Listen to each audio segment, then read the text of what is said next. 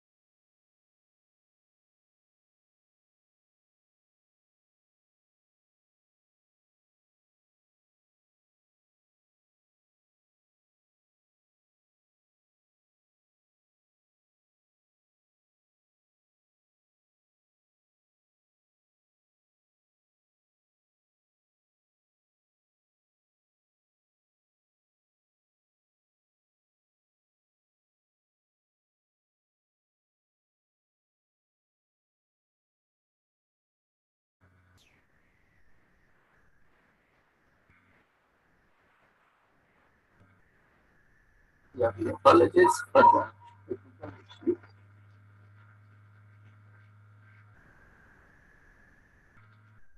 Yeah, let's take the blessings from Almighty before we proceed for today's session.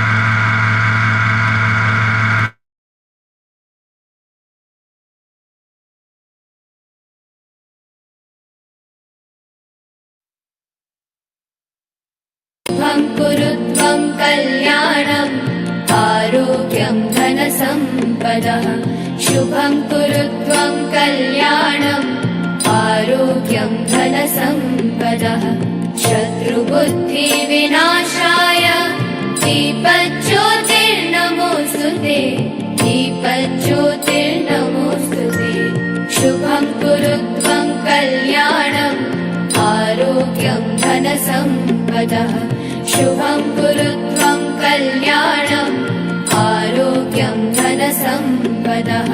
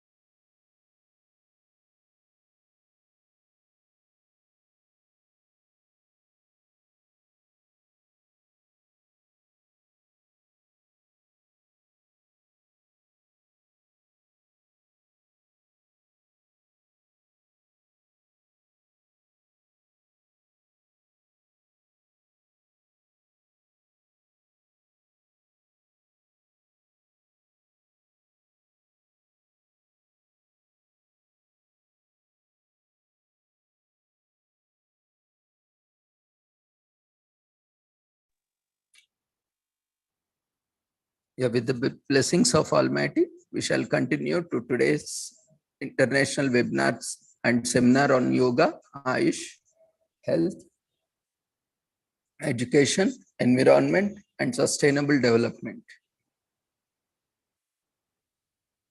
Today,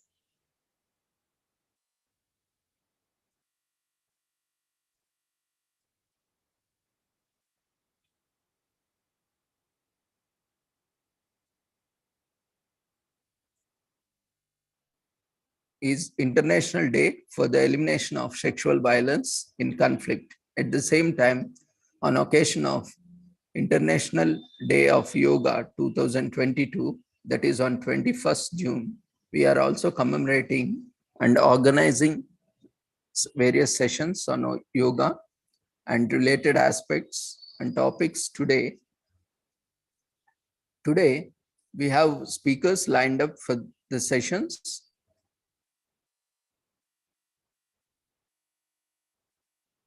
including Sri KB Satish ji, yoga practitioner and trainer from Bangalore, Mrs. Vasanta Talya Ramarao, probation officer retired from Women and Child Welfare Department, Karnataka, and Dr. Bhavit Bansal, founder, Own Your Growth, and also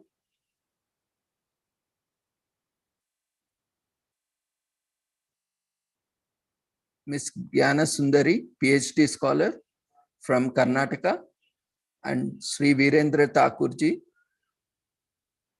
assistant professor from Uttarakhand, and Sri Ravichandran ji from Chennai, and Sri Matt Perleston from USA, and myself, Dr. Ravindra RM, moderator and coordinator for this session.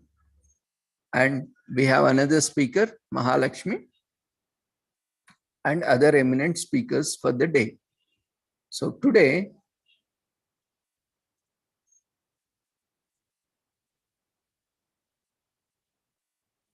as we discussed, it's International Day for the Elimination of Sexual Violence in Conflict.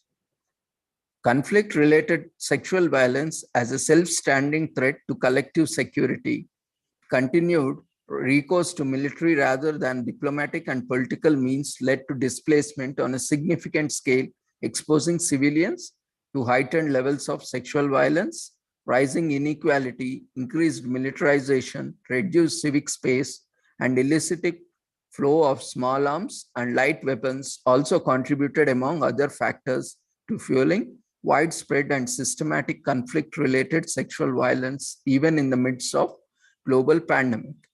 Women peace builders and human rights defenders were often specifically targeted, including through sexual violence and harassment as a form of reprisal in order to exclude them from public life. Activists and advocates working to highlight the plight and defend the rights of survivors of conflict-related sexual violence and to support their access to justice and services were subject to reprisals and intimidation. So a report brought by United Nations Secretary General Conflict Sexual Violence on 29th March 2022 covers the period from January to December 2021 as requested by the Security Council. This sexual violence further impeded women's livelihood activities against the backdrop of economic shocks and poverty driven by protracted conflict and pandemic-related restrictions. These trends emerged at a time when the global health crisis as a result of coronavirus disease, COVID-19, had already diminished humanitarian access and diverted resources away from life-saving services to address gender-based violence and deeply affecting survivors, in particular, displaced women and girls. Military spending outpaced investment in pandemic-related health care in fragile and conflict-affected countries.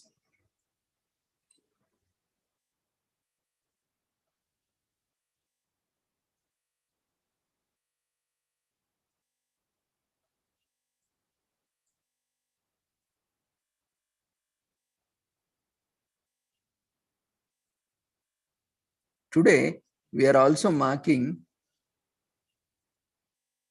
commemorating International Day of Yoga. And it is the 8th edition of the International Day of Yoga in 2022. The United Nations General Assembly recognized 21st June as the International Day of Yoga at the initiative of Honorable Prime Minister Shri Narendra Modi ji in 2014 via an unanimous vote. The theme of this year of the International Day of Yoga will be Yoga for the Humanity.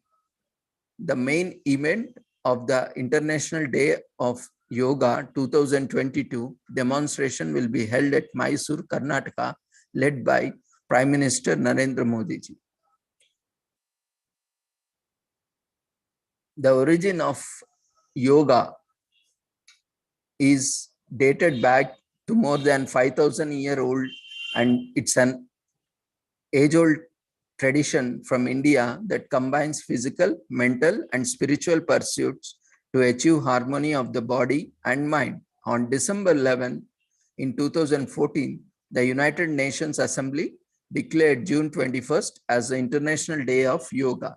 The declaration came at the behest of the Indian Prime Minister Narendra Modi ji during his address to UN General Assembly on September 27, 2014, wherein he stated, "Yoga is an invaluable gift to the India's ancient tradition. It embodies unity of mind and body, thought and action, restraint and fulfillment, harmony between man and nature, a holistic approach to health and well-being.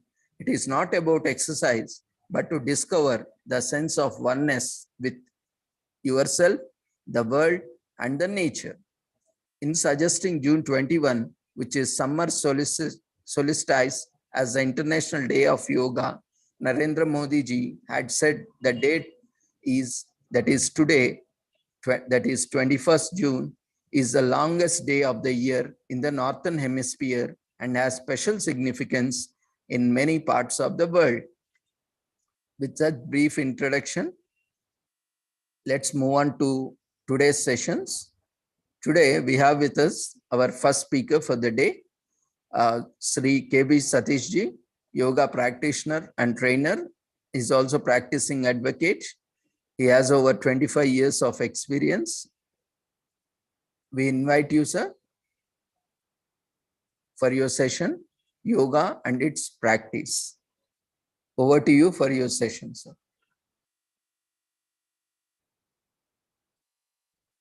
You can unmute yourself and you can start your video. If you have any presentation, you can start sharing. Over to you, sir. Thank you, Once sir. again, welcome you. And thank you for accepting and joining this international webinar and seminars. Thank you, sir. Distinguished co-panelist guest, and Dr. Ravindra, sir, of Shri Foundation. Thank you for inviting me on a discussion on International Yoga Day. And as you have said, the theme is Yoga for Humanity. As you have briefly introduced, yoga is for body, mind, and soul. Integration of body, mind, and soul. Alignment of body, mind, and soul is called as yoga. And as this year's theme is Yoga for Humanity, it's a very good opportunity to discuss and bring out the gems of yoga hidden in the traditions and what our age-old rishis have preserved for us for the sake of humanity, welfare of humanity. So it's a blessing. I consider it as a blessing of Almighty to have got an opportunity to present these topics before. Most of us would have been known to this, or a few of us amongst us might be well versed than me on this. But as a panelist, I would like to share the information that I have and in this regard. Thank you, sir. So, to start with yoga and humanity, I'd like to say that yoga is not just for humanity, it's for the entire universe. And the entire universe runs on a single rule called as cosmic law. And cosmic law, what fuels and what funds and sustains cosmic law is yoga in its fullest practice. And that is called as Ashtanga Yoga.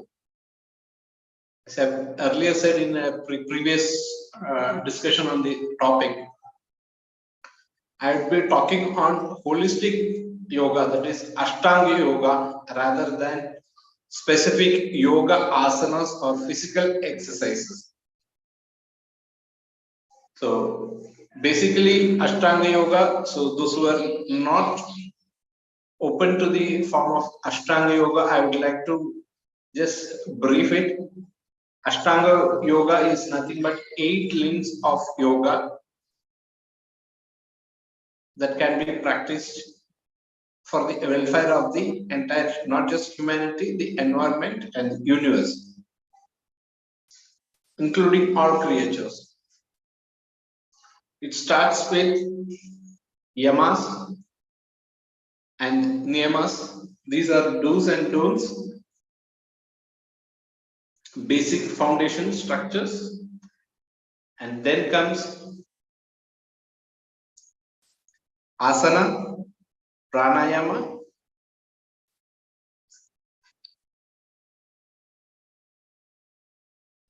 pranayama, pratyahara, dhyana, dharana, samadhi. And these are the 8 limbs, and each limb is a vast subject in itself. It's a vast ocean in itself.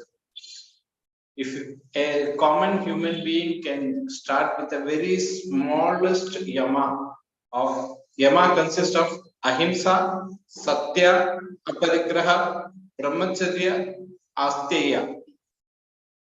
And niyama consists of santosha, shaucha, tapa, swadhyaya, ishvara pranidhana. Now, this yama and niyama is considered the basic structures, the basic pillars, foundation stones of Ashtanga Yoga. So, to start with, I will just convey why we need to practice yoga, and then get into the basic yoga and how to practice it.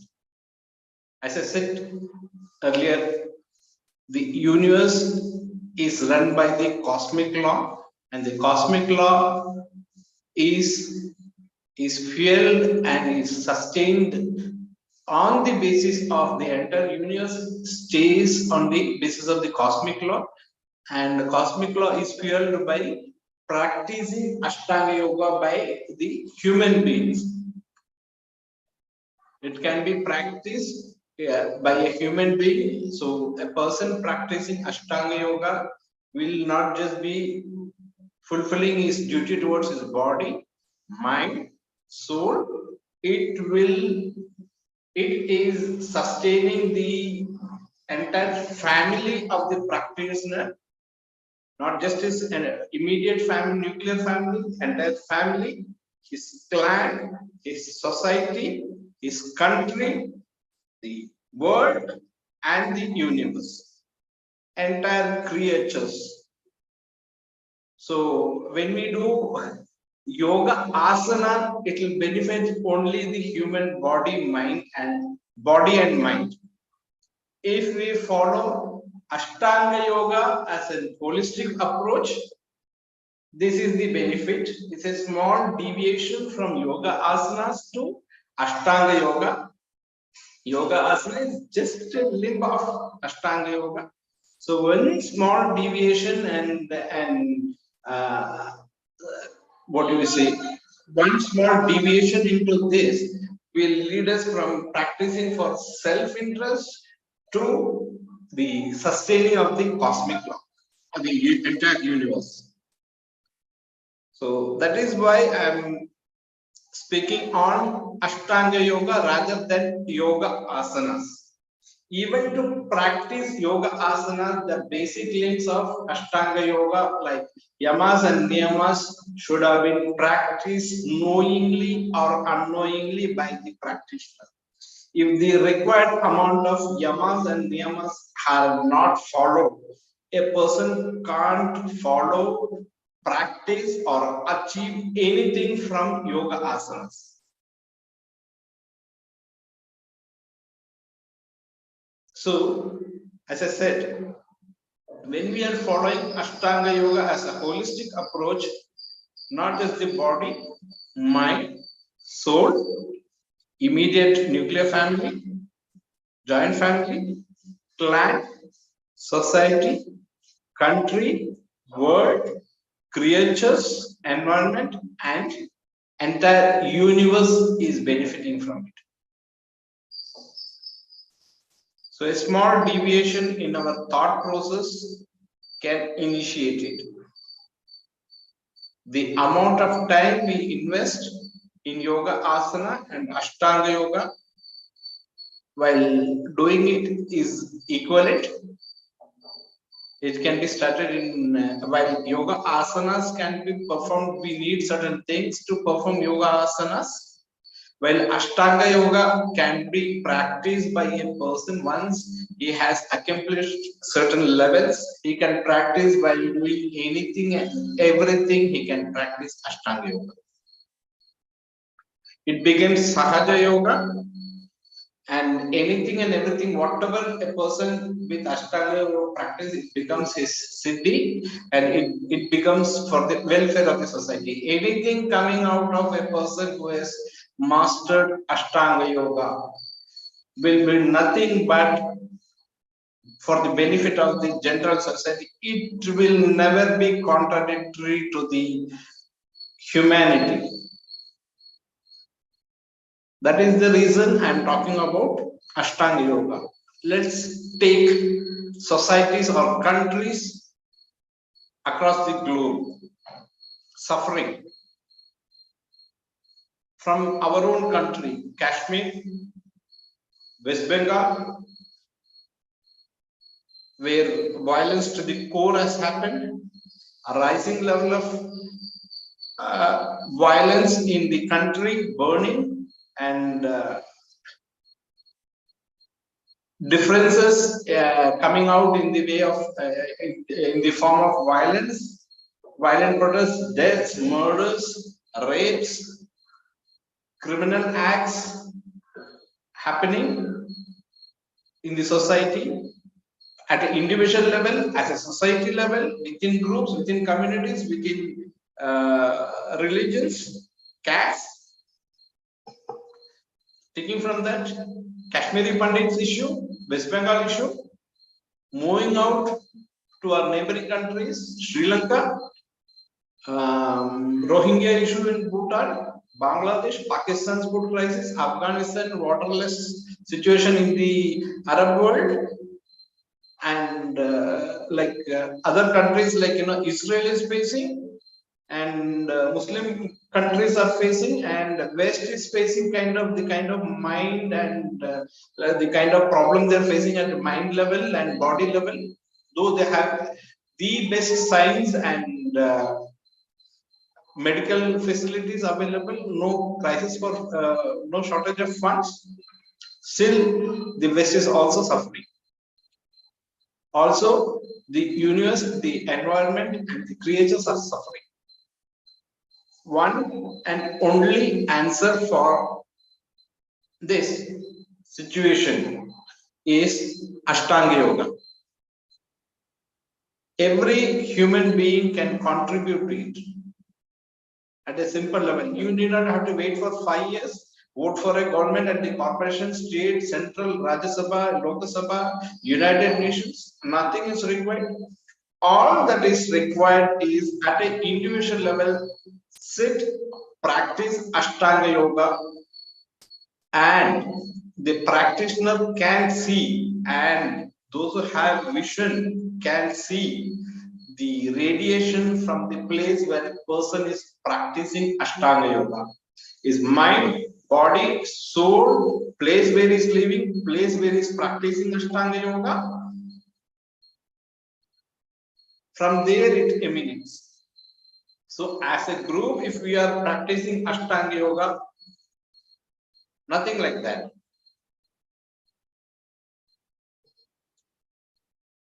So I'll get into the next topic. So we know why we need Ashtanga Yoga. So I was just telling you the reason why we need Ashtanga Yoga and what is the reason for the sufferings of the world and the environment and the universe at large.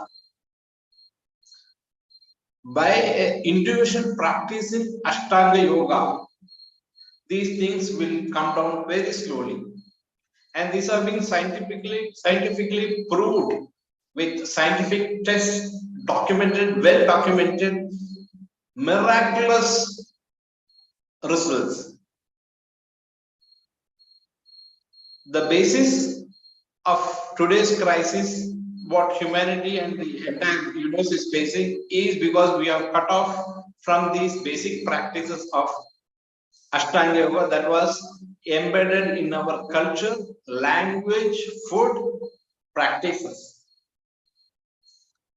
We lost it and we abandoned it. We didn't care for it. Societies which went totally against it, against these laws. We can see what happened. Like Kashmir. Like what happened in Kashmir, West Bengal, violences in the world. It can be rooted, if you go deep into it, we can find that the basic principles of Ashtanga Yoga and the cosmic laws have been grossly violated, resulting in these kind of problems. Very grossly violated. So when the gross violation starts, no one knows. There is a slight intimation from the cosmic warning at the individual level. When the violation starts at a society level, group level, clan level, and society level, and then it becomes a country level, then the entire system collapses. Reasons like Arab world become without water, Kashmir burning, the coldest place burning, entire India, Sri Lanka burning, Pakistan with the financial crisis, Afghanistan with terrorist crisis. Basic thing roots back to Ashtanga Yoga. Cosmic laws have been violated. Take it for granted. Human race will who are the core reason for the violation will be punished, not directly in this form. Now our gurus have reached these places, and India being Vishwaguru are good. Even within the country, we have Western apes here more than Indians, who are Indians by appearance, but Westerns by mind. I have nothing against Westerns, but as an Indian, to be an Indian is the basic thing, not to be a Western. So even within the country, we have abandoned these things. Forget abandoning. We do not know there is such thing existing. The root of life, the root of the universe, the cosmic law. We do not know there are cardinal values and what do you call the cosmic laws that is running. Sun, moon, entire universe, weathers, climate, atmosphere, everything is controlled, and everything is controlled, and everything is controlled, and everything is regulated by this cosmic law. We do not know. We do not know our body. We do not know our mind. We do not know our soul. The least thing is we do not know our the body itself. So human has reduced from human being to human animal. To raise human animal from human being, and a human being beyond his limitations of the physical body, one can follow Ashtanga Yoga. Depending on what are the cardinal cosmic laws that have been violated, each place, each society, each country will be suffering accordingly. Basically, none of them know that there is such thing, cosmic law, and violation happening. It is erased from their memory. Even to listen and to understand that there is cosmic law, you should have a minimum bank balance in your lifetime. So I should have earned it in my lifetime by practicing knowingly, unknowingly, practicing the basic tenets of Ashtanga Yoga to know and get to know about Ashtanga Yoga and to talk about Ashtanga Yoga. Similarly, others living as human animals should be elevated to human beings and ahead. Societies should come back to its normal position. The environment and universe should lead a peaceful way through Ashtanga Yoga. Identify the flaws, the mistakes of transgressing the cosmic laws has to be identified, fix it with the proper solution and a resolution not to repeat such thing. We had our own checks and balances. All these checks and balances were thrown out due to various reasons, including our own degradation, leading to foreign invasion. I won't tell that foreign invasion led to degradation. I would say that erosion of our values and these laws led to foreign invasion. And when foreign invasion happened, it was completely, these laws were completely lost and went out vain. And it is with very few gems who have unshakable practice of Ashtanga Yoga. So now this wisdom is with very few, like in mutts, and very few people, hidden. That has to be brought out, tagged, nurtured, and spread out to the society and the world for the sake of humanity and the universe in general. So when it has to come out, we basically need to follow the basic tenets like yamas and niyamas at the core basic level, at the minimum most, so that allow that cosmic law, the principles to come and reach us. If we are grossly violating it, we ourselves are stopping these principles and these laws from reaching us. So these laws and principles have their own checks and balances, logs and passwords, bandwidth, everything is there. So someone who is grossly violating these laws will never be able to access it. So this being the second leg of my talk, that why cosmic law and why the world suffering and why we have been away from these cosmic laws. Now I will get into the third leg of it, that is the basic legs of Ashtanga Yoga, yamas and niyamas. I think we should be very clear now the sufferings of the world universe, why we are in this situation, the role of Ashtanga Yoga. So I can easily get into the first limb, that is Yama. Yama is set of 5 do's like Ahimsa, Satya, Aparigraha, Brahmacharya, Asteya. Each one is a very vast sea. One can choose which is very easily accessible to a human, to that body and mind. Either it can be Ahimsa or Satya, which is very commonly used. Satya is truth in mind, body, action, not just the actions we do, the thought behind it, and the word in our tongue, action, and the thought behind it. Even a thief penetrates a knife into a human body, and a doctor also penetrates knife into the human body. The thought of the thief is different from the thought of the doctor. So the roots starts there. So Satya has to be in our thought.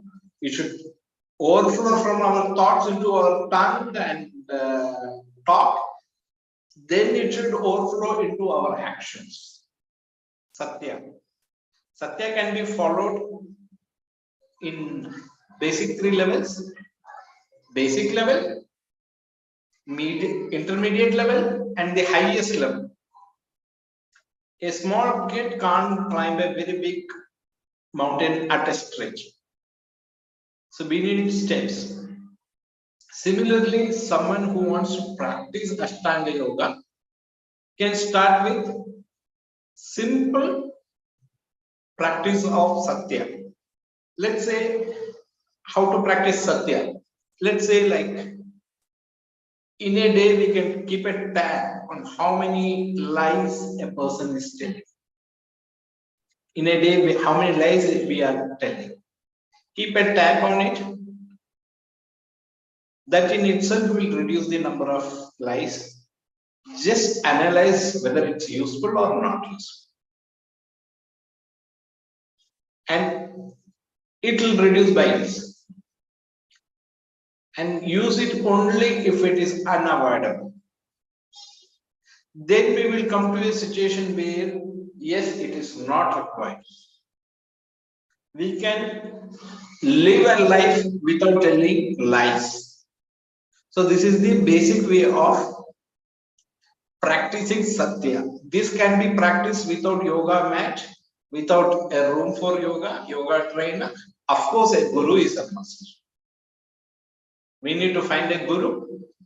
And to find a guru, we need some balance in our spirituality and our practices. If that is not there, we won't be able to find a guru. Sincerely, we should pray to God, and in our practices, we should pray to God, and in our practice we should think that nothing wrong should be done by us by thought, action, and mind. And with that sincerity, we should pray that we should get a spiritual guide. And definitely the guide will be waiting, and to our surprise, they will be well in our reach.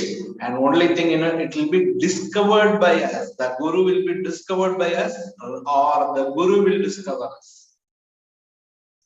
So with that, with the practice with Guru, we can practice Satya at the basic level, intermediate level, and the highest level. We can.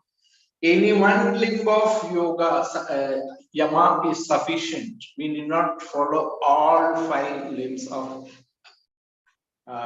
yama. Any one limb sincerely, we can follow it. It will lead us to the 8th limb of yoga.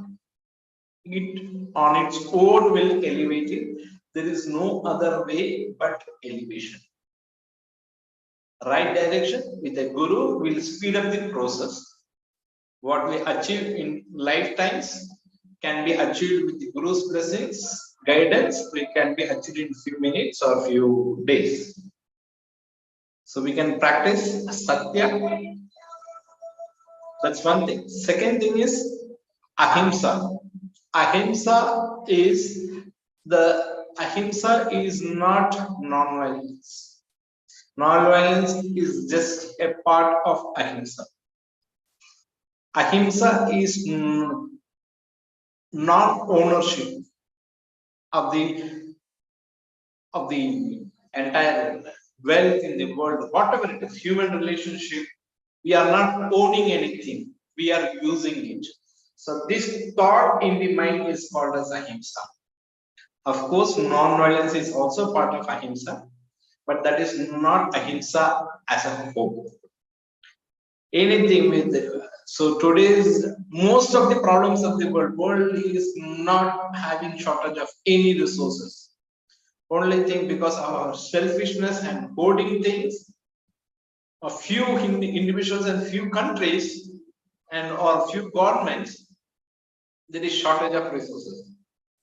Once Ahimsa is practiced, non-belongingness, the material resources are there for well-being of the society and the universe at large. I am just a custodian of it. I use it accordingly for the welfare of the universe at large. Ahimsa, not having ownership of anything. So the lowest form is start from money and small things in our house. We can start with giving, letting others utilize it if we are not using it. If it is not for our immediate use and if someone else requires it genuinely and badly, yes, then letting them utilize it, sharing it with them starts with that, not just non-violence. Of course, vegetarianism and non-hurting of other animals, food beings by word of mouth, talk, action, and thought is also part of Ahimsa. Not just in action or word, even in thought, we should not hurt a human being or any creature in the world. This is the basis of Ahimsa. So this can be practiced at its lowest level. Extremes are there, like Jainisms, where the Munis goes, even they don't want to hurt a worm or an insect in the universe. Extremes are there.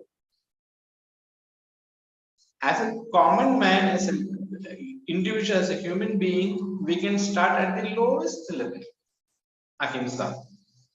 So Ahimsa is like not just non-violence, it is non-ownership of resources of the world. Not just resources, even the body, mind, and soul are meant for well-being of the cosmic at large. So this is the ultimate of ahimsa. This can be followed by us by practicing vegetarianism at a basic level and quitting it for a day in a week or a few days in a week. So these are the basic starting process. The message is very simple. Every religion says that, but the message is very simple. Ultimately, you are quitted. Your body mind is being trained. Our body mind is being trained to elevate. So this is the second form of yama, that is ahimsa. Satya, ahimsa. Aparigraha, non-stealing of others' resources. Now this is very interesting. Non-stealing is like, even time of a person. If we go and sit with a person without their consent, going and utilizing their time for unnecessary things and wasting their time by talking unnecessary things is stealing. That's the best part of it.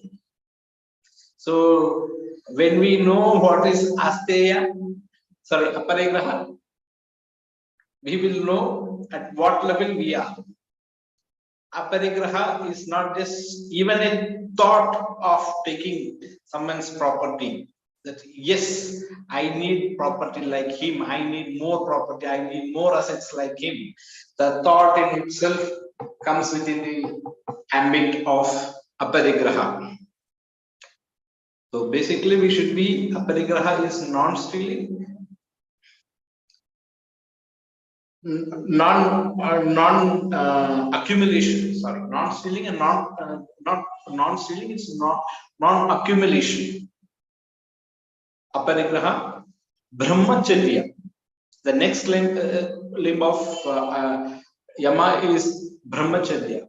Brahma is the supreme, charya is following his path.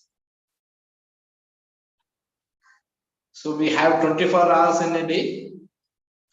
So we take 2 hours alone or 4 hours alone and spend 28 to 30 hours for our selfish. This is the present trend and practice in the universe.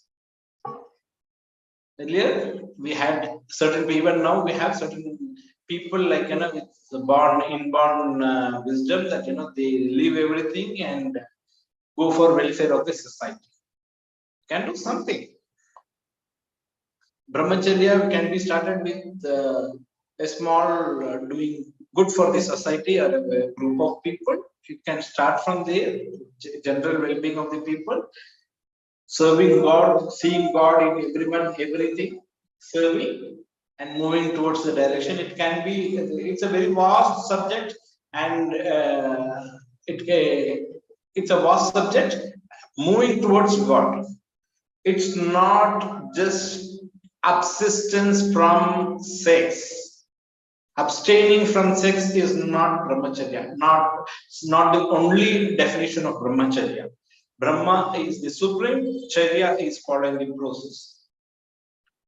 Yes, abstaining from sex will give us more energy, and that energy can be converted to go in that direction. Or just abstaining from sex and using it for selfish purpose doesn't serve the thing of brahmacharya.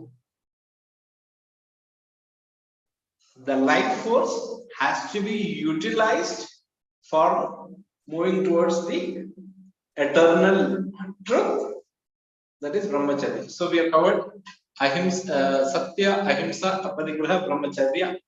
Next comes asteya. Asteya is non-stealing. So I would have overlapped it with aparigraha. Aparigraha and asteya are little bit of overlapping. So non-stealing is also a part of yama. So we can see at our life, we can list what all we are stealing. Stealing also means not giving. If we owe a tax and if you are not paying the tax, yes, it is stealing. We gain everything from the society, Mother Earth, universe, environment, do not give anything back, yes, it is stealing. There's no doubt it is stealing.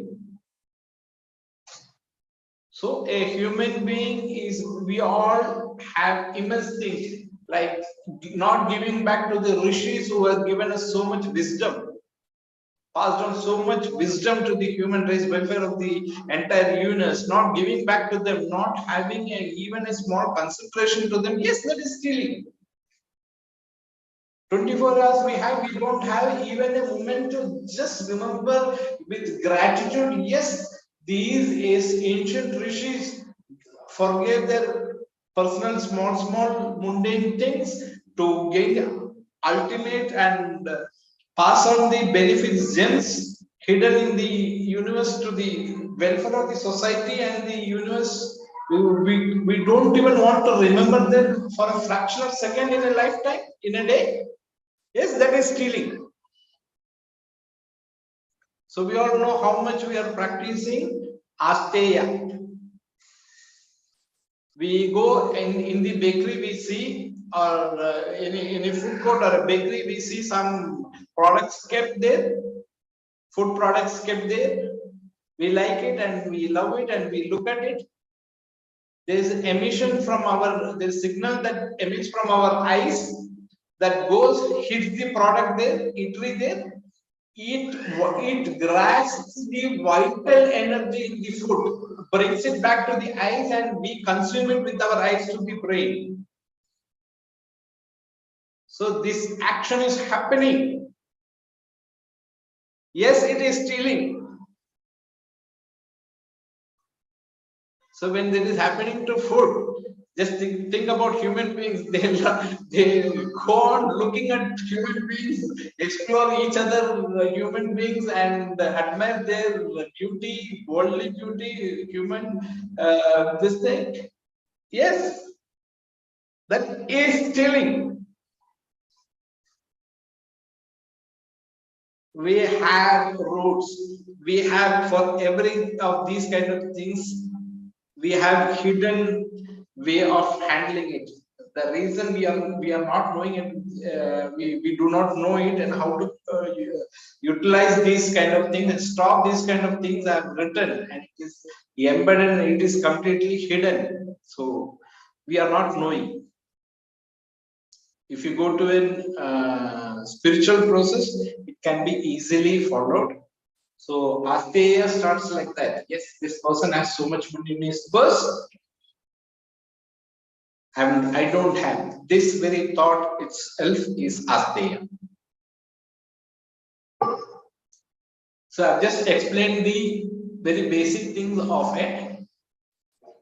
Now this forms yama, ahimsa, satya, aparigraha, brahmacharya, asteya. Now let's move towards niyama. Niyama starts with santosha, shaucha, tapa, swadhyaya, ishvara pranidhana. Santosha is the first part. Like yama, we can take any one of the niyama. Niyama has to be followed in general. The basic niyamas have to be followed. Santosha is being pleasant, contented. Next limb is shaucha.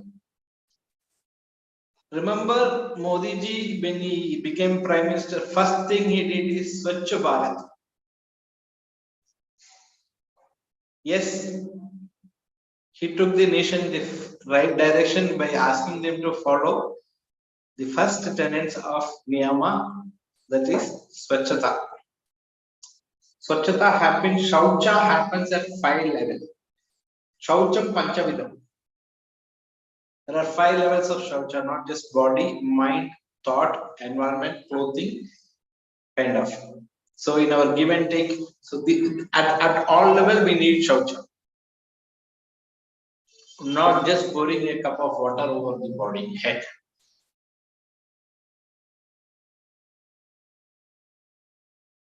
Shaucha has to be there in our thoughts, in our talks, in our actions. in our body, in our environment. Tapa is the third of niyamas.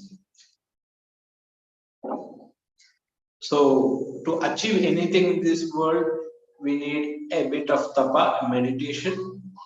Tapa has to be followed to achieve anything.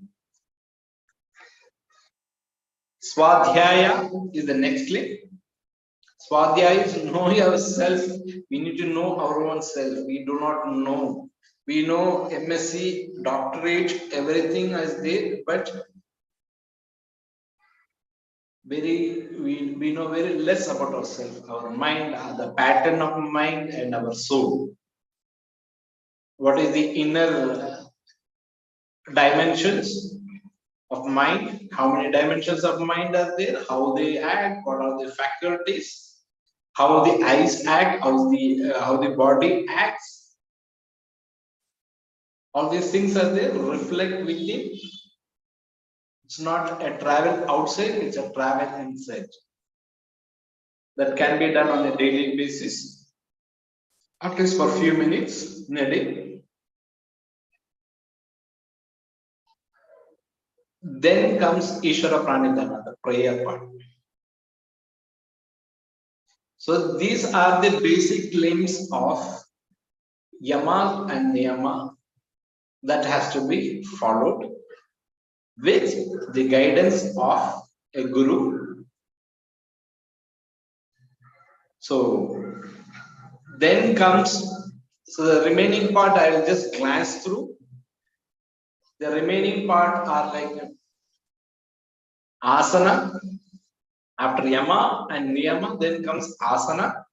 That is yoga day. Generally, we follow this Shirshasana, Shavasana. There are 84,000 asanas. Patanjali Maharshi, through Patanjali Maharshi, it had come to the universe. Within India, Baba Ramdev was one who brought in this yoga practice, yoga vyayama practice to household. While Modi ji, beloved Prime Minister Modi ji, was the one, is the one who gave it to the world in general as an international yoga day. Various rishis had traveled. Kambu Maharshi had gone to Cambodia. Maricha Maharshi had gone to Mauritius. So like that, most of our rishis have gone and spread yoga and other spiritual practices across the globe. That's a different thing. Modi ji, in our neo post-independence, Modi ji can be compared with a person who has opened it up with the international community. So yoga has around 84,000 yoga asanas or postures. The first posture will come with the folded hands, thumbs, folded fingers. We come with Garbhasana, that is the first asana, the thumb inside and 4 fingers closing it. We sit in a Garbhasana, we come, and the last asana is Shavasana with hands completely liberated. Is between that we have 84,000 yoga asanas. Knowingly, unknowingly, our body, mind, soul makes us go through it. But consciously following it, training it for welfare of the body, mind, and soul is yoga asana. So that is what generally that is being given to international society, that they are following it. Then comes pranayama. Prana is nothing but life breath, and there are 5 pranas. 5 pranas are there, and Mukhya prana is there. And pranayama, the control and not the control, the regulation of prana for welfare of the body, mind, and soul is called as pranayama. At various levels, we have bandhanas at various energy chakras, and mudras are there. So these together called as pranayama. Next level, the yoga asanas and pranayama, generic things for general human beings, but someone with ailment should go through guidance, otherwise it will be very drastic. Yeah. Asana pranayama, then is Pratyahara. Pratyahara is food for mind. Pratyahara is purely at mind level game, non-consumation of external objects and rejecting the external objects, sense flow outwards and allowing it to inward journey of the thing is called as Pratyahara. Then there is Dhyana and Dharana. It's both together. In English we call it as meditation, focus and defocus on any object in the of whichever can hold our mind in a focus and defocus. It's called Dhyana and Dharana. After all these things comes the last limb of Samadhi. Samadhi is nothing but Samadhi. Is a tranquility of mind. Is called as Samadhi. So tranquility of mind or peace of mind is not gotten in a wine store or in a dance bar or in a club or in a concert. If a person genuinely wants it, it is not found in our co-partner or a husband or a wife or a family, money, jewelry, belongings, nothing. All that the mind is doing is trying to get this tranquility through the money, jewelry, husband, wife, children, property, everything. The mind is deceived due to ignorance, thinking go through this, have sex, you get tranquility. Go work, make money, you get tranquility. No, Samadhi is attained only through this way. No other shortcuts for Samadhi. There are various layers of Samadhis that are for higher studies. I can just tell you that there are various layers of Samadhis. And in following of these Ashtanga Yogas, we get various powers at various levels that are not to be displayed like a circus monkey or a lion. It is to be further utilized and it has to be reinvested in this process so that our speed can increase. This Ashtanga Yoga, if a person has to achieve it, first thing that is required is purity of thought. If you have impurity of thought at the corest level, at the deepest of any of the forms of your mind, any level of your mind, you won't achieve it. You won't be able to climb even the basic step of yoga, that is self-locking, self-protecting, bandwidth, password locked by many. You can try it if you want. Self-locking, purity of mind, thought, action, without which you can't touch a limb of Ashtanga Yoga. We can see many people do it on yoga day and next day they go to sleep, they won't be able to follow it. Reason simple. This is self-protecting technology, passport protected. You can, so these are the basic tenets. With the Guru's guidance, with your previous bank balance and the present karmas, action, thought, mind, body, we can follow these things. Purity of mind. To this, buttress this, I will say the last, this thing. Atmano mokshartam jagat hitayacha. The soul towards self-realization, while we travel towards self-realization for the general benefit of the environment and the universe. So, self-realization is not a selfish thing.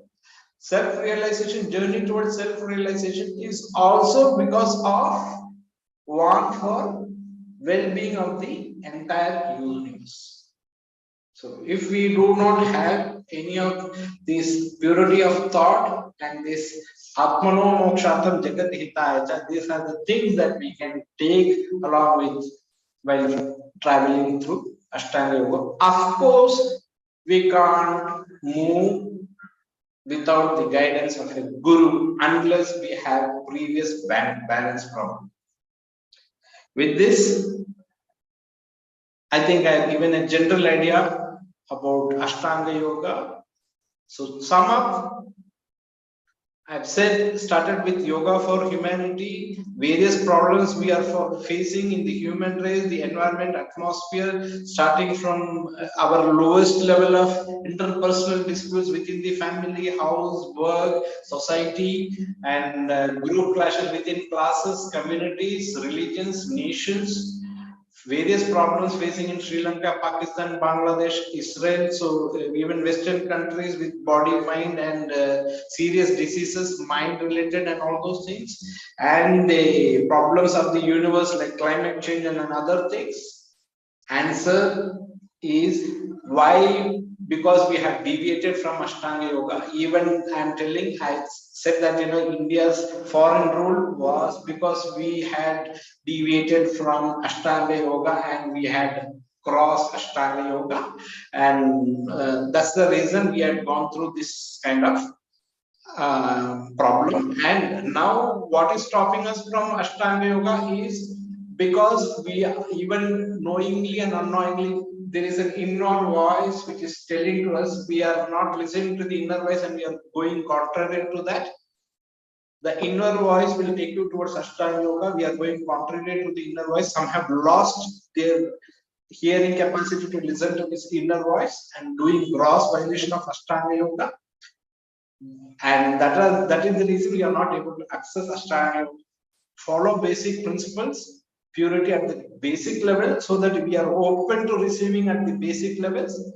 Then with the blessings of Guru, also with proper purity of thought, mind, and action, we follow Ashtanga Yoga with the basic underlining principle of Atmano Mokshartam Jagat Hitayacha, and with the blessings of Guru, obviously with divine blessing, we will be able to go climb the path of Ashtanga Yoga, lead to samadhis, various levels of samadhis,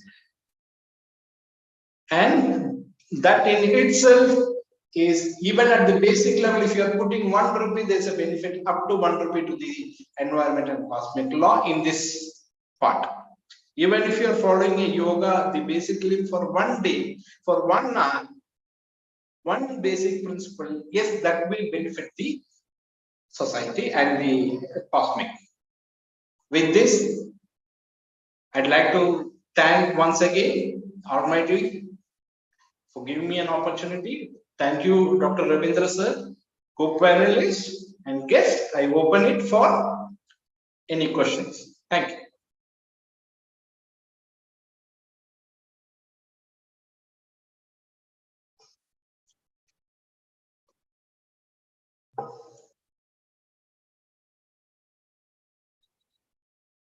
Hello.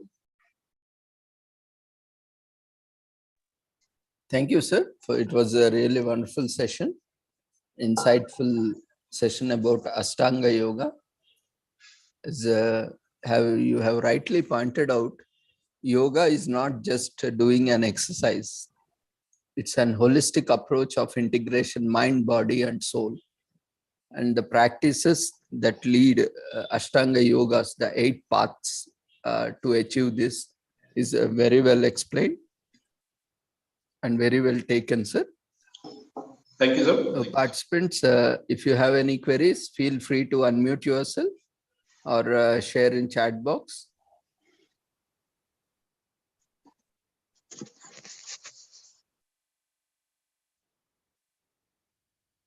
Or you can raise your hand so that we can unmute yourself. Yeah, Mary ma'am. Thank you very much, sir, for giving a wonderful presentation. You have really done justice to the topic. And for me, it was more, I don't know much about this, so I won't ask questions. So it was more learning and lot of takeaway session. I jotted on lot of points. Wishing you all the best for life and for the various things you do, and wherever you give session, all the best. Sir, God bless you. Thank you. Thank you. God bless you. Take care, sir. Bye, sir. Thank you. You too. Thank you, ma'am. We have another Chandrakala ma'am, you can ask your query. Yeah. Good afternoon, sir. Good afternoon, Ravindra sir, and good afternoon, the speaker, sir. Good afternoon. It was wonderful presentation. I was just so fascinated to hear you, and getting to know our, getting to know our Indianized version of what body, soul, and mind is, and how to coordinate. And you have touched upon the sense of gratitude. So, myself being a teacher, so when I go to the university and I get to see the students lacking in sense of gratitude, the kind of sense of gratitude still now we have for our teachers and all, but the today's generation, they lack that. So, and when you lack the sense of gratitude, you lack many things in the process, in your lifetime. So in order to kind of avoid the losses for the future generation because of lack of sense of gratitude, how can we inculcate that sense of gratitude in the new generation? And is it possible that if in the family values they are not being taught, if they can be taught by the institutions? So can you please throw light on this? Yeah, thank you, ma'am. Good to know your thing, and thank you for letting me further explaining on this topic. Yes. It's a very wonderful topic of gratitude.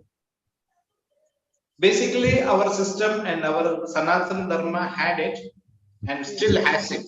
It starts with 3 runas. Every day one should be in a day at least minimum twice we should be showing our gratitude towards Devarana, Pratrurana, Yes. and Rishirana. These are the 3 gratitudes lifetime we have to do. Devarana, Rishirana, Pitrurana. So our society has it. The practices are there. That has shrunk it to the very minimum most, and the best part is it has shrunk to the level that those who are practicing it also doesn't know that they are practicing these ranas. So it is being hidden and it is covered up in such a way that it is just a practice doing something, oblation to God, offering some water. And no, the basic essence is ranas. So ranas are 3 levels. Our gratitudes are at 3 levels. So you belong to the level of Rishi. Rishi Runa. Rishi Runa is like imparting wisdom, not knowledge. As a teacher, if you are imparting knowledge, it becomes teacher.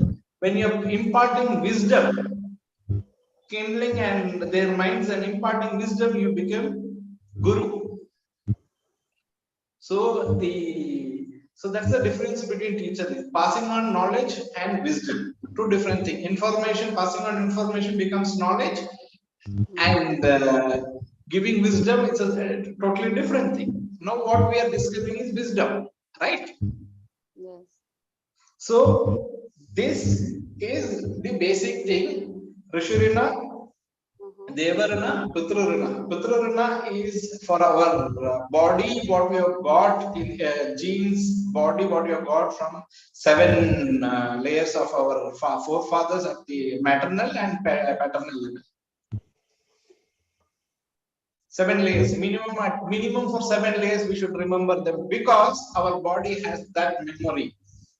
Our body has that memory. If you do not show the gratitude to the forefathers, our body in itself will be in conflict. Our body will conflict and revolt with us. Yes. That 7 layers will conflict with us. That they don't have gratitude. Within the body, there will be a feeling. There's no gratitude. Rishirana is because we have been imparted with so much of knowledge, wisdom they gained. Similarly, Devarana, because we are able to do various actions, we are able to talk, we are able to listen, we are able to walk, we are able to produce certain things, we invent certain things, conceive certain things. So these are all the blessings of Devas. So this is there in our society. Morning 5 times is what is being said. At least minimum morning at the sunrise, evening at the sunset is what minimum we can do. Now it is shrunken to the level when we go to Triveni Sangam or some place in Bihar, there's some Shiva temple or Varanasi. Gave Pitrarana? No, that is the physical action part of it. The basic thing is mind level, they should be Rana.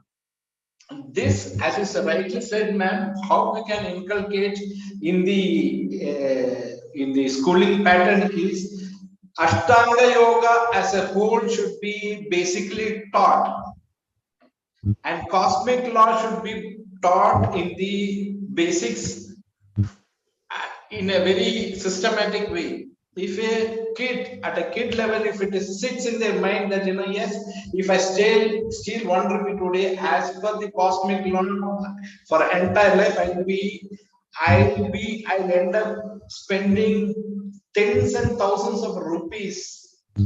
Not worth it. That's the cosmic law, and I'll spend it in a different way. It might go out from my body as a blood. Or if I have accumulated too much from the society, it might go back as like from my son or our offspring, to your child. The environment, the cosmic law will take away. So this cosmic law at the kid level, if it knows, the violence and all this extremism will come down. So gratitude, as we are discussing gratitude part, we can start at school or university, whatever level. You can start with following it in front of them. We can follow. Instead of teaching them, you can tell them, no. While starting the class, you can start with gratitude to your for teachers and your people, and you can end it with gratitude towards the students for listening patiently. So immediately you can start it. As a curriculum, I would advise cosmic law and Ashtanga Yoga should be the basics taught, because what we are teaching now in India is Western Macaulay invented system, which was completely in destruction of our Gurukula system. Gurukula system was value based and had all these things at various levels. So bringing back, we have to reinvent our education system. Ashtanga Yoga and cosmic law should be part of the curriculum. That will drastically bring down the corruption and violence and other problems the society is facing. Basically, we can follow this gratitude system. We can follow it by expressing it to others whom we are thinking as disciples, who you want to impart this gratitude. To whomever you want to impart this wisdom of gratitude, just show your gratitude towards them, express the gratitude towards them. They will understand it, they will follow it. Yes, ma'am? Yes, that means all you want to say is we must practice and then they will replicate us. Obviously, which you are not practicing, how can you expect anyone else to practice? Yeah. If I am not practicing Ashtanga Yoga, I will not be able to talk. Even if I talk, no one will listen. Even if someone listens, they will not follow. Right? What I have, only that I can impart, right? What I'm following, what I'm practicing. Yes.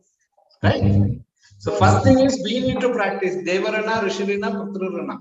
At least twice a day morning, when before starting our duties, we should thank Rishis, thank Devas, and thank Putrus. Just fold our hands, sit at whatever direction, bodily cleanliness. Forget about all those things. Sit with just in your mind, just have gratitude.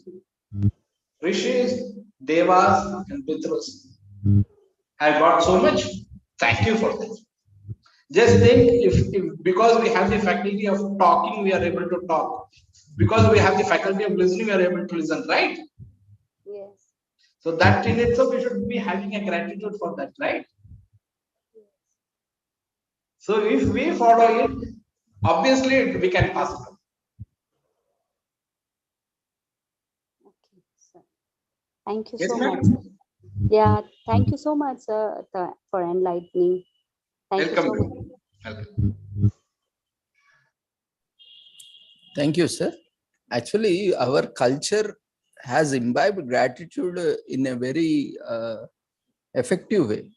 We see a lot of festivals or a lot of rituals, or even the daily routine that we follow Ah, expresses gratitude to everything and everyone in the planet. yes. We see It's starting just hidden. It's hidden. It's Yeah. hidden.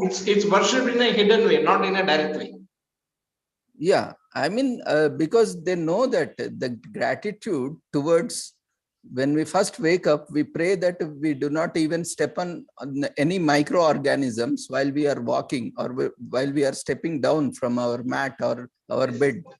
We pray that we do not harm, or in case if some microorganisms or something like that dies because of our, Padasparsham Kshamaswami,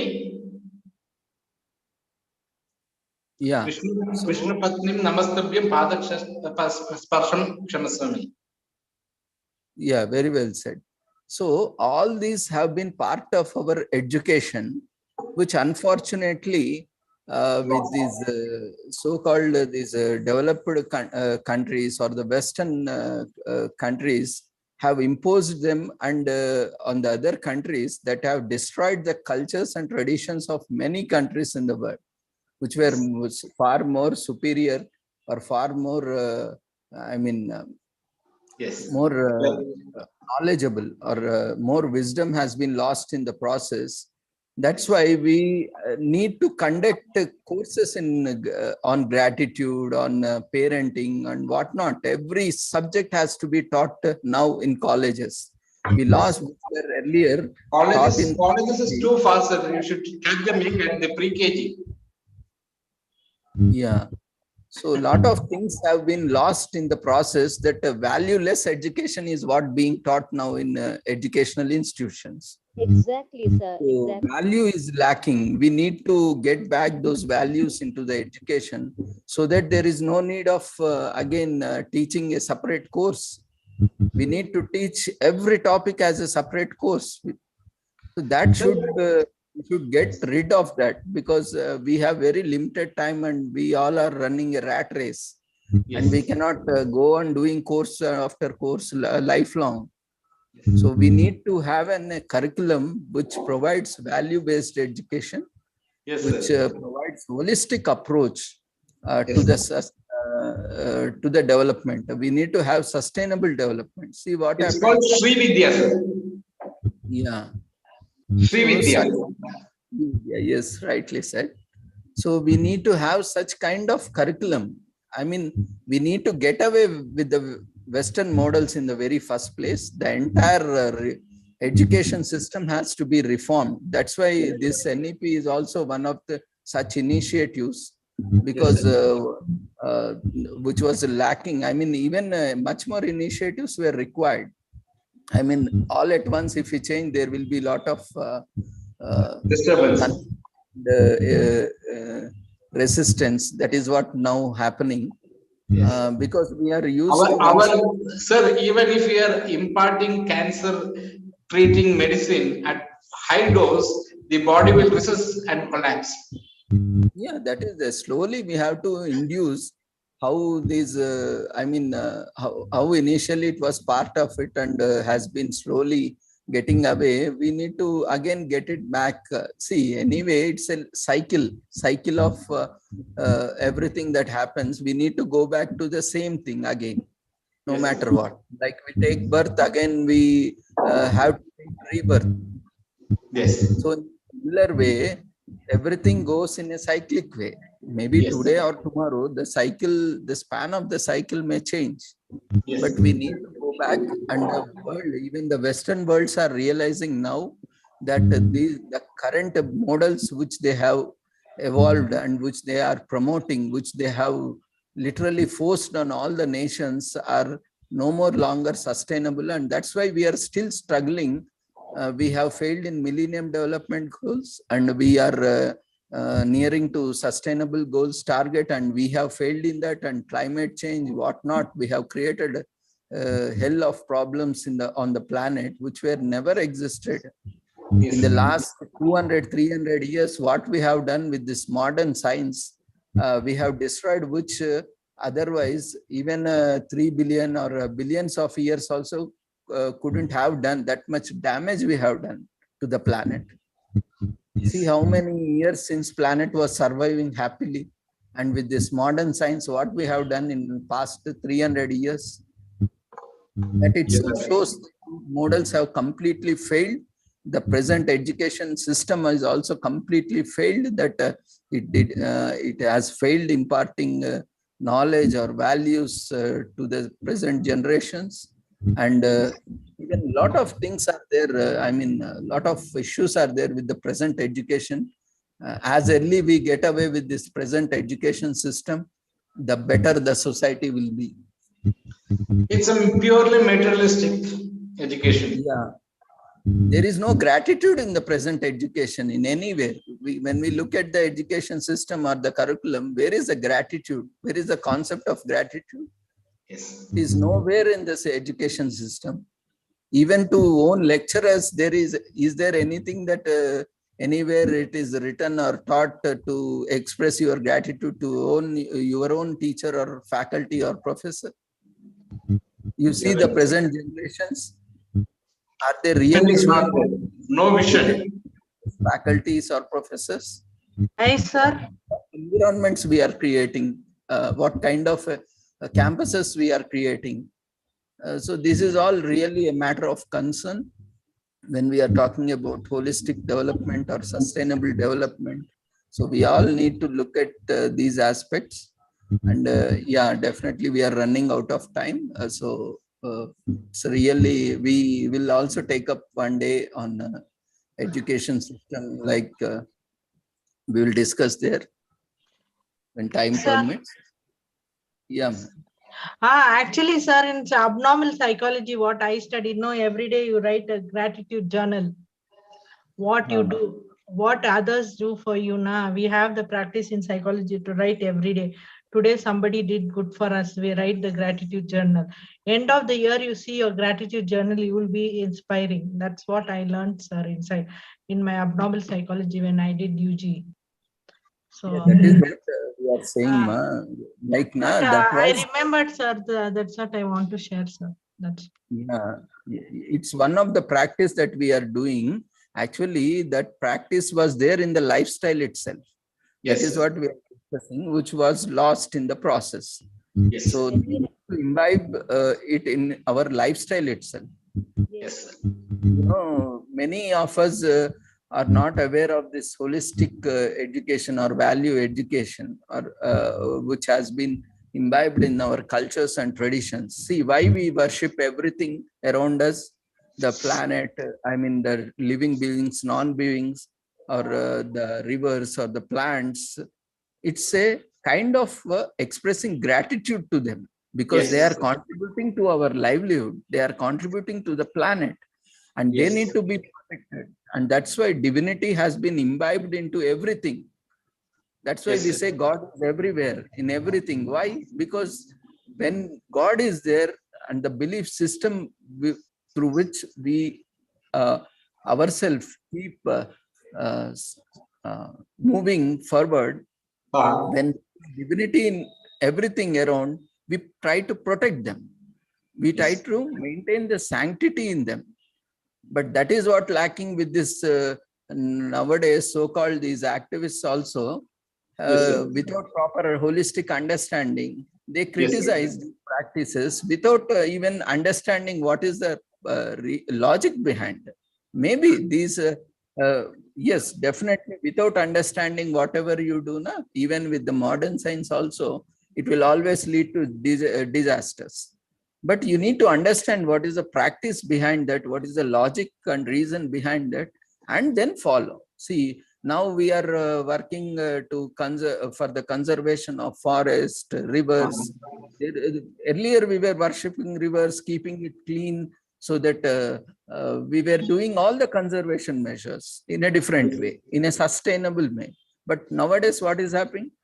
We are removing this divinity concept, and we are removing this gratitude concept in each and everything, and we are abusing them. We are abusing natural resources. We are spoiling rivers. We are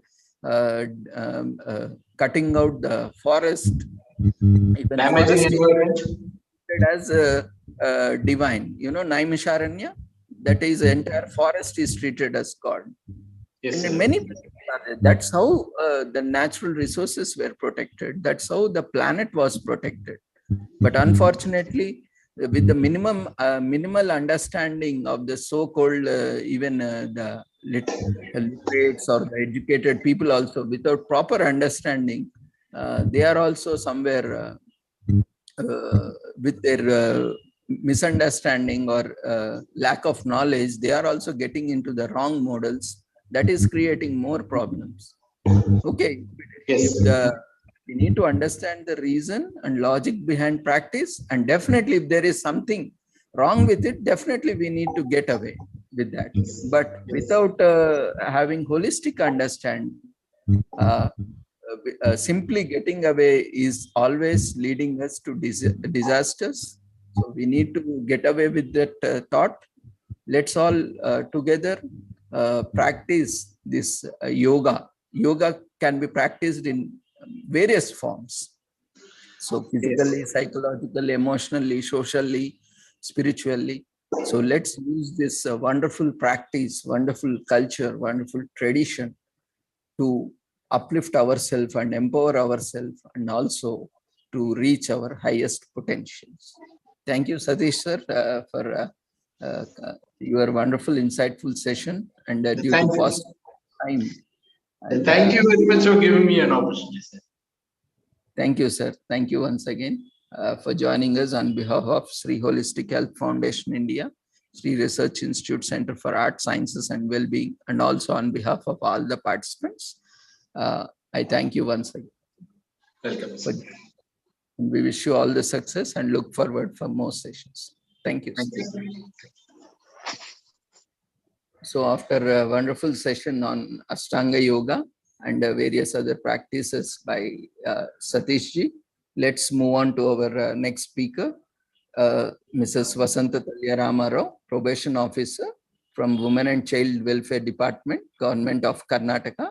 We welcome you, ma'am, and invite you to take over for your session on yoga, women and child health. Over to you, ma'am. You can unmute yourself. You can start your video. Hello, sir. Hello. Yes, Sir? ma'am. You are. Okay, thank you. Good afternoon, everybody. Namaskar. Today is another one important day. Is the Father's Day. I wish all the fathers in this group a happy Father's Day. And I remember my father. I take his blessings and I start my session today. Thank you, ma'am. Happy Father's Day to you. Yes, sir. Yeah, sir. All of you be happy, sir, always. Yoga starts with Omkara. So I will start my day with Omkara. Om.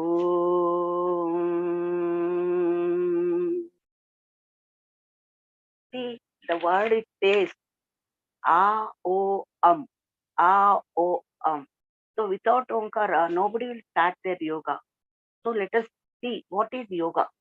Yoga is nothing but balancing. Balancing what? Getting balance of three things.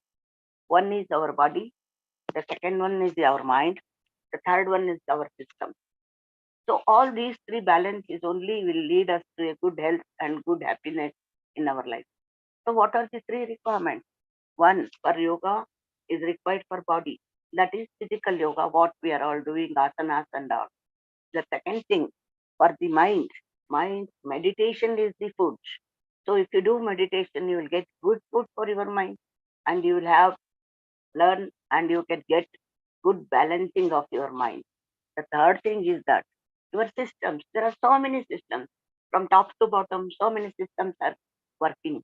So all these systems, we need pranayama. Pranayama is nothing but controlling our breath, taking and leaving the air is itself is a system that will give good control to the whole body. Here I'm very proud to say that we are the founder. Indians are the founder.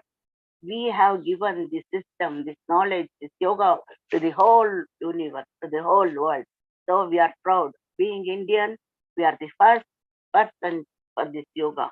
And it is the old history of 4,000 years.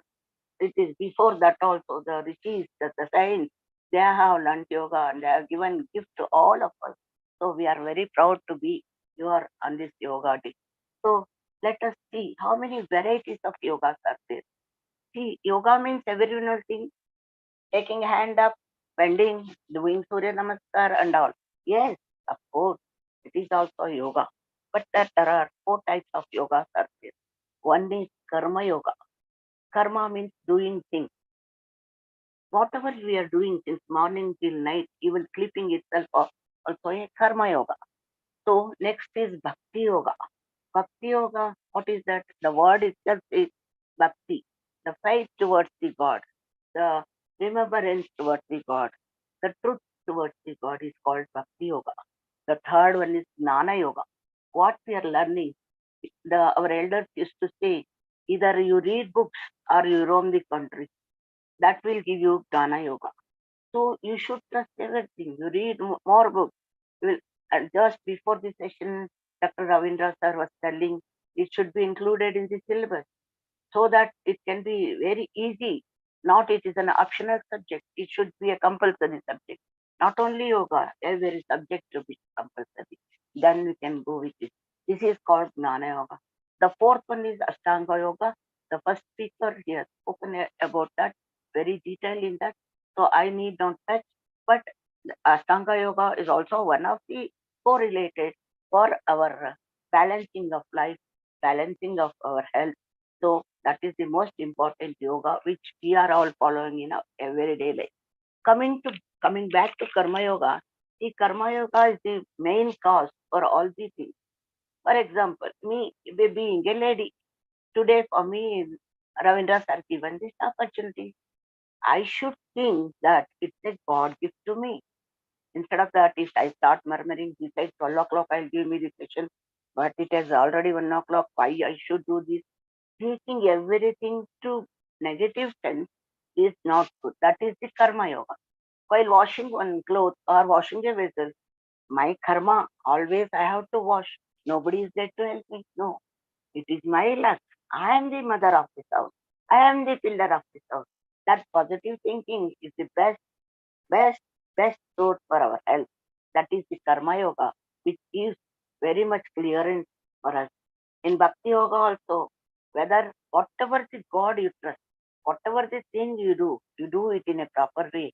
Think that is also a God gift. He has given me so much. I am so happy. I am in this universe. So Bhakti Yoga will also give us all the blessings to us. So these are the four yogas.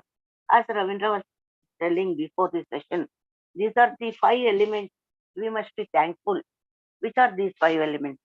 That is Bhumi, Niru, Vayu, Agni, and the wind.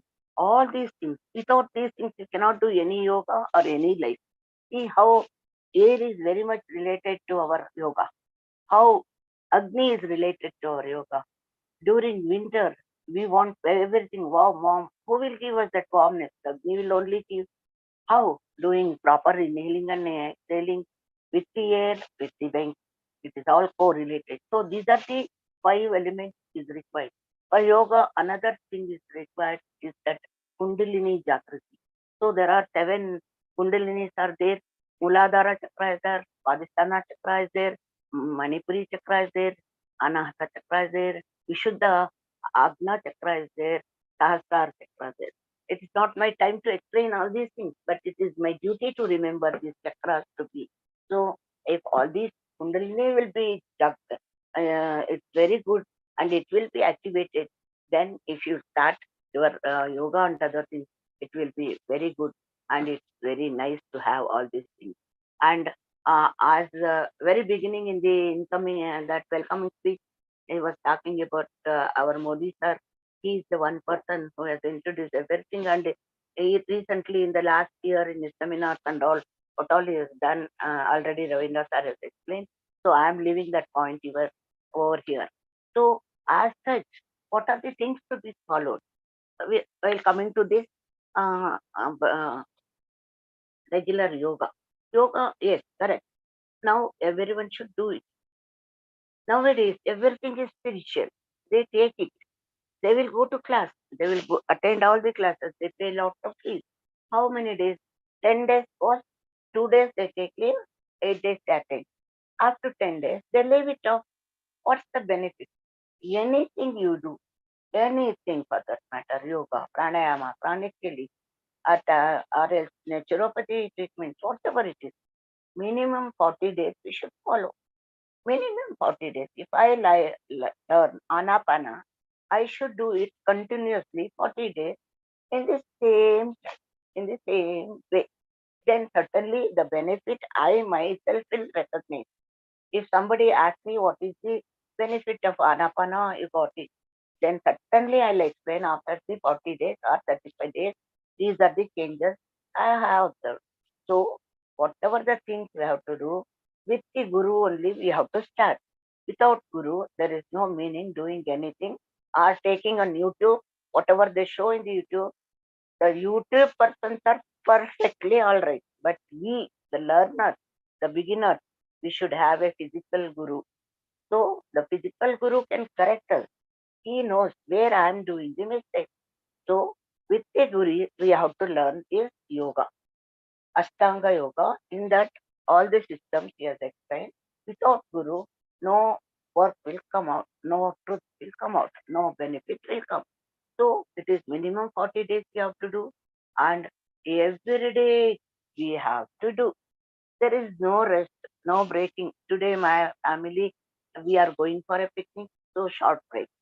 Tomorrow is a festival, no one. It's a break. No, it should not be stopping. It is every day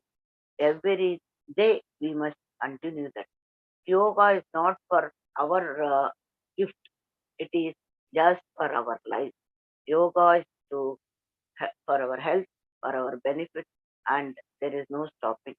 What are the benefits we have? See, here today I'm speaking about children and women, but yoga is universal. It is for everybody. Everybody needs it, but in certain point of view, I will speak about women and children, how yoga will benefit it. But in generally speaking, yoga always you have to do in an empty stomach. You have to finish it off all the toilets before starting yoga. Morning is the best time to do yoga. That doesn't mean you should not do in the evening. But if at all your timings is different, if you want to do the yoga, you must see that your belly is empty. Soon after food, you should not start the yoga. So you should have an empty stomach, and early morning after finishing all the toilet systems, you should do the yoga. So while doing yoga, always we have to practice that we should breathe through our nose. It's not breathing, doing woodwise or some small yoga. We should not do that. The mouth should not be used for breathing. Only in few exercises like Simasana, Vajrasana, and other asanas, we have to do that through the breathing through mouth.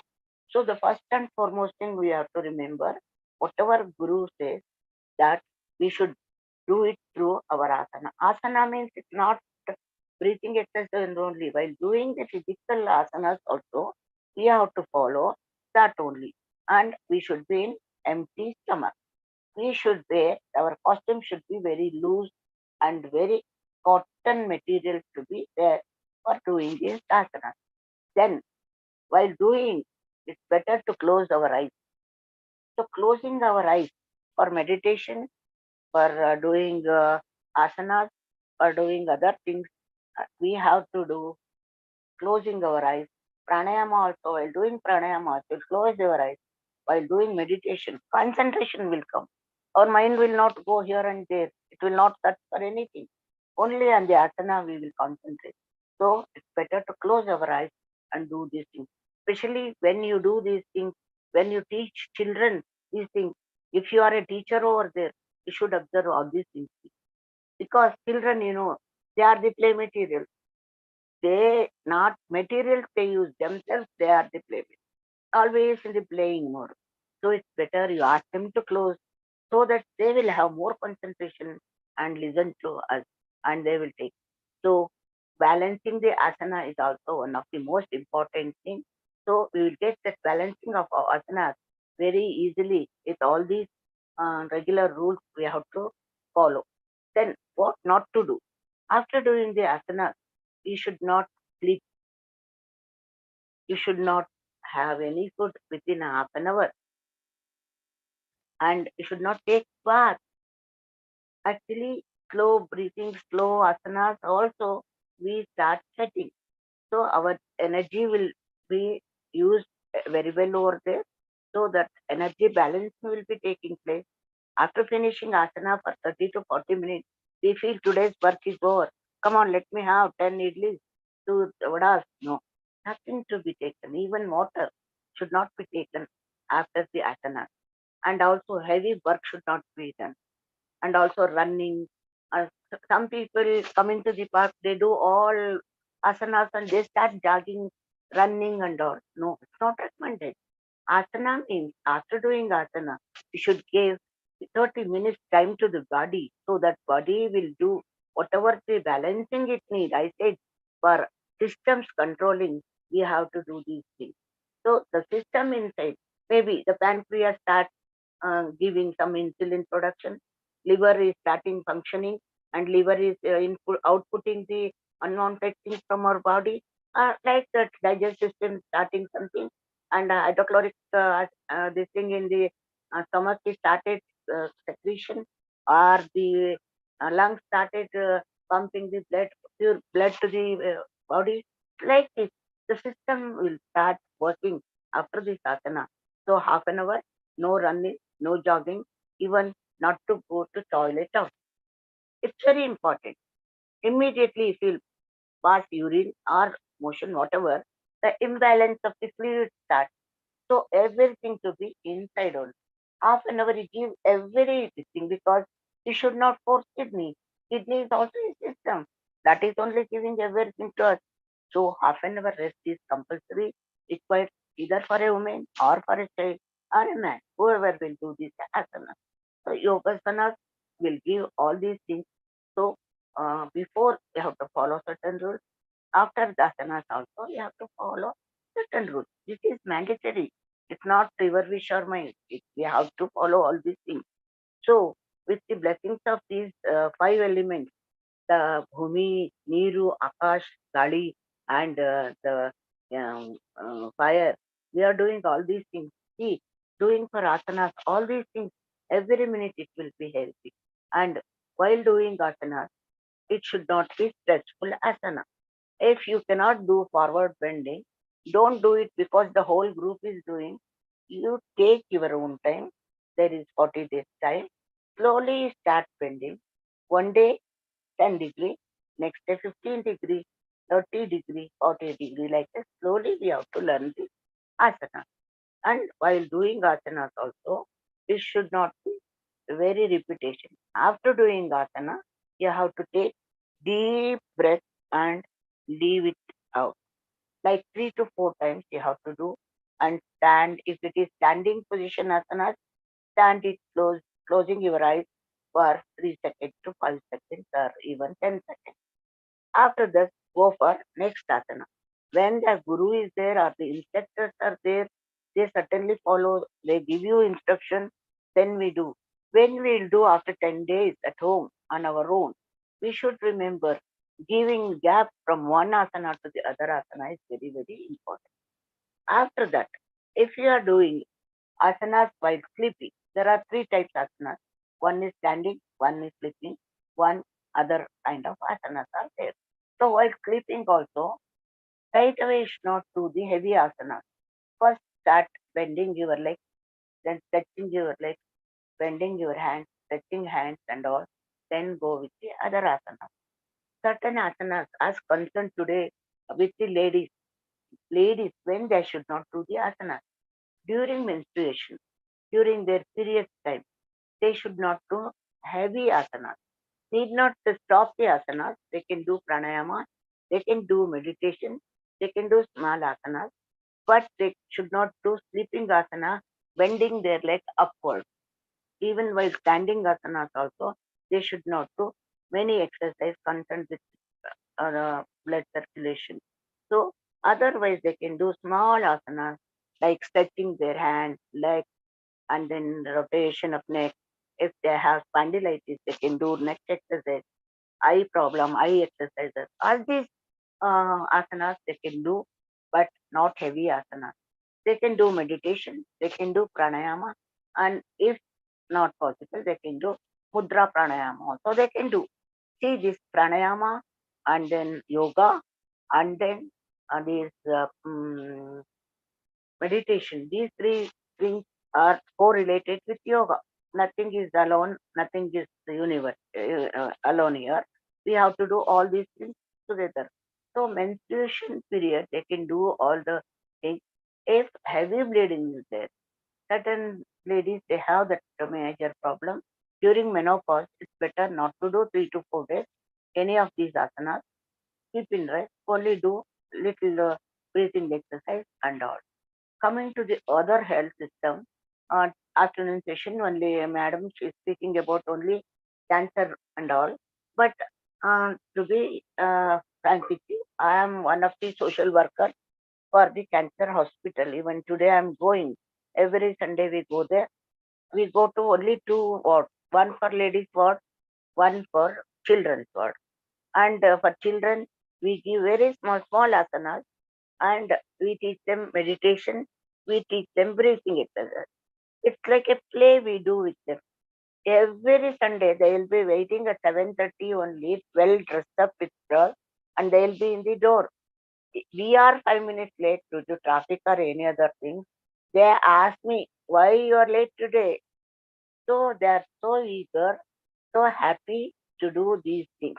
And in the ladies section, all the ladies, I don't know from where they get the dresses themselves, and they will be ready with cotton dress, with loose dress, clean the whole wall, and they will have their mats on the floor. And for us also, they will put on mat and they will be ready. That shows.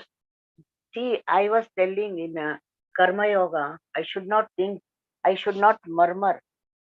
They stop thinking that God has given us this bad disease. I am a cancer patient. I don't know when I die. No, they are so happy. They say, Amma, today you teach me some other things. We will do it. First, we'll start with 30 minutes. Nobody will come. After going week by week by week, 1 hour is also not sufficient. And after that, also, they will sit and have Bhakti Marga with us. We will have some bhajans. We will have chatting with them.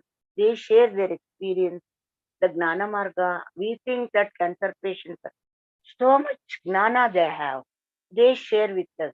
And nowadays they started doing their own evening sessions, and they will have own satsangs of themselves.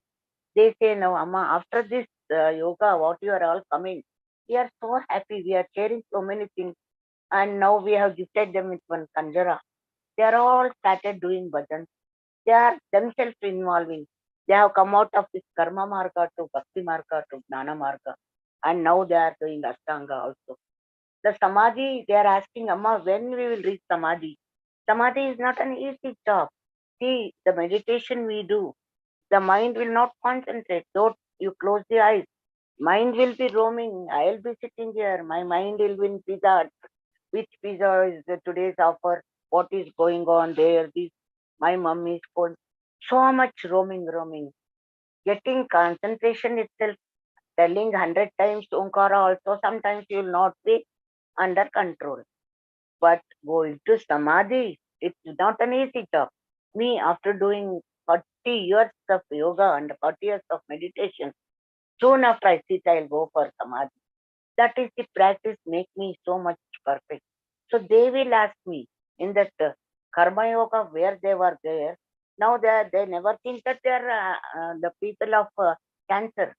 They say, Amma, I want to learn samadhi. You teach me samadhi. How to reach samadhi. So see, this is the yoga. Give them the difference. Children also. The children were so always crying, all these things. Now they're so happy, they're playing. Their parents also, they know blood cancer is curable, they know those blood cancer parents are okay. The other cancer children, they know the life is only for 6 months, but they are so happy because of this yoga, because of Bhakti Marga, because of Gnana Marga, Gnana Yoga, Bhakti Yoga, and Ashtanga Yoga is giving so much life to them. So I was speaking a very beginning for this thing, systems of our body, pranayama is essential. So we teach both the wards, children ward as well as ladies ward, pranayama for 15 to 20 minutes. So they are doing regular pranayama. If they have any doubt, they call us. Amma, nowadays when I'm doing pranayama, I'm getting this confusion. How to get back with this? So these are the knowledge. See, from Karma Yoga coming to the Gnana Marga is not that easy. It's not easy, even for a regular person. Karma Yoga is the only place where we are all fixed very well. We are always thinking of our salary. We are always thinking of benefits. My 2 BHK to be shifted to a 4 BHK. Always in Karma Marga. Gnana Marga is not like that. The sir was previously was telling Ravindra sir, gratitude. Attitude is something different, gratitude is something different. Attitude which we develop, gratitude is also we have to develop ourselves. So you are both the tude only, but the spelling is different. Attitude and gratitude. Gratitude, I should be towards that. This Gnana Marga will give us this gratitude nature. Now, really, we feel so happy when while before when we are going to cancer hospital, my family was only telling, why at this stage we are going to cancer hospital. You are not that sustained lady. You are vulnerable group. Don't go for all those social work. You stay back. But even now, my husband started coming over there. He started teaching bhajans to them. He's a perfect man. He's a yoga teacher. Now he's also coming with me. See what makes the difference. So Bhakti Marga, Karma Marga to Bhakti Marga we have come. Then this Ashtanga Yoga, a perfect teacher should be there to teach everyone. So after all these asanas, one point to remember each one of us, with the teacher, without the teacher, or whatever the exercise we do, we should have Shavasana, which is very compulsory, very much compulsory. Without Shavasana, don't start your work. Maybe our time is very short. We are time scheduled people. Do at least 2 minutes last Shavasana. And night times when you do the other asanas and other things, you can go for Yoga Nidra. Yoga Nidra also, it's an important thing. You have to learn through yoga meditators and teachers and other trainers. And nowadays you are getting everything online. Yoga Nidra is a process where you will start your Nidra from your toe to your head. So everything you will observe yourself. So we feel ourselves, oh, these are the things. Yes, I'm perfect. Mm. So the person who is having a knee pain, after yoga nidra, if you'll inquire with them, they say, Amma, I have no knee pain today. Actually, pain will be there, but they are doing the mentally, they are prepared for that. They say, this Gnana yoga, it has given them the satisfaction. So yoga nidra is one of the part of this yoga. So we have to learn yoga nidra also. If every day we cannot do it, we can do it. Even while traveling, we can do. See, you have learned so many asanas. For the asanas, Vajrasana is the best, Padmasana is the best, Sukhasana is the best. But while traveling, we will not have any asana, Chairasana. It is modern asana called Chairasana. In Chairasana only you can do.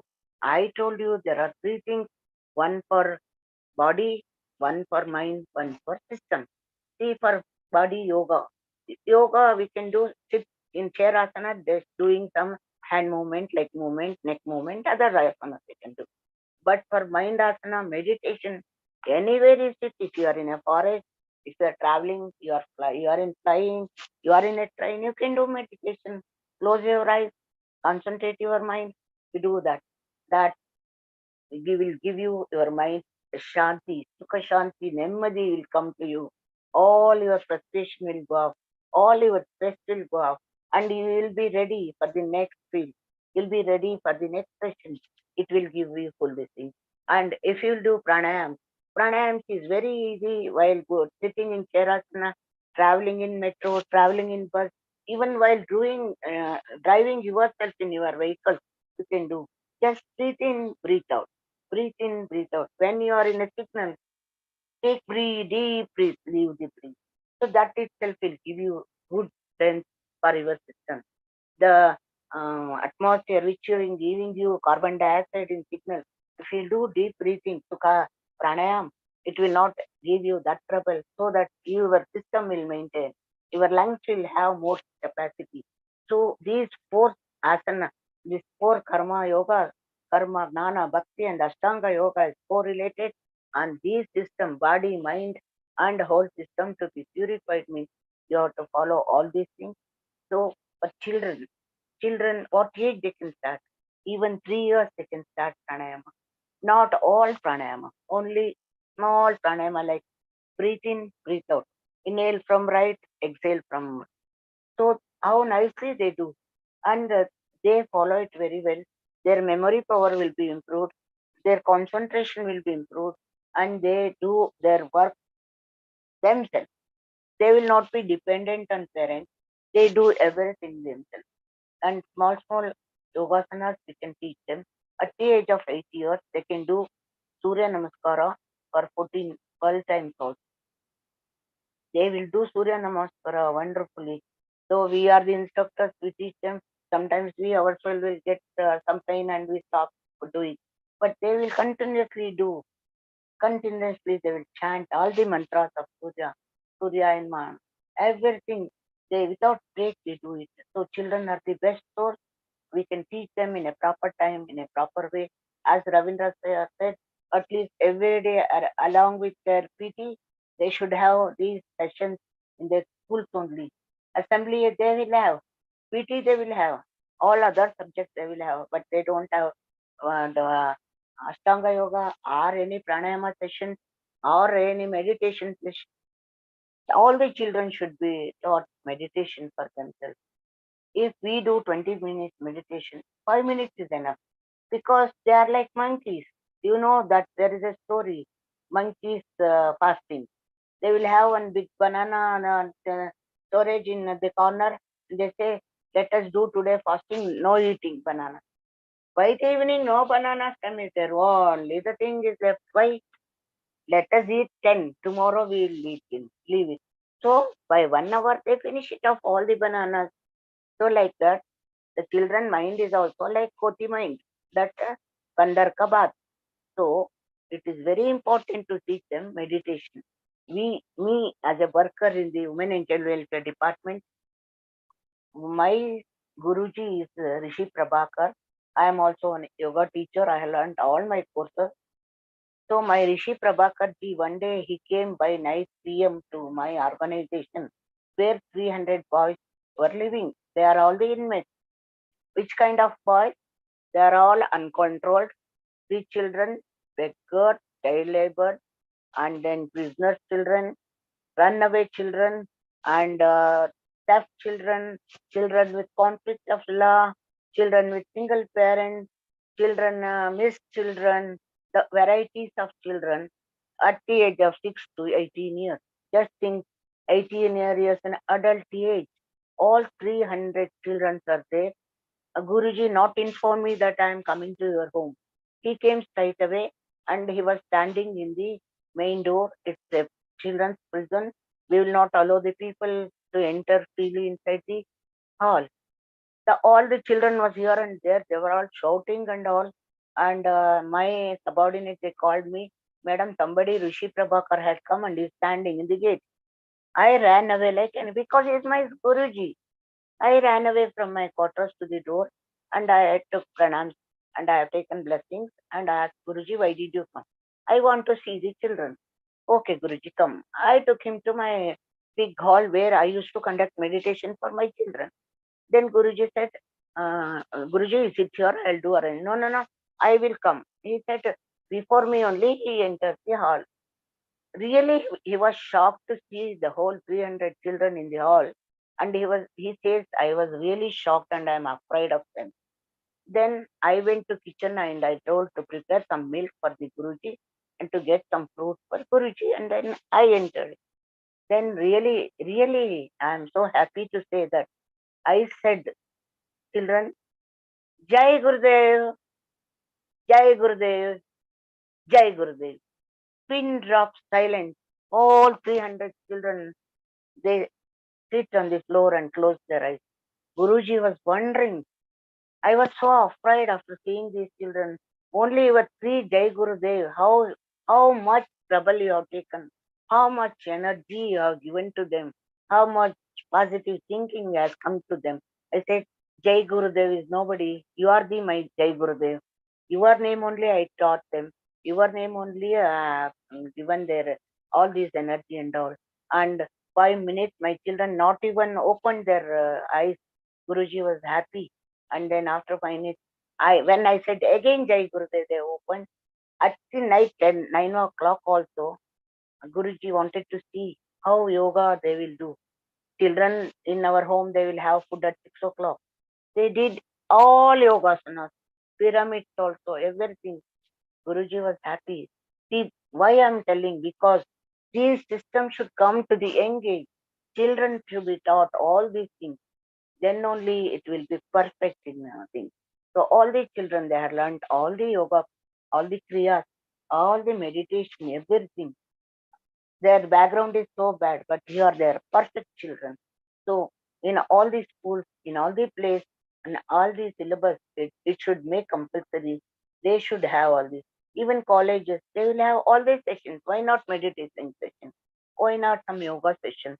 Why not a day, at least in a week, Saturday? Okay, let us have morning session. Instead of let them slip off for their morning session with something and they replace this.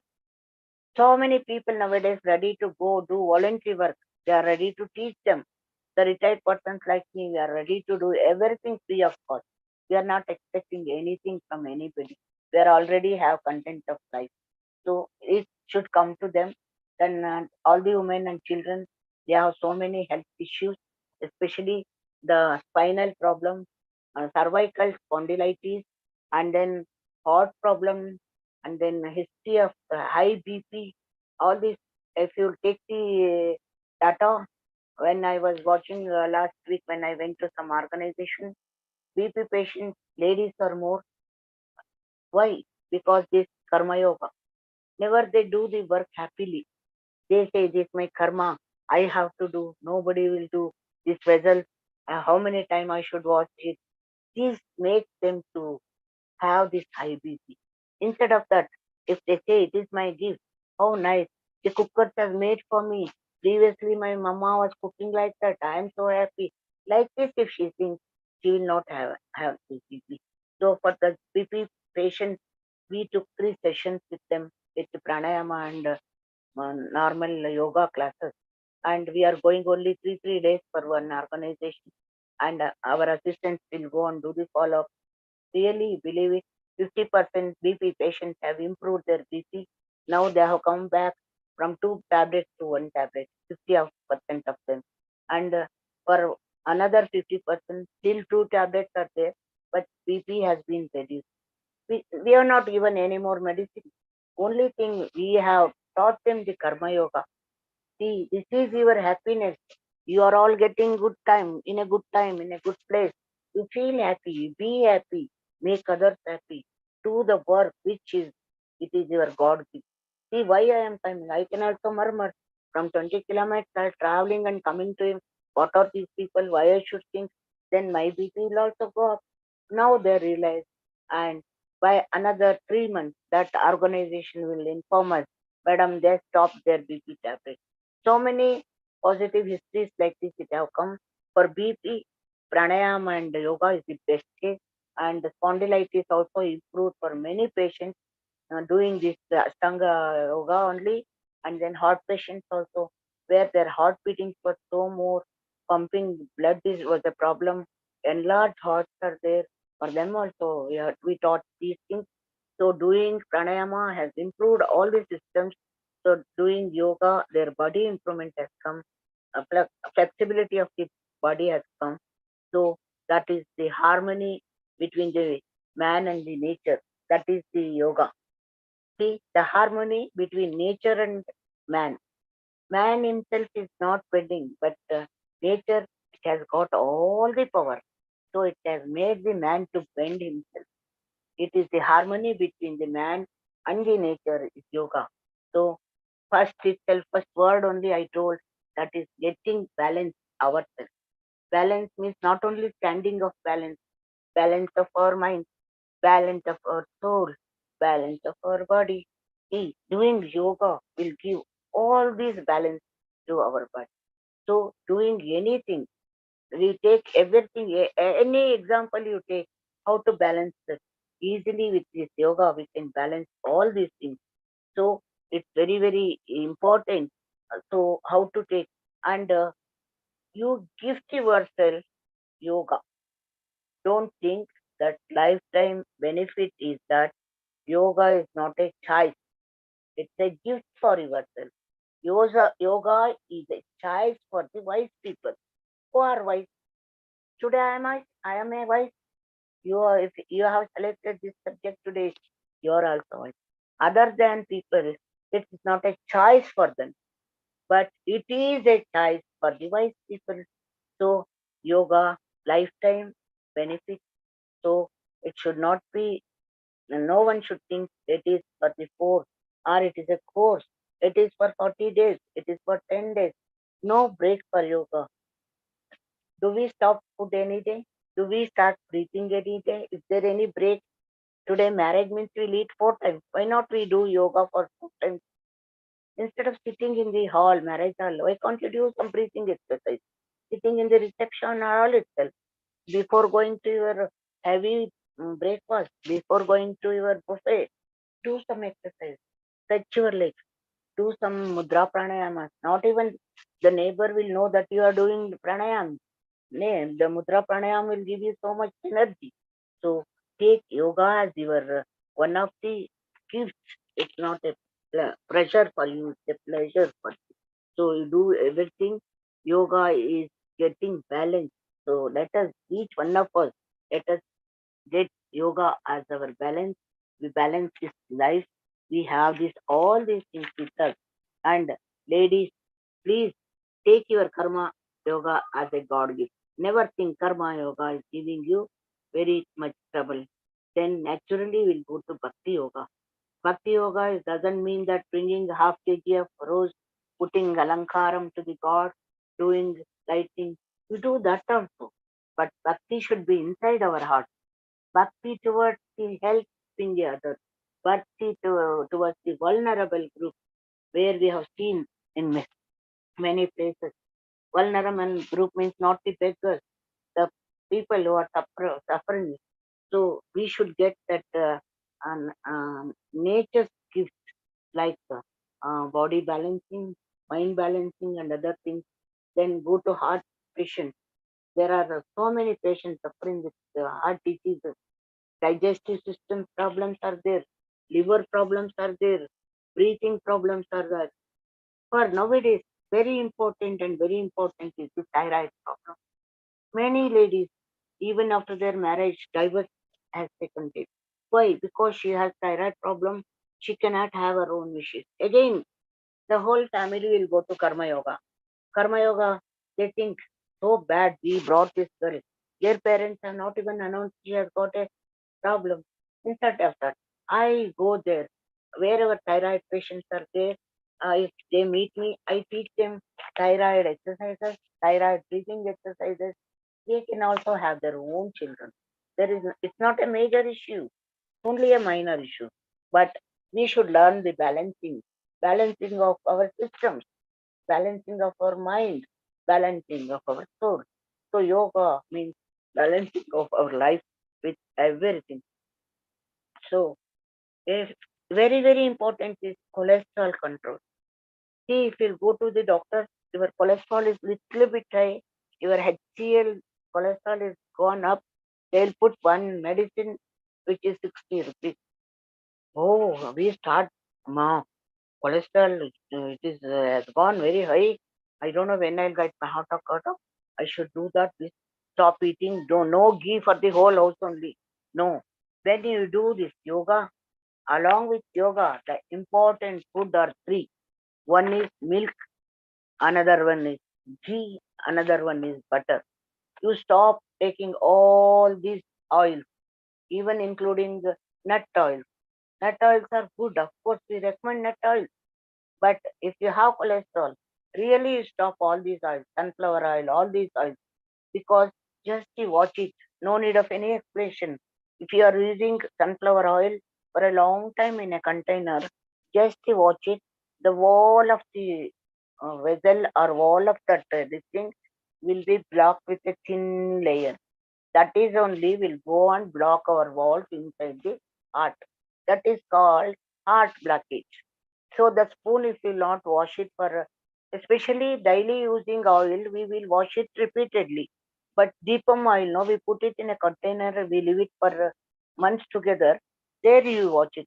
How that oil will have a little coat. Like that only our heart will be black with all these seed oils, all these oils, whatever oil we say, oh, we are using that three times filtered oil, that, this and all. No, it's not good. So stop those oils. Please have good milk, enough good milk you can take, ghee you can take, butter you can take. Butter has its own nutritive values, and ghee has its own nutritive values, and milk has. Don't take curd. Curd, curd is not that good. The buttermilk is not that good. Instead of that, take milk. Milk is the whole food for the whole body. So these are the three foods are recommended. Any injury, any case, don't stop these three things. Please have your ghee. Ghee take means not that you take 100 grams every day. 35 to 40 grams ghee is recommended for any person. 35 to 40 grams means 4 teaspoons of ghee, including for your chapati, for your frying, seasoning, or using in the rasam sambar, whatever it is. So use 4. So with all this Ashtanga Yoga, with all these systems, with these things, if you will take these ghee and other things, it will help you a lot. So not only children, not only the women to have all those things, even it is obviously compulsory for all the human beings, and all of us should remember these 4 yogas. Never think only yoga is doing bending forwarding. These are star yogas, 4 yogas are very important. Please, all of you, do your karma yoga happily. If you are a typist, you think it is a God gift for you. If you are a scrubber, you think it is. If you are a toilet cleaner, think God has given me this gift. So the karma yoga will cure you very much, will not get any diseases at all. Bhakti Marga and Jnana Marga, it is same for Christians, same for Muslims, same for Hindus. Bhakti and Jnana is only our imagination. We imagine Balaji, Tirupati like that. Nobody knows how is Balaji, but it's our imagination. We do decorate. Mary will go and she will put 2 candles in infant Jesus. Mary, Mary church, that church. Yes, it is all their imagination.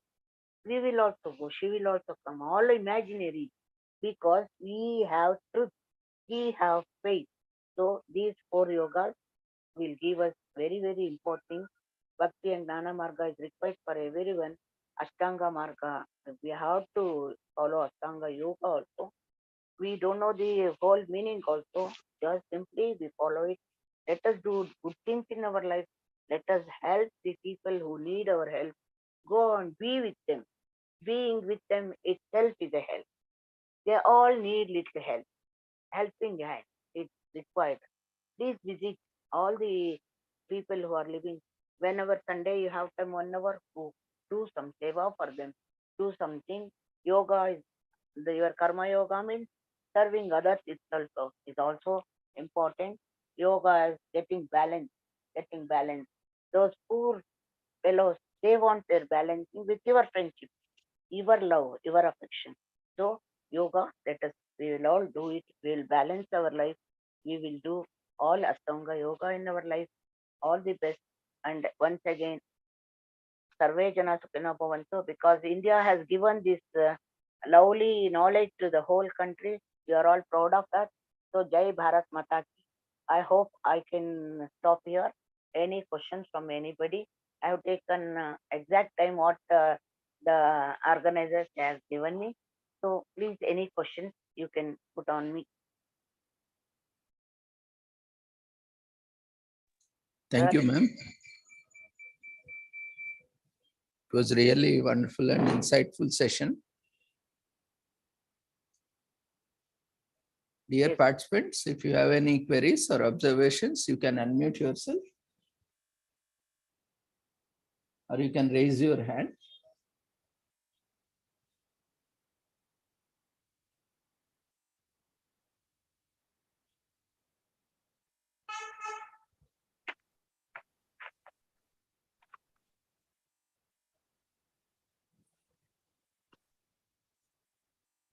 Yes. Please. Yeah, Mary ma'am, you can unmute yourself. Ma'am, it was a wonderful session. Every time you rock the session, like that it is. So for me, this is all learning session, ma'am, because I don't know this so much.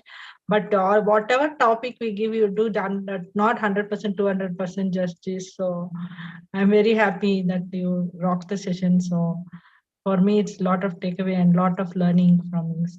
All the best, ma'am. God bless you. You start your seva from today to others. Yes, sir. Yes, ma'am. That's every day I'm learning from you, na. Yes. Like it's not. It's maybe by words I tell ma'am, but in my heart I feel like my mother speaking to me. It's so nice. So that's the relationship I share with you. So Okay. anything, anytime, I always feel Vasanta madam is there for me. My mom is there for me. So That's nice. that's a bonding which kept me 12 years with you, and that's what is our relationship. So all the best, ma'am, and hope you to see you soon in another session. God bless you, ma'am. Take care. Thank you, Mary. Thank you.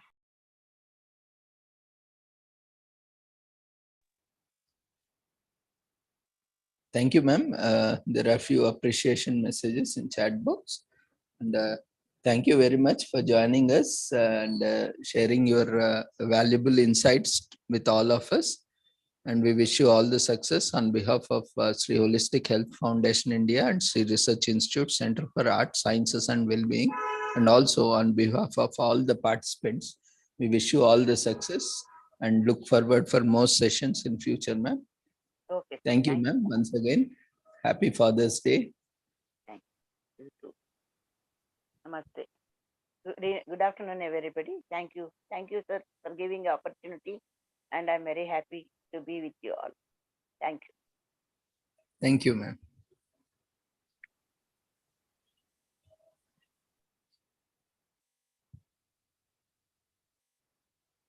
After these wonderful sessions, let's move on to our next speaker for the day.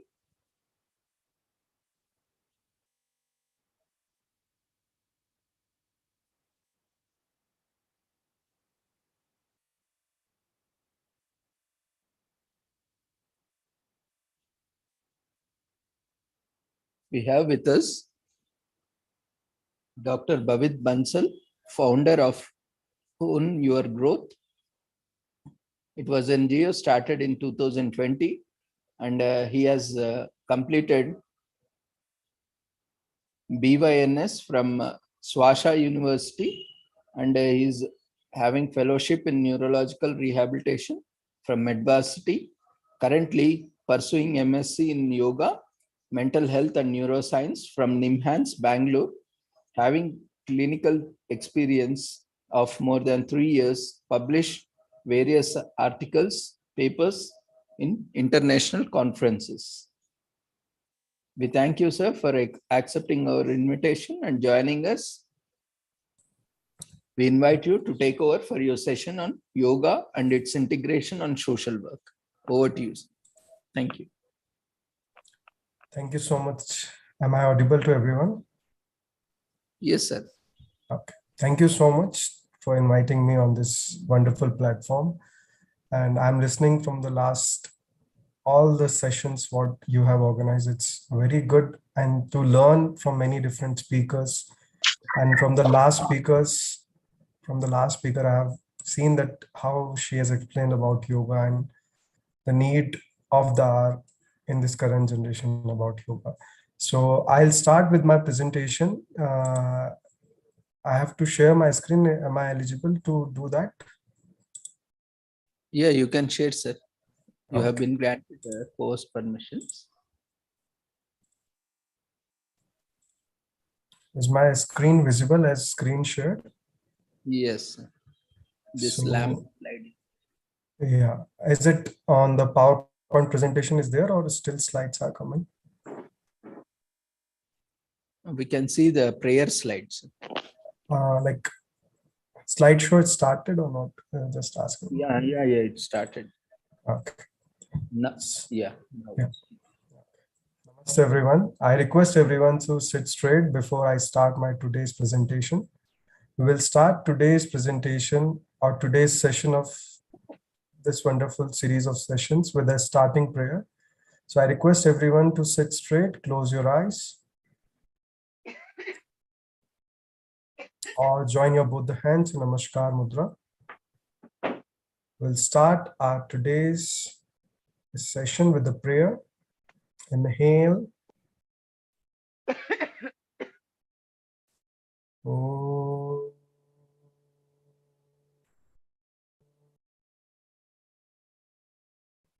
Asato ma satkamaya tamaso ma jyotirgamaya mrityorma amritam gamaya. Om Shanti Shanti Shanti. So we pray to reach from unreal to real, from darkness of ignorance to the light of knowledge, from the fear of death to the immortality. Om, peace, peace, peace. Thank you, everyone. We'll start our today's presentation. My topic is yoga and its integration on social work. My name is Dr. Bhavit Bansal. I have done my BNYS from S. Vyasa University, Bangalore. I have completed my fellowship in neurological rehabilitation and currently pursuing masters in yoga from NIMHANS, Bangalore. So I'll come with the first slide. Why I have taken this topic, which is the social work. We should understand what is social work. I request the team to make my screen to be pinned. So my first slide says what is social work and how we understand the social work. The social work, the practice, which is a kind of a holistic approach, which considers the dynamic interactions between biological, psychological, and social.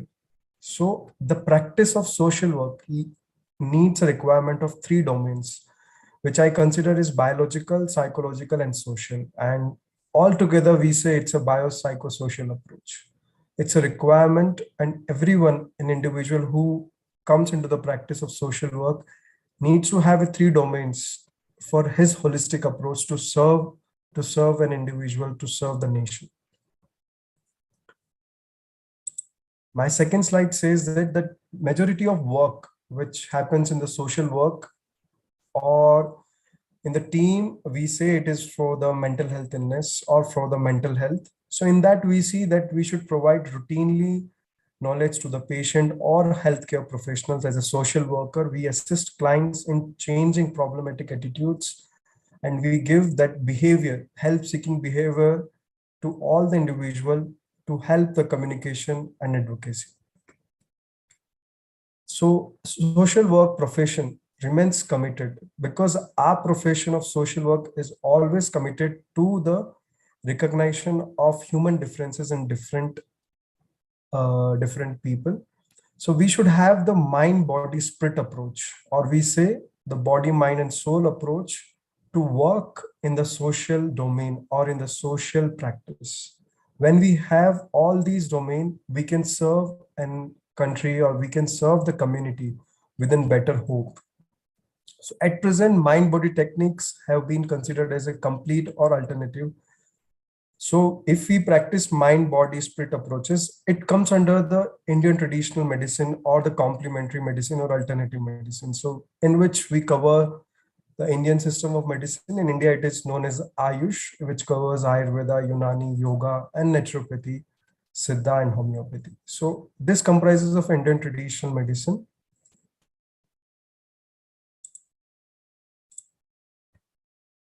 My next slide says is, what is yoga? Might be you have heard what is yoga.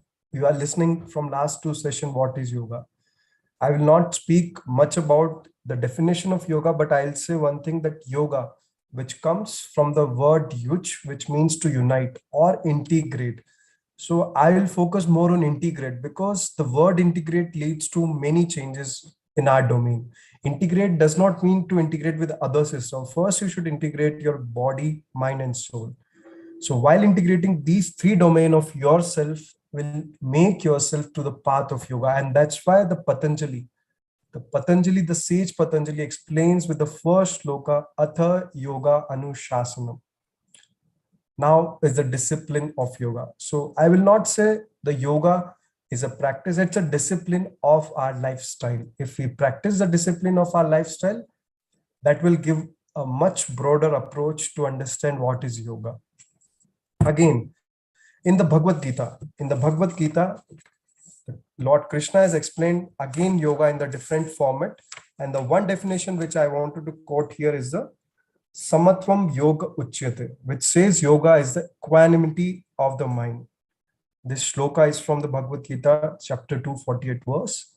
So you should understand why we are listening to the yoga, why it is promoting towards health, why we say integration. So all these terminologies will give you an approach to understand. With the first shloka was Patanjali explained is Atha Yoga Anushasanam. Shall we start the discipline in our life with the form of yoga? The second shloka of Patanjali says Yoga Chitta Vritti Nirodha. Yoga inhibits the modification of mind. So we do faces lot of thought process in the form of 5 vrittis. So that is stopped by the practice of yoga. Yoga does not mean only physical. We will understand in few further slides what does yoga mean. So how the evolution of yoga begins. I'll not concentrate on this much, but at least we should know that it is not from today we are practicing yoga, or not from the 100 years. The modern science is of last 100, 200 years, the development of modern science. But yoga, the science of yoga is there from the Vedic period, and it is discussed in the Vedas, in Rig Veda, the start, which is there from the 2000 BC, then to the Upanishad, Mahabharata, Bhagavad Gita, then to the Patanjali, then Hatha Yoga Pradipika, and in the modern period, Swami Vivekananda, Swami Kaivalyananda. There are many different people who are promoting.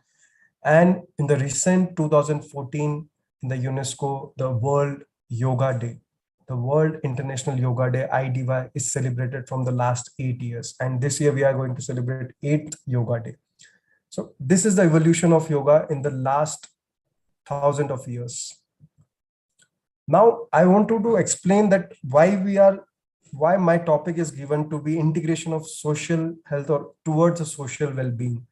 For that, we need to understand that how the counseling, the process of counseling can be done through the process of yoga. So there are few principles if we can come across, or you have heard about it, if you have come across.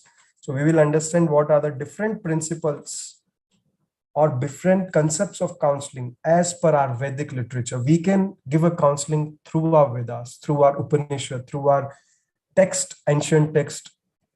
With this example, I'll start. There are 12 points which I'm going to explain in this process of counseling. The The first point, I begin with the to counsel only those who seeks guidance. I'll present one picture here in front of you. Can you see this picture and let me know that what it is depicting?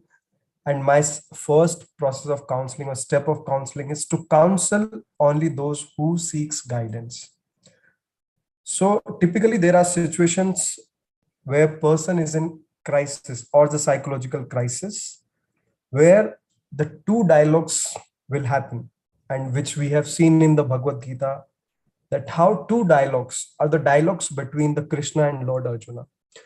So he knows that he needs guidance. But when Krishna gave the guidance or the knowledge of truth, when the person who needs guidance, to counsel only those who seeks guidance means those who are coming to you for the guidance. So this is the first principle which we should understand for the counseling. The second principle says that to listen completely with a calm mind, without interfering and without interfering in judgment. So you should listen to the patient, to the individual who comes to you without interference or without any judgment towards what he's saying to you. The third point says that to understand the capacity and the personality of an individual and make him explain that what are the different paths available. If you talk about yoga, there are 4 paths Krishna explains is Raj Yoga, Karma Yoga, Bhakti Yoga, Jnana Yoga. So you have to understand the capacity or the personality of the individual, that which path of yoga or which path he will belong to. So now my fourth point is to let them know that all paths are equally same, will yield the same goal. My fifth point is not to expect anything and to give the subject the freedom to decide. You should give the freedom to the subject to decide which path of yoga they have to lead. My next point is, as a counselor or as a social worker, you feel connected to the whole, not to the part. You should not connect it to one kind of individual, to one part of individual. You should be connected to the whole nation, to the whole community to which you are serving. So that's what the basics of counseling, or as per Vedas, we should understand. So these are the four types of path of yoga. So now we should understand what are the 3 gunas which Bhagavad Gita explained, and we should understand each individual by this 3 pictures depicting you tamas, sattva, and rajas. When an individual is having a sattva mind state, he will be clear in his thoughts, he will be calm in his mind or in his activities. If you say rajas, they will be more of energetic, more of thoughtful, more of activity. So kind of hyperactive, they will be towards their achieving their goal. When you say about tamas, they will be very dull in nature. They will have less of energy, not interest to initiate any activity. So there are 3 kinds of gunas which we can understand and see in the individual to whom we are talking. So Krishna explains one shloka of Chatur Varnyam. So Varnas are explained in the Bhagavad Gita. Why am I talking about all these things? Because it gives a principle to understand an individual and give that the best counseling process or the best approach as a social worker to the society. As we know, there are 4 Varnas. First is Brahmana, Kshatriya, Vaishya, and Shudra. It is not the caste system. Again, I am telling it is about the ability or the gunas of action, gunas and action. We should understand the gunas and action. So as per your action, there are 4 divisions, not with your caste. So I am not talking about caste here. I am talking about action. So what Brahmana do, they talk about intellectual stimulations, that who we are. Then Vaishya or Vaishya Varna do about the to organize, to plan, to do business. Kshatriyas, they are powerful, competitive, aggressive, to fight challenges and protect the weaker sections of society. And while we say about Shudras, the action of Shudra is to serve people as a worker, social worker. What we do serve people. That serving nature of an individual, or serving nature of ourselves, is very much important as per the gunas, as per the varnas. So what kind of path you should take if you are having this kind of varnas? So if you are you have to take 4 paths of yoga. So what we say, the Raj Yoga will be taken by Kshatriya Varna. The Jnana Yoga will be taken by Brahma Varna. The Karma Yoga will be taken by Vaishya Varna, or Bhakti Yoga will be taken by Shudra Varna. So these are the different classification we should understand to diversify the personality, and we should prescribe of philosophical approaches and techniques for coping towards that personality, what a person is belonging. In yoga, yoga does not consider you as a physical or mental body. There are 5 layers of consciousness, or we say Panch Kosha model. The first is Annamaya Kosha, Pranamaya Kosha, Manomaya Kosha, Vijnanamaya Kosha, Anandamaya Kosha. So if you talk about Annamaya Kosha, we should talk about the physical health or physical body. Second is sheath of energy. Third is sheath of mind. Fourth is sheath of intellect. Fifth is sheath of ultimate bliss. And this all sheets we should see during our counseling, during we talk to, or during we help to any individual to address the imbalances in each level and correct them by using correct yoga practices or yoga techniques. So there is an shloka which Mandukya Karika explains. This is very good shloka. We always, a yoga practitioner or anyone should remember this. Laya sambodhaye chittam vikshiptam samaya punaha sakashayam vijaniyat samapraptam na chalayit. So this shloka explains that when the mind is dull or insensitive, stimulate it. When the mind is agitated or excited, calm it down. Repeat it the same to reach the state of equanimity when the disturbance is slow. The next is, again, this is one of the Raj Yoga, which we say it is explained in the Patanjali Yoga Sutras. There are Bahiranga and Antaranga Yoga.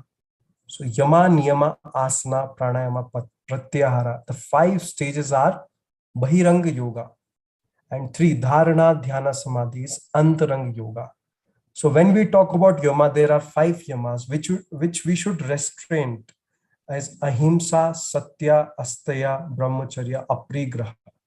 We should not harm, we should not lie, we should not steal, we should practice celibacy, we should not obsess or hoard anything. And what we should observe in our daily life, we should be clean, contentment, and to learn, we should self-study or surrender toward the God or to anyone whom we pray. Then comes to the asana practice. Sthiram Sukham Asanam. Then we practice the pranayama, the inhalation, exhalation, and kumbhaka. And then we practice the pratyahara, where we withdraw all our senses. Then dharana, when we focus on an object. Dhyana, where the object is not there. And samadhi, where we merge with that object or with the self. So when you do this, you should assess the level of practice of yama and niyama in an individual as a counseling process. Next is you should assess the different dosha which is present in an individual. Which dosha is more, which dosha is less, or the combination of dosha. We have 3 kinds of doshas, vata, pitta, and kapha. The vata is formed from air and space, which is Panch Mahabhut. Pitta is formed from fire and water. Kapha is formed from water and earth. So these 3 combinations are alone as a presence in the body. We should understand the composition of doshas and recommend the suitable lifestyle as per the dosha is prominent. This is a very important concept of mode of consciousness according to Vedas, in which Ved it is explained in the Mandukya Upanishad. It is explained about very small Upanishad. If you ask about the shortest Upanishad, I'll say it is Mandukya Upanishad. In this Upanishad, they have explained about 4 dimensions. First is Vaishnava Purusha, second is Tejas Purusha, third is Prajna Purusha, and fourth is Turiya Avastha. So in these 4 stages, first is Vaishnava Purusha, where our consciousness which moves out throughout the external world, and we say the wakefulness state. In the diagram, if you see the wakefulness state of an individual, it comes to the next stages Purusha, which explained is the consciousness projected in the mental space, which is dream or imagination, which is a second stage, which is explained or shown in the diagram. When we go to the third Prajna Purusha, where the consciousness moving inward, and it is denoted by the sound Makara, where we chant Brahmari or humming sound. And the last is the Turiya stage of the trance state, which is the point of silence between the 2 Om chanting. The silence between the 2 Om is the Turiya state of trance. So this is, we should analyze the dimension of wakefulness, sleep and dream in an individual to assess. So there are 12 points which I have explained in the principles of Vedic counseling. Now, why yoga as a healthcare? We have seen yoga as a healthcare system because medical yoga therapy is an individualized, personalized and holistic approach that takes into account the family support, network, work situation, and the culture as a part of patient individualized treatment plan. So we do not give as a regular therapy. We plan according to the patient, as per his personality, as per his capacity of the body, and we will give holistic approach. So we will not give the reactive health management, but we are the proactive or the preventive health management system. We do assess an individual on all these components in a hospital, which is vritti, klesha, stages of consciousness, lifestyle component, VPI, which assesses the sattva, rajas, tamas. It is an inventory which is available online. Panch kosha, yoga performance assessment. This is a scale which assesses how much a person or a patient can do yoga. Now, how yoga, or how in yoga philosophy the disease is explained is Adi Anadija. So Adi, which is says is the mental agitation or the cloud of thoughts in your brain or in the Manomaya kosha, which leads to the haphazard flow of prana and leads to the underdigestion or ajitanatvam, atijinatvam, our digestion, or instability of nadi. So Adi leads to Vyadhi, physical ailments. How? When the effect is there in the Manomaya kosha, that leads to the Pranamaya kosha and to the Annamaya kosha, where the Adija or Anadija is seen. Adija, where the genetic or heredity diseases are seen. Anadija or Samanya, where the psychosomatic, because of your psyche or your thought process, the disease is happening during the interaction with the world. Anadija, which is infectious and contagious disease. So this is well explained in the yoga philosophy by Yoga Vasistha, the concept of Adi Anadija.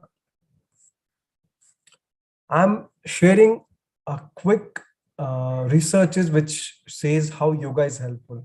So everyone chant Om. I have started my session with Omkara. Why?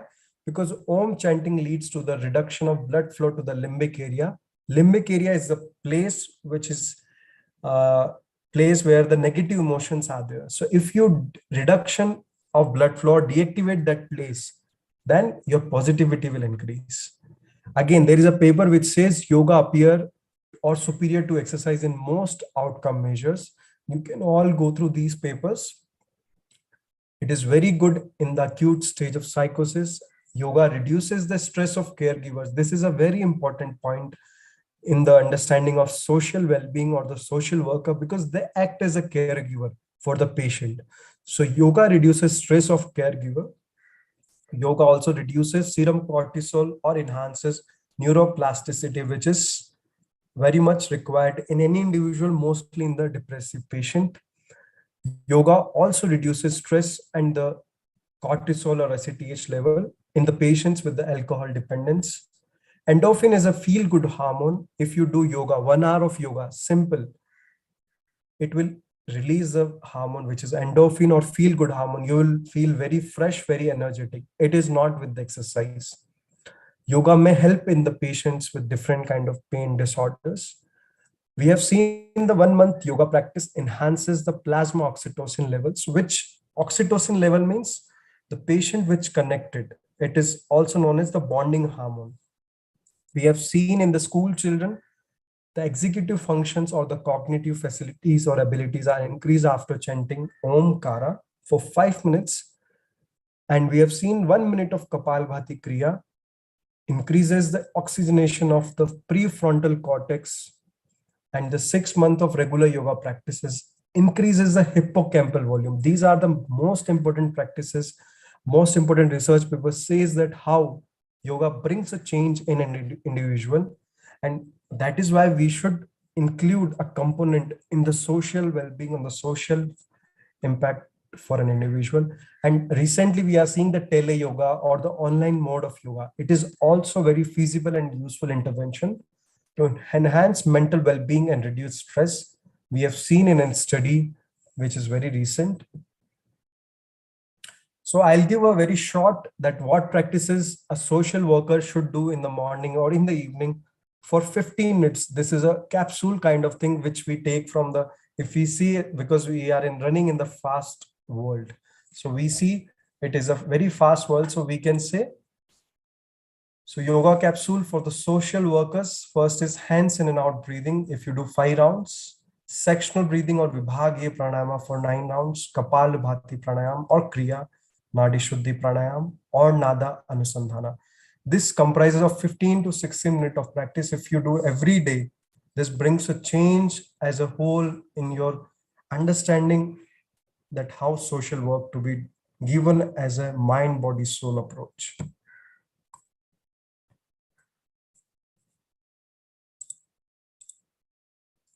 So I have completed my all the discussion. I request everyone, we will conclude our session before the discussion panel opens. Everyone join your hands, Namaskar Mudra. Close your eyes, sit straight. Take 1 round of deep breathing.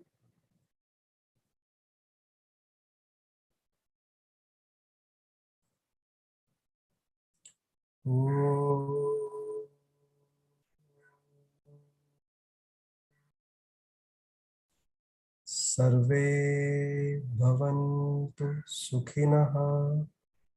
Sarve santu niramaya.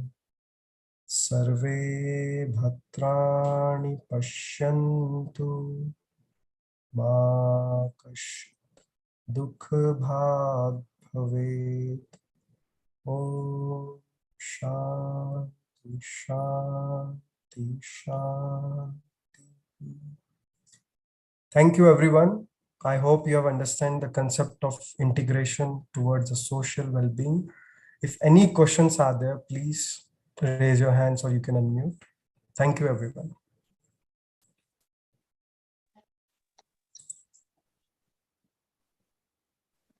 Thank you, Dr. Bhavitji. Very well portrayed and in a very scientific way with the research evidence. You have very well portrayed the kind of integration that can be possible with the modern sciences, and especially the need of the hour, because as a frontline workers, medical professionals, health professionals, and even allied health professionals, they are in enormous stress from workload. And definitely your suggestions will definitely add to the measures for reducing stress and also to take up various activities very effectively. Thank you so much. Thank you so much. Really there are 2 raised hands. Are there any questions? Are there? Yeah, we will take. Satish ji. Yes, thank you. Good afternoon, Bhavit ji. Good afternoon, sir. That was a very wonderful and very sattvic presentation. Thank you, sir.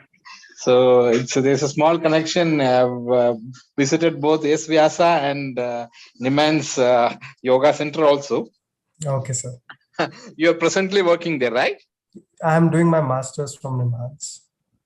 Okay, okay. I visited the integration center where yoga is being used as therapy, yoga Yes, therapy. sir. So basically, the integration service is still in its infancy. High time, our yeah. system has the integrated system. They just have a board. Even Indian medical system have kept this system as what do you say, unscientific. What is your thought on it? Please share.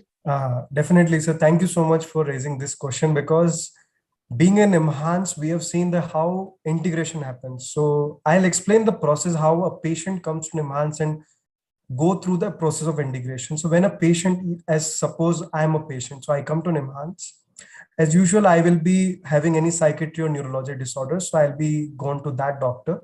So that doctor will give a referral to the Department of Integrative Medicine. And then the patient comes to the OPD of Integrative Medicine in the Nimhans. In the same Nimhans, he will come to us and we will take a detailed history as per I have explained to the assessment from yoga part, from the Ayurveda part, and the psychiatry part. So we have complete the evaluation of a patient again in our department. Then the patient is taken to the consultant room. In the same room, there are 3 doctors sits. One is yoga consultant, Ayurveda consultant, third is the psychiatry and the neurology consultant. So in the same one roof, the 4 consultants will sit and discuss the patient's profile, that what patients come for. And we decide or we discuss to give the best possible approach from all the system at the same table. So that kind of practice is required, I believe, in all over the centers to practice as an integrative medicine, and which brings the best possible way to convey the medicine or all the branches of medicine to the patient in a best possible way. Good. That's a good approach in that direction. They kept, but still in infancy. The thing is, in integrated medicine, still the allopathy has the upper hand. Allopathy has the upper hand, and the allopathic person is completely aloof of even yoga.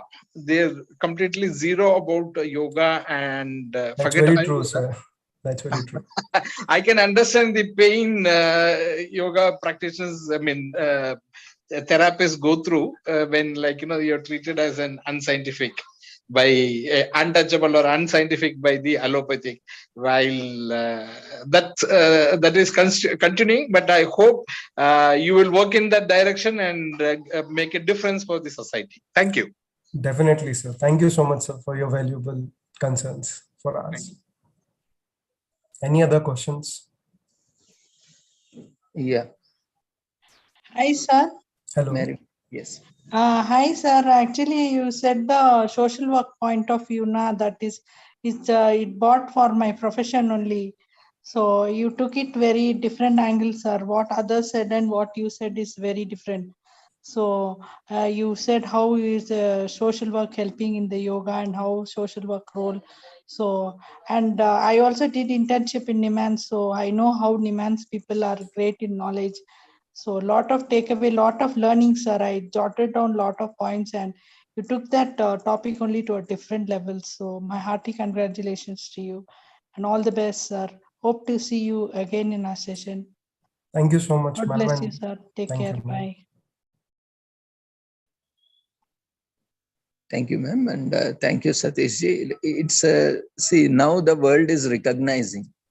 Earlier it was there, very well established, but in the process, we lost it. We are in the, we didn't lost it, but we somehow, it has gone unnoticed. But now the entire world is recognizing. The only thing is now, because we are into the system and we are promoting that system again back into the mainframe, I think we need to put a lot of efforts in that direction, so that now we can see Dr. Bhavit has put his efforts in a very wonderful way. Now maybe more such sessions and more such contributions towards this direction will definitely lead for a better outcome It's, even in the process has recently started, but having, because NIMHANS is a national institute. Yes, sir. And Ayush is also a central government system. I mean, where the Indian medicine is being promoted, and though it didn't get its due credit, but Yes. still in the process of getting credit. So I think the young professionals like Dr. Bhavit has a lot of scope to bring sir. more awareness sir. among the people. You're right. I think the challenge is with IMA and pharma mafia are biggest challenge for this. No, Because like now,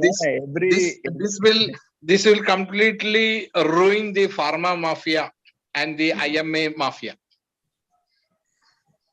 May not be, because nowadays many tools and technologies and systems are emerging.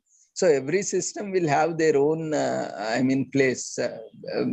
Because it's the social, the human beings are so complex in nature. No matter there is no single system that can satisfy the entire human beings as such. So more systems will come into evolve. But only thing is, like, we need to promote more sustainable practices, which like Ayurveda, this yoga are very much sustainable and very much natural in its own sense. So those systems needs to be promoted. See, now actually the problem is with the present generations, where we are all looking for instant solutions. We don't want to spend time. We don't want to put some efforts. We want instant, like, take some pill and it should go in a few seconds. Yes. So in such a attitude or in such an approach, it is very difficult, we know that take any medicine, take any modern medicine, you can see, except that name and manufacturer and other mandatory details as per FSSAI or other regulatory authorities, we see a lengthy list of side effects. Yes, sir. But still we very confidently consume that medicine. That is the kind of attitude present generations are coming up, in spite of knowing that it has more side effects than benefits. Still we are consuming. So what our responsibility is to bring more awareness that yes, this is a very effective system that can be a very good alternative to what existing systems are in place. This approach has been resisted by a mafia through different modes, like introducing yoga to school level is being opposed.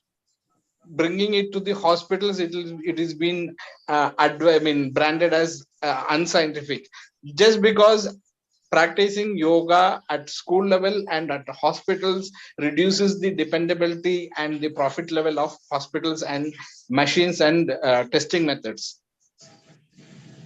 Yeah, that is there, as you rightly pointed out, that is widely seen. I mean, that is due to lack of values in the education. That is what we are lacking holistic education. That is why we are, in the very first place, we are not aware that there are benefits, because we started even in traditional families also. What we observed, we lost those rituals, practices which were done daily. So they are not teaching to children, and children and the present generations don't know what are these practices, and they are also more focusing on this modern education or modern lifestyle. So yoga, which was part of our lifestyle, has somewhere gone out of. Now there is no exercise also. Forget about yoga. How many people are doing some stretching exercises also a doubtful thing. So in such a situation, definitely yoga is a boon for everyone, because it has multidimensional effect. And as an yoga professionals, I think we all need to take it in a very big way. Yes, people will be there who will be opposing, but ultimately the beneficiary will decide what is good for him and what is bad for him. So that itself gives more support and strength. Okay, let them be. I mean, they will be always there. We can't avoid them. We You're can't right, keep sir. away them. They will be part and parcel of our efforts. Yes, So sir. we will be promoting. They will always keep us motivating. In fact, having a positive thing that Yes. they will always encourage us to do more research and come Yes. out with more scientific way of approaches. So You're that right, they sir. also now it is our duty, our efforts that we need to challenge them and say them. We should reach a point that they have nothing to say because all their claims has been disproved. To Yes, that sir. extent, now they have thrown challenge to us. Now it's Yes. up to us how we prove ourselves, how we take forward this kind of awareness to masses so that the lost glory has been brought back and more of sustainable development can be achieved through this process. Right, sir. Very well done, Dr. Bhavit. You have very well ignited and watered the hopes that definitely in future more medical institutions will have such an integrated system as part of the hospitals. I mean, it should reach even district level hospitals also. So as professionals, as a common man, we look forward for more research from you, more inputs from you and your Definitely, department, sir. so that we can take you as a role model and we can also advocate that such an integrative system is very much required and that needs to be implemented even at a district or area hospital level also. Very So, well done. thank you so much. I would like to thank everyone, the organizers and the presented people here in the whole community. But I would like to say that this is the start. If we all think in a good way to reach to a conclusion saying that people will oppose, it's a good chance because research is what we are doing. It's a chance to say them as a challenge that these are the proofs or these are the evidences which we need to acquire in this Indian system of medicine to reach more number of people, to reach the local people or the layman language that how yoga, Ayurveda or other system of Indian medicines can reach or help many individuals in a holistic way. So thank you once again to everyone who are present here in the meeting. Thank you. Thank you so much. Yeah, thank you, Dr. Bhavi. Thank you, sir. Once again, on behalf of Sri Holistic Health Foundation India and Sri Research Institute and Center for Art, Sciences and Wellbeing, and also on behalf of all the participants, we Thank you so thank much, you. sir. We wish you all the success. Thank Look you, sir. forward for more sessions. For sure, sir. Thank you. Thank you. So after these wonderful sessions since morning, which has really enlightened our day, we shall move on to our next session by Ms. Gyana Sundari. She is PhD scholar and she is presenting on intergeneration issues in old age. She is presently a research scholar in Karnataka State, Akka Mahadevi Women's University, Vijayapura. Thank you, sir. Can I give the permission to share my sir? Yeah.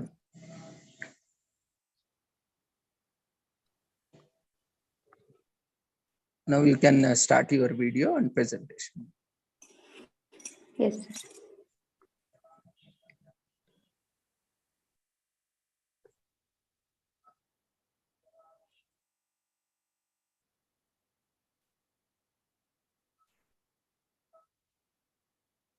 Just a minute.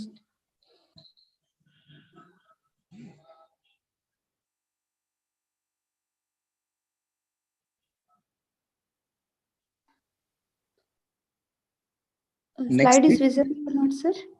not yet, ma. You started sharing, ma? Yes, sir. Okay, it's not yet visible, maybe due to bandwidth, no? Network. It may get Okay. delayed few seconds. I shared with you already, sir. If you can. Okay, you try once again, ma. If not, we will download it from our side. Yes, sir.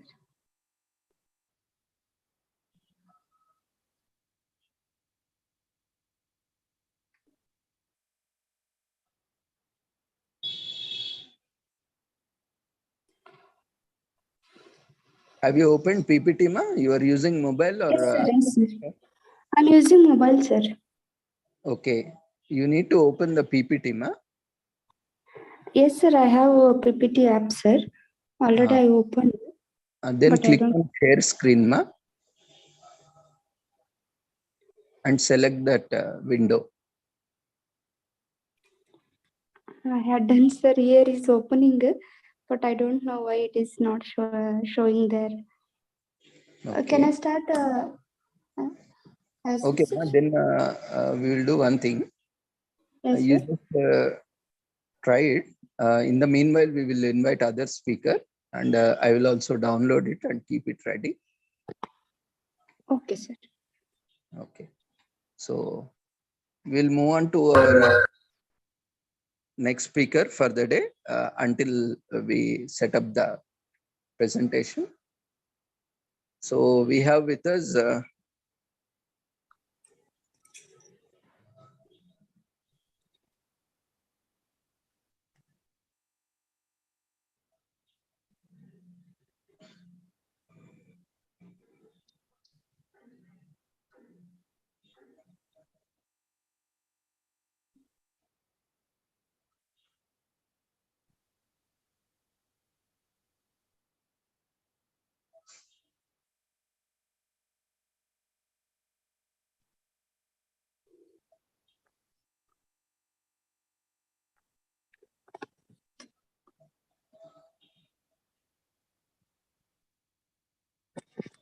yeah, we have with us Vijay Lakshmi Maidargi.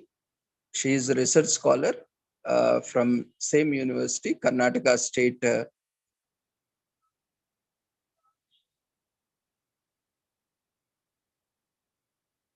Karnataka State Akka Mahadevi Women's University, Vijaypura.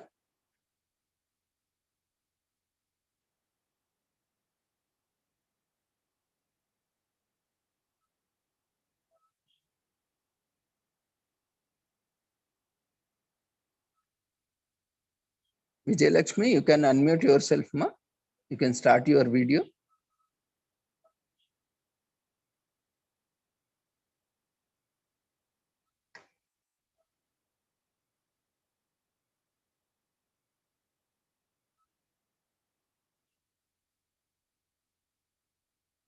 Vijay Lakshmi.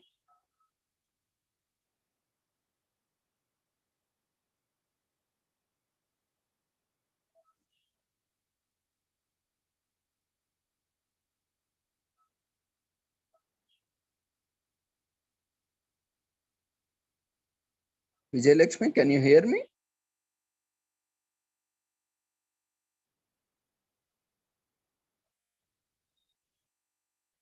Okay.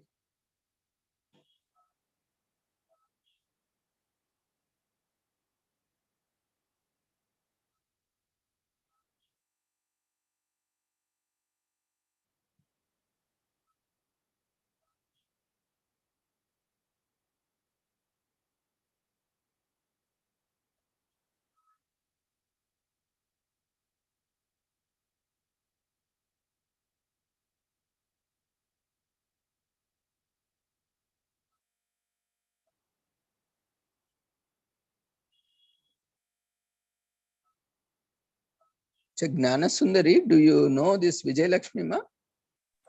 Yes, sir. I called her just now, but she doesn't pick up. Please help me, sir. You only share the PPT as mine. Yeah, yeah, I'm doing it. Yesterday I I made, also tried, before but 2 it days I didn't made work. it, sir. Yeah, yeah. Can you email that PPT, ma? Yes, sir. Again, sir. I will do just a minute, sir. Um, Yes, sir.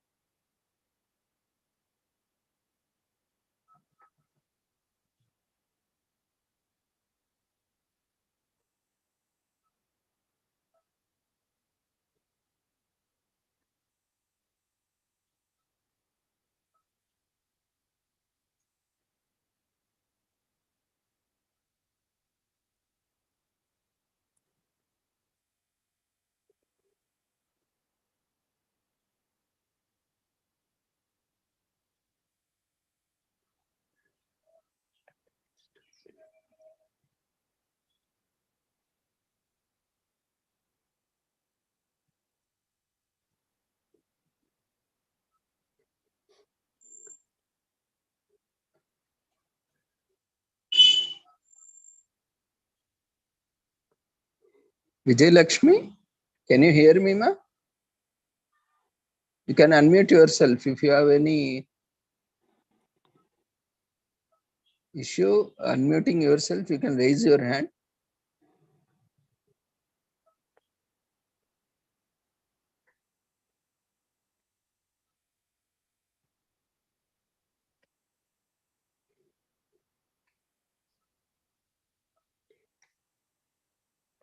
Have you received my mail, sir? No, ma, I have shared the email address once again in chat box.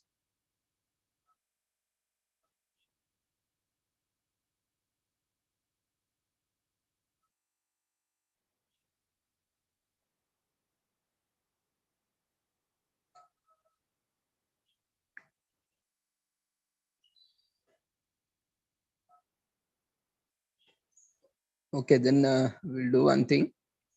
We will invite our next speaker, then we will continue with both of your sessions. Ma. You both of them, you be ready with your PPT. You also mail me on the email address. So now we'll move on to our next speaker, Sri Virendra Kumar M. Thakurji, Assistant Professor, and he is also advocate from Govind Ballabh Pant Institute of Engineering and Technology, Uttarakhand. We welcome you, sir, once again to the international webinar and seminar, and invite you to take over for your session on conflict-related sexual violence and Indian criminal law. Thank you very much, sir. I hope I'm audible, sir. Yes, sir. Okay. I'm starting my presentation. I will make it shareable. Yes, sir. Now you can start your video and presentation. Yes, sir. I'm starting my video also. I hope I'll be visible also. Okay. Let me change the settings. Satish ji, do you have any query? You have your hand raised.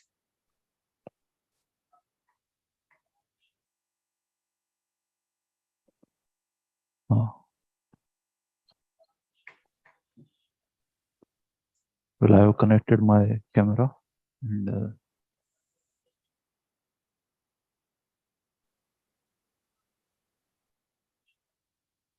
I hope I'm visible now, sir. Yes.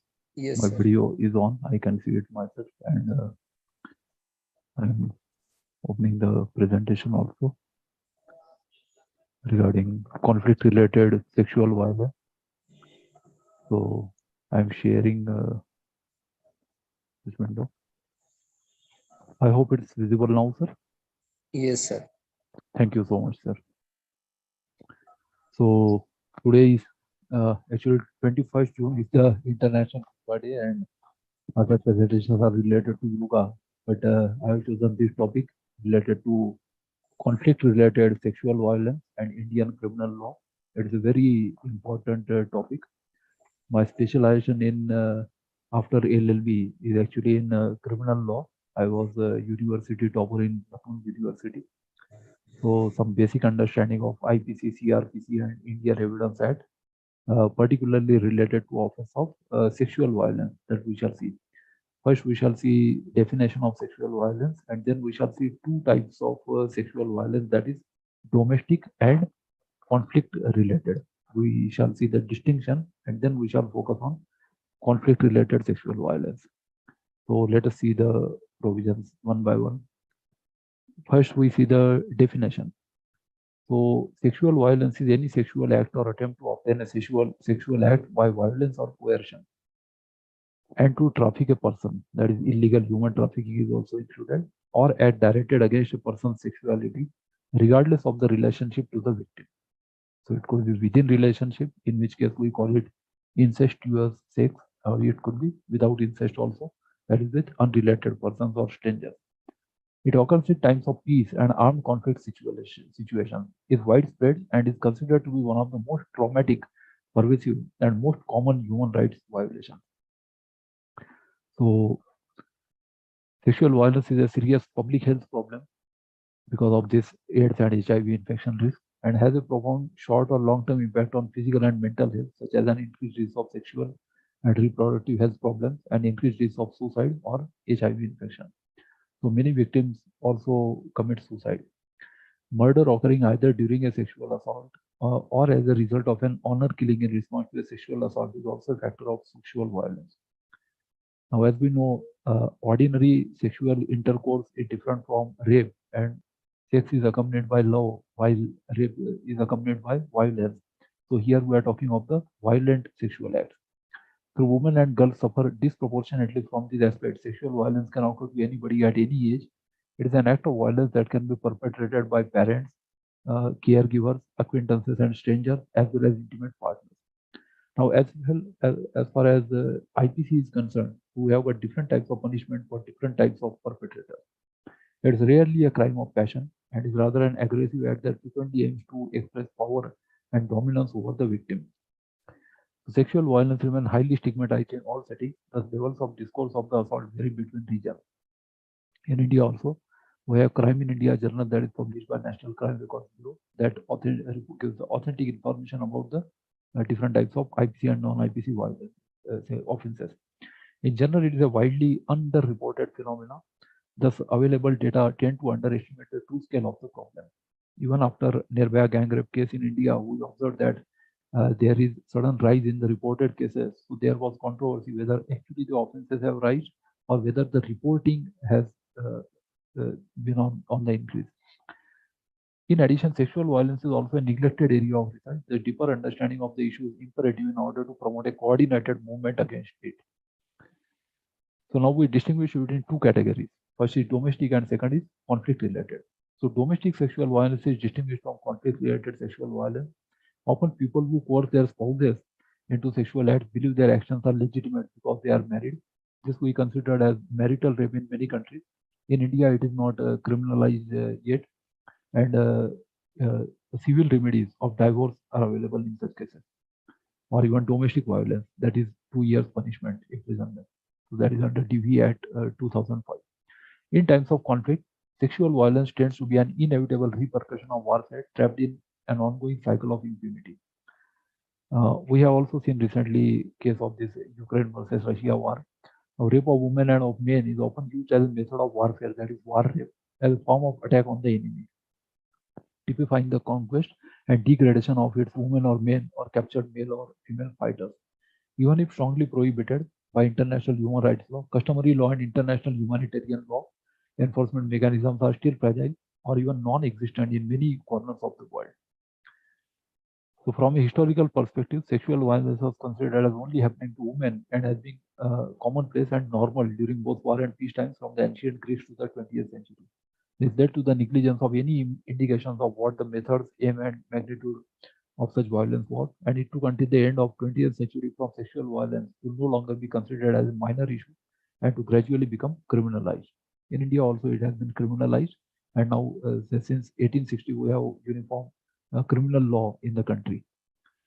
Now, first definition is by WHO, World Health Organization. So in its 2002 World Report on Violence and Health defined sexual violence as any sexual act, attempt to obtain a sexual act, unwanted sexual comments or advances, or acts to traffic, or otherwise directed against a person's sexuality using coercion by any person regardless of the relationship to the victim in any setting, including but not limited to home and work. In India, we have different definition, that is in IPC. So 375 has been completely changed after Nirbhaya gang rape case. So we shall see the modern definition also. WHO's definition of sexual violence includes, but is not limited to, rape, which is defined as physically forced or otherwise coerced penetration of the vulva or anus using a penis, other body parts, or an object. Even Indian definition under 375 is quite wide, as we shall see now after this. Sexual violence consists in a purposeful action of which the intention is often to inflict severe humiliation on the victims and diminish human dignity. In the case where others are forced to watch acts of sexual violence, such acts intimidating the larger community. Say, for example, parading a woman naked. That is also another form. Earlier, it was not punishable. Now, in India, we also have 354B that has been added to IPC. Other acts incorporated in sexual violence are various forms of sexual assault, such as forced contact between mouth and penis, vulva, or anal. Indian definition includes this also: anal sex, oral sex, object sex, natural sex. Sexual violence can include coerced contact between the mouth and penis, vulva, or anus, or acts that do not involve physical contact between the victim and the perpetrator. For example, sexual harassment, threats, and kicking. In India, after Nirbhaya gang rape case, we also have this sexual harassment of women in workplace prohibition and prevention act. So even in conduct rules of most of the government organizations, that has been included now. So there have been changes after 2013. Coercion with regard to sexual violence can cover a whole spectrum of degrees of force. Different types of force have been defined in India also in 375. Apart from physical force, it may involve psychological intimidation, blackmail, or other threats. For instance, the threat of physical harm, of being dismissed from a job, or of not obtaining a job that is sought. It may also occur when the person being attacked in India. It's a demand for illegal demand for sex is also considered as illegal gratification as per the decision of Rajasthan High Court under Prevention of Corruption Act 1988. So demand of sexual favors is also considered as a form of a bribe as per the law. It may also occur when the person being attacked is unable to give consent, for instance, while drunk, drugged, asleep, or mentally incapable of understanding the situation. Such broader definitions of sexual violence are found within international law.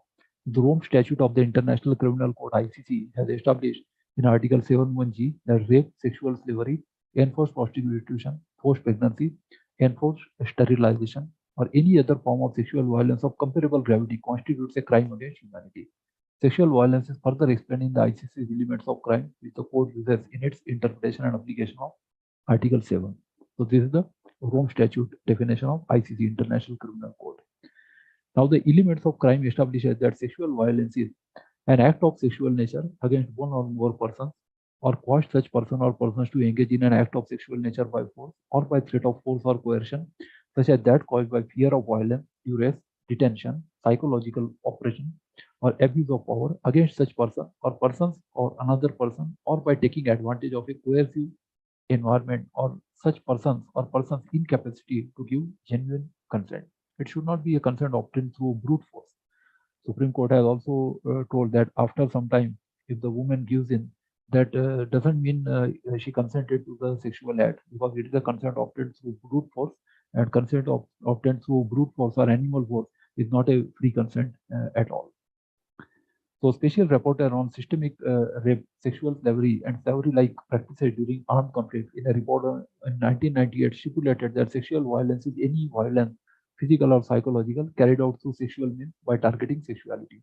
The definition encompasses physical as well as psychological attacks aimed at a person's sexual characteristics, such as forcing a person to strip naked in public. In India, we have 354B for this now. Mutilating a person's genitals or slicing of a woman's breast. The special rapporteur's definition also refers to situations in which two victims are forced to perform sexual acts on one another or to harm one another in a sexual manner. In India, we have provisions for voyeurism now that has been added after Nirbhaya gang rape case. The thorough definition is necessary in monitoring the prevalence of sexual violence and studying trends over time. In addition, a consistent definition helps in determining the magnitude of sexual violence and aids in comparing the problem across demographics. And consistency allows researchers to measure risk and protective factors for victimization in a uniform manner. This ultimately informs prevention and intervention efforts. So these are the definitions of the United Nations report here, as well as WHO definition we have seen. Now, the classification that is done generally between different types of sexual offenses, we have seen earlier that it is either conflict related or it is domestic. So a distinction is conflict-related sexual violence is sexual violence perpetrated by combatants, including rebels, militias, and government forces. The various forms of sexual violence can be used systematically in conflict to torture, injure, extract information, degrade, threaten, intimidate, or punish. That is the purpose of the object, criminal intent. Sexual violence can in such cases amount to being a weapon of war. Now, domestic sexual violence, in contrast, it is a sexual violence perpetrated by intimate partners and by other family or household members, and is often termed intimate partner violence. This kind of sexual violence is widespread both during conflict and in peacetime. It could be by husband, it could be by relative also. It is commonly believed that incidences of domestic sexual violence increase in wartime and in post-conflict environments. Now, if we see the latest report of, say, 2022, given by the UN Secretary General's report, the UN report on conflict-related sexual violence is the report of the Secretary General, which covers the period from January to December 2021. It is submitted pursuant to Secretary Council's resolution, in which the Council requested the Secretary General to report annually on the implementation of its earlier resolutions and to recommend strategic action. So the term conflict, these resolutions were passed in 2008, 2009, 2010, 13, and 19. The term conflict-related sexual violence, as used in the report of the Secretary General, refers to rape, sexual slavery, forced prostitution, forced pregnancy, forced abortion, enforced sterilization, forced marriage, and any other form of sexual violence of comparable gravity perpetrated against women, men, girls, or boys that is directly or indirectly linked to a conflict. Now we come to the need of special laws for women. So adverse gender ratio is a big sociological and criminological problem. If we just see 2 years before, the gender ratio in India was approximately 1083 to 1000. That means we say have 1083 men versus 1000 in relation to the 1000 women. And if we consider men as 1000, then the ratio is 1000 say male per 923 females. That is approximately, it could be, say, nearest integers is 52 to 48%. Now, what is the exact meaning or implication of this? It is not properly understood by many people. So let us see what does it mean.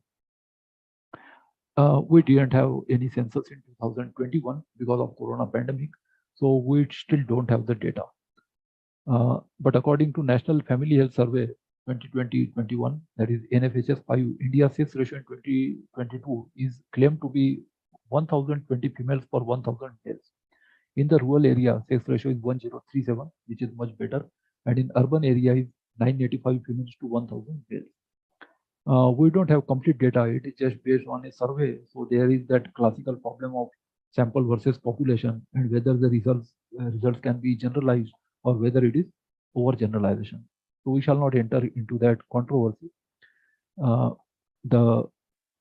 observations are based on these 2020 figures, that is 2 years before. So adverse gender ratio has the following main implication. Now, first problem is the marriage squeeze.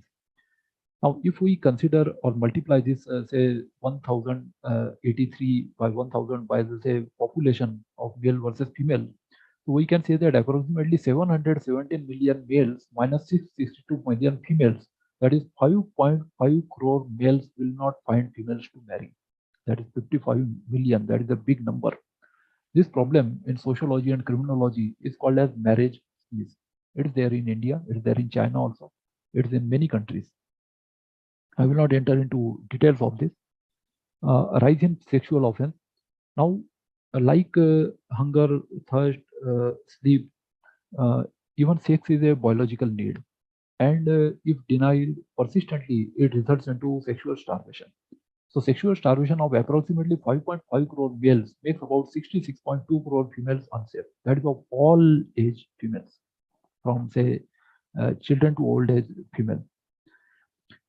Then third implication is increase in homosexuality among males. That is what else will this 5.5 crore males do? So there is demand for legalizing it. There is abolishing IPC 377 among consenting adults. So Supreme Court has decriminalized IPC 377 partially. That is only among consenting adults in September 2018. It has not been fully removed because if without consent, still homosexuality is an offense in India. If it is against minor, it is an offense. If it is bestiality, that is against animal, it is an offense. And object sale. So that is just like in Nirbhaya gang rape case. So that is still not decriminalized. So only we can say 1/5 of the section 377 is now decriminalized. That's only between consenting adults it is permitted. Now, inadequate representation. Now, because of this adverse gender ratio, there is also demand for reservation for women. That is, votes of females are reduced by about, if we consider voting age, that is above 18 years. So 3.70 crores. That is weakening them further, 37 million. As there is demand for more reservation for females everywhere, particularly parliament and assembly, but there is reluctance to give them even 33% reservation when actually it should be proportionate. That is, if we want it, it should be equitable, then it should be 52%. If it should be equal, so it should be 50%. So in India, it is neither equitable nor equal. In panchayats, they have given reservation, that is in local bodies, that is third tier of our government. But in parliament and state assemblies, it is not even 33%. And actual numbers, if you see, it is still less. Another implication is rise in prostitution. That is wife sharing system. Like Draupadi system will increase like in Nepal. In Nepal and in some of the East Indian states, this system is prevalent. That is 2, 3, 4 or 5, 6 say males share a common wife because of shortage. And this is called, they call it Draupadi system there. And prostitution will also increase. There is already demand for legalizing it. That is, if a common wife is shared, then of course it relates to the woman being treated as sexual object or objectification of women. So that is another, say, dangerous consequence of this. Sixth is related to dowry system. So it is predicted that it will gradually disappear in future and will become reverse. In India, we have dowry prohibition at 1961. So if we consider the demand and supply, say in sociology, then it can be seen that as per the social economics, there is more demand and less supply, and therefore the men will have to give dowry to families of females for marrying them in future. Because if the number goes on falling like this, the Law Commission and the Supreme Court have talked about misuse of only Section 498A, that is cruelty by husband and their relatives. So there is also no need to convert misuse of a single section of IPC into debate on other laws which are all necessary for protection of women and children. And we have many such laws in India. Only misuse of 498A is reported and has been acknowledged by Law Commission as well as by the Supreme Court. So hope everybody will appreciate the gravity and seriousness of this problem, and there is no need to convert this into a debate or gender war of superiority or inferiority of one gender over the other. That means we are not discussing here where being male or being female is superior or inferior. That is not the topic, or decried as a feminist view. Now, if we see the legislation, so the National Commission for Women in India in its website has listed several laws. We classify them into two categories, that is women-specific legislation and women-related legislation. So minor criminal laws include immoral traffic prevention at 1956, dowry prohibition at 1961, indecent representation of women prohibition at 1986, commission of sati prevention at 1987, that is forcibly burning women after their husband's death along with the fire of their husband, that is called sati in India. Protection of women from domestic violence at 2005, sexual harassment of women at workplace prevention, prohibition at redressal at 2013, and central rules under it. Criminal law amendment at 2013, that was passed after Nirbhaya gang rape case. Criminal law amendment at 2018, by which 376DA and 376DB has been included in Indian Penal Code, that is rape against girls of below 16 years of age and below 12 years of age. Besides POCSO, we already have protection of children from sexual offences Act 2012, Hindu widows remarriage Act 1856. So these are some of the women-specific legislation. In civil laws, we have Hindu women's right to property at 1937, medical termination of pregnancy at 1971, preconception PNDT Act, we call it, preconception and prenatal diagnostic techniques, prohibition of sex selection at 1994, which regulates the ultrasound clinics, etc. That is infant feticide, particularly of women, in the early stages, that is before birth, abortion or miscarriage. National, we have sections for abortion and miscarriage in IPC also. We shall see those in detail. National Commission for Women at 1990, maternity benefit at 1961. It is now going to be replaced by Code on Wages 2019. Muslim Women Protection of Rights on Divorce Act 1986. That was passed after Shah Banu case for maintenance under section CRPC 125. Dissolution of Muslim Marriages Act 1939. Muslim Women Protection of Rights on Marriage Act 2019, which we call as Teen Talaq Act. Family Courts Act 1984. The special courts are established. Family is people who are related by birth, adoption, or marriage. They are called as family. That is the definition of family.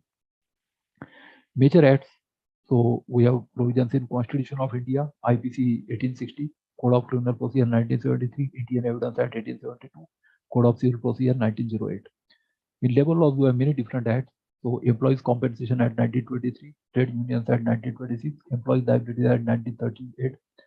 4 acts are there which have been repealed or they will be repealed very soon this year. That is Payment of Wages Act 1936, Payment of Wages Act, Procedure Act 1937, Minimum Wages Act 1948, and Equal Remuneration Act 1976, which shall all be repealed by the Code on Wages 2019, that is recently passed and published in the official gazette. Rules have been made by most of the state governments, so it will be implemented very soon.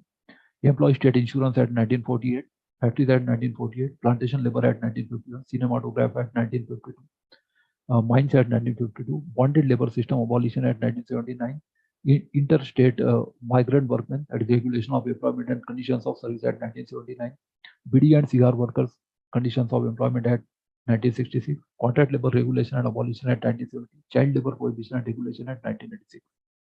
They have some of the other sections, that is not entire acts, but few sections are there that are related to say protection of women. Now under family laws, that is related to marriage, divorce, succession, etc. So we have for different communities, we don't have uniform civil code in India as yet. So we have Special Marriage Act 1954 for intercaste and interreligious marriages. It permits foreign marriage also. For marriages that are celebrated in foreign countries of Indians, so we have Foreign Marriage Act 1969 to give sanctity to them, like some celebrities go and marry in foreign countries. So for that we have Foreign Marriage Act, Guardians and Wards Act 1890, Indian Christian Marriage Act 1872. Then Divorce Act 1869 for Anglo-Indians or Christian communities. Married Women's Property Act 1874, Protection of Civil Rights Act 1955. Then Hindu Marriage Act 1955, Hindu Adoptions and Maintenance Act 1956, Hindu Minority and Guardianship Act 1956, and Hindu Succession Act 1956. Collectively, these 4 acts we call as Hindu Core Bill. Muslim Personal Law, Shariat Application Act 1937 for Muslim community, Anand Marriage Act 1909 for Sikh community, Prohibition of Child Marriage Act 2006, and Child Marriage Restraint Act 1929, which are minor criminal laws. Then we have Mental Health Care Act 2017, Protection of Human Rights Act 1993, Juvenile Justice Care and Protection of Children Act 2015. Before that, we had acts of 1996 and 2000, which have now been repealed after Nirbhaya gang rape case and Justice Verma Commission report. The Transgender Persons Protection of Rights Act 2019, which has been passed after say judgment of Supreme Court. Other laws are there. So these are some of the sections which are listed here of different acts that we have seen. So these are the sections that related to women and the relevant provisions of that. Now, if we see the provisions in detail, particularly of IPC, CRPC, and Indian Evidence Act, then we have to remember that whatever law we knew or whatever we see in movies has changed much particularly after 1994. So there have been some amendments in 2005, in 2010, then 2013, and 2018 after the Nirbhaya gang rape case of 2012. So firstly, there is right of private defense. So any person can cause death of a person, and that is not a criminal offense if it is, say, thirdly, an assault with the intention of committing rape. It could be rape on the victim. It could be rape on anybody, whether that person is related or not related to anybody. So anybody, to protect any woman, can cause death of the person or the perpetrator of crime. So the right of private defense of the body extends under the restrictions mentioned in the last preceding section to the voluntary causing of death or of any other harm to the assailant if the offense which occasions the exercise of the right be of any of the descriptions hereinafter enumerated, namely. So there are 7 cases. Third is related to rape. Fourth is related to gratifying unnatural lust. That is, if a male attacks male or say homosexuality, then the death of attacker can be caused by the person who is being attacked. And we also have for kidnapping or abducting, or it could be say act of throwing or administering acid. That is the 7th one, or an attempt to throw or administer acid, which may reasonably cause the apprehension that grievous hurt will otherwise be the consequence of such act. So these are some of the clauses that are related to, say, women. Then we have 166A that is related to FIR. So now police officer cannot refuse to file FIR. So this has been inserted after 2013, that whoever being a public servant knowingly disobeys any direction of the law which prohibits him from requiring the attendance at any place of any person for the purpose of investigation into an offence or any other matter, or knowingly disobeys to the prejudice of any person or the direction of the law regulating the manner in which he shall conduct such investigation. So firstly related to attendance, second is related to investigation, that is chapter 12 of CRPC, or fails to record any information. This we call as the FIR, or the first information report, given to him under subsection 1 of section 154 of the CRPC in relation to cognizable offence punishable under section 326, section 326B. Now 326A and 326B are related to acid attack. They have been inserted recently in 2013.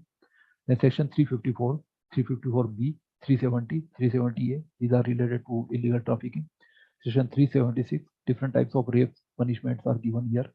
So 376, 376A, 376AB, 376B, 376C, 376D, 376DA, 376DB, 376E, that is gang rape, and or section 509.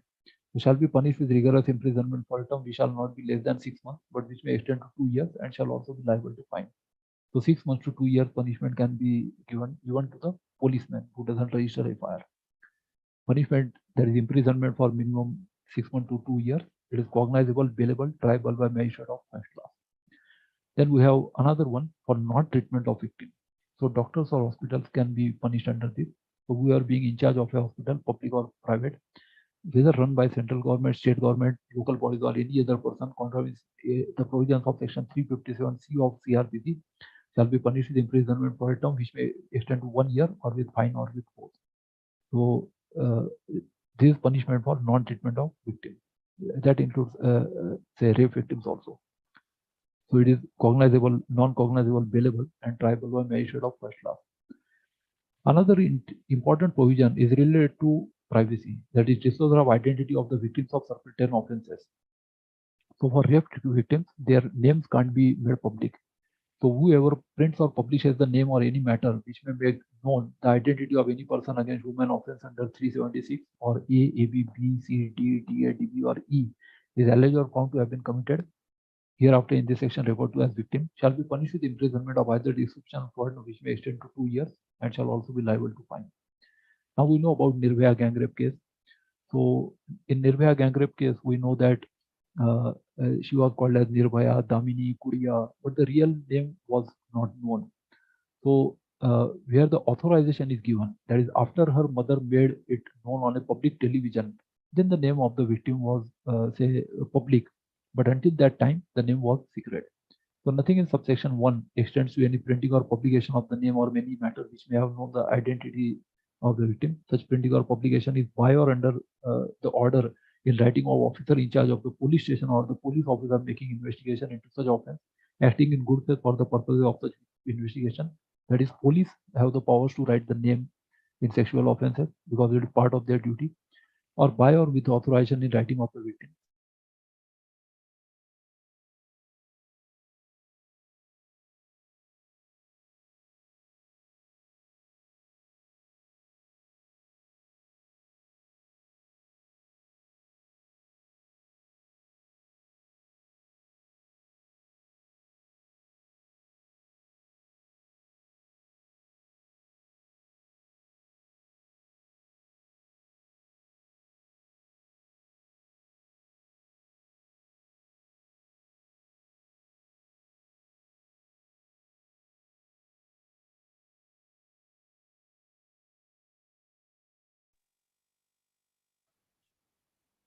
Sir, no voice, sir. I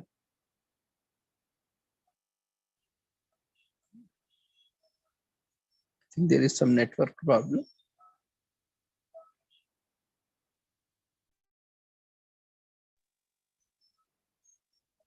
Let's wait while speaker gets connected back.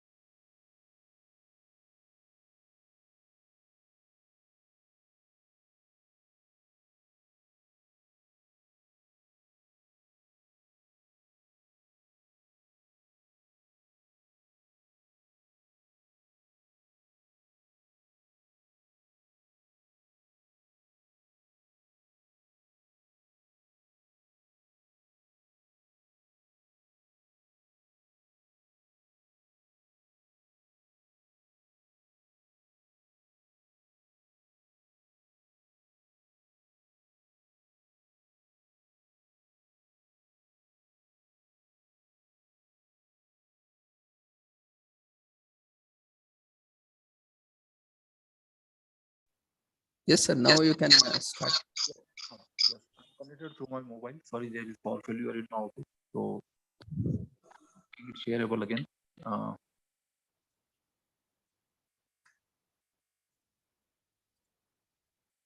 I already copied the presentation on my mobile phone also. So, well, I'm making it shareable. I hope it is visible.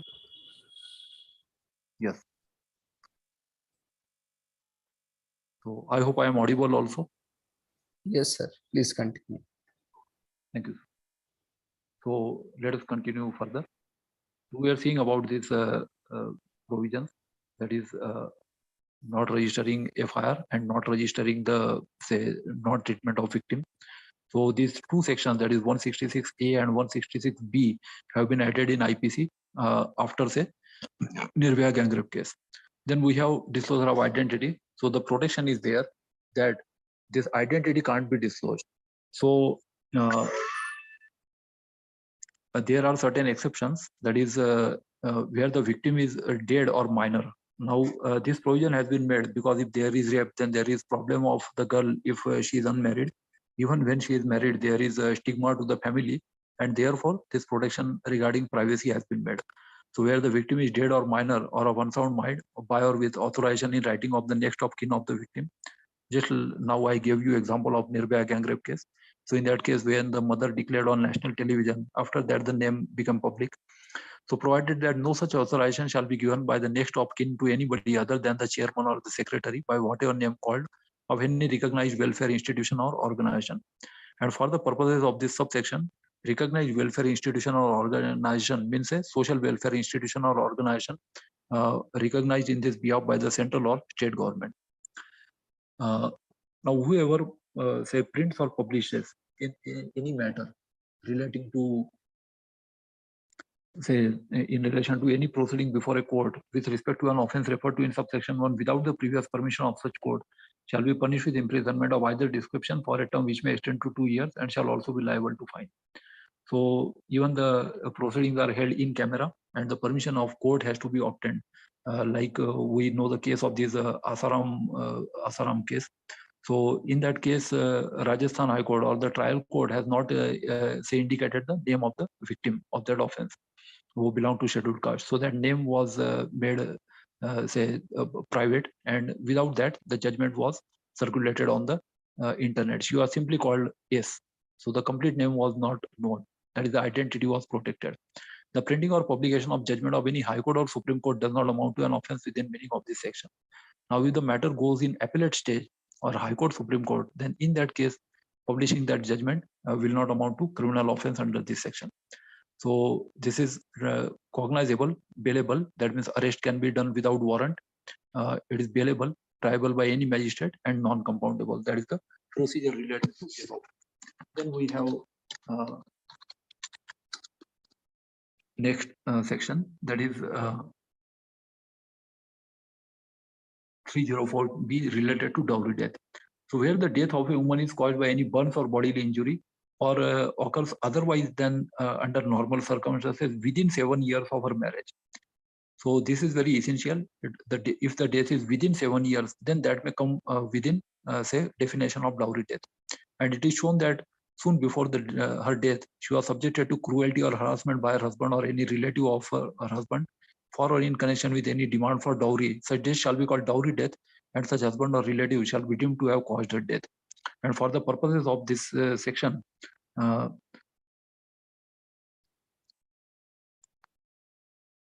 classification is, say, dowry shall have same meaning as given in Dowry Prohibition Act, Section 2, 1961. So whoever commits dowry death shall be punished with imprisonment for a term which shall not be less than 7 years, but which may extend to imprisonment for life. Classification is, procedure is given in CRPC. So that is, say, cognizable, bailable, and triable by court of session. That is the highest type of punishment can be given because it is life imprisonment here, and non-compoundable. Non-compoundable means compromise can't be done under CRPC 320 or 321, even with the permission of the court. So that is the meaning of non-compoundable. That means non-compromisable, we can say in simple words. And causing miscarriage. So whoever voluntarily causes a woman with child to miscarry, shall, if such miscarriage be not caused in good faith, for the purpose of saving the life of the woman. That is for we have got this MTP Act now, Medical Termination of Pregnancy Act 1971. So we punish with imprisonment of either description for a term which may extend to 3 years or with fine or with both. And if the woman be quick with child, quick means with labor pains, shall be punished with imprisonment of either description for a term which may extend to 7 years and shall also be liable to fine. So a woman who causes herself to miscarry is within the meaning of this section. That is, the woman herself may be punished. That is clarified here. This is non-cognizable, bailable, and triable by magistrate of first class and non-compoundable.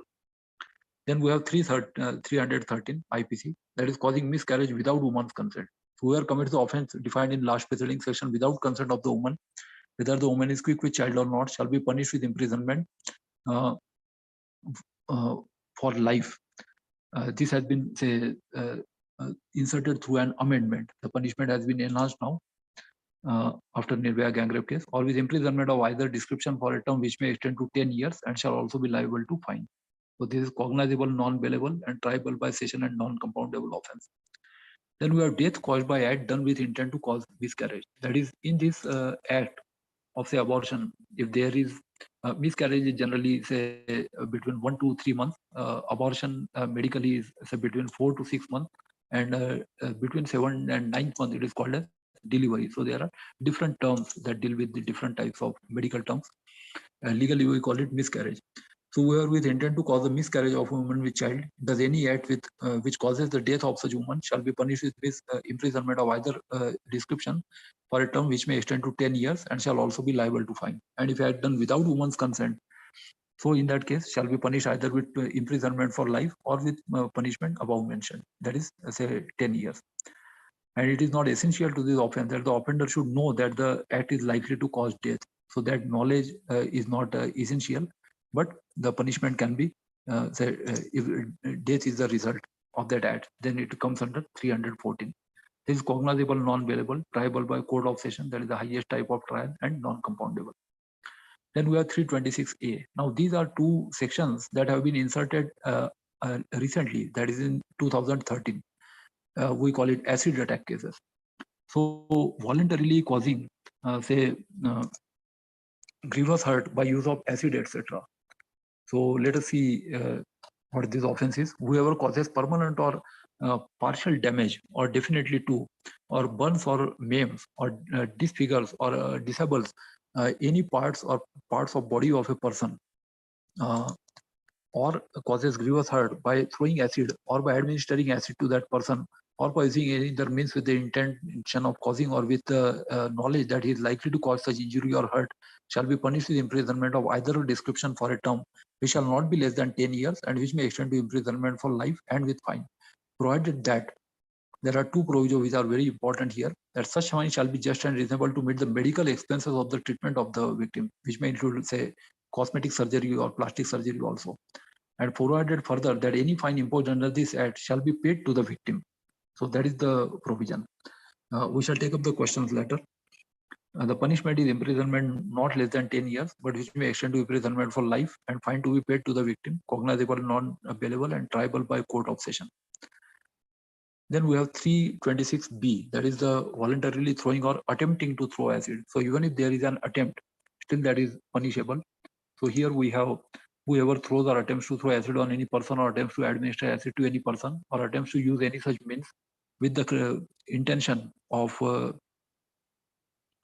say causing permanent or partial damage or deformity or burns or say maiming or disfigurement or disability or grievous hurt to that person shall be punished with imprisonment of either description for a term which shall not be less than 5 years, but which may extend to 7 years and shall also be liable to fine.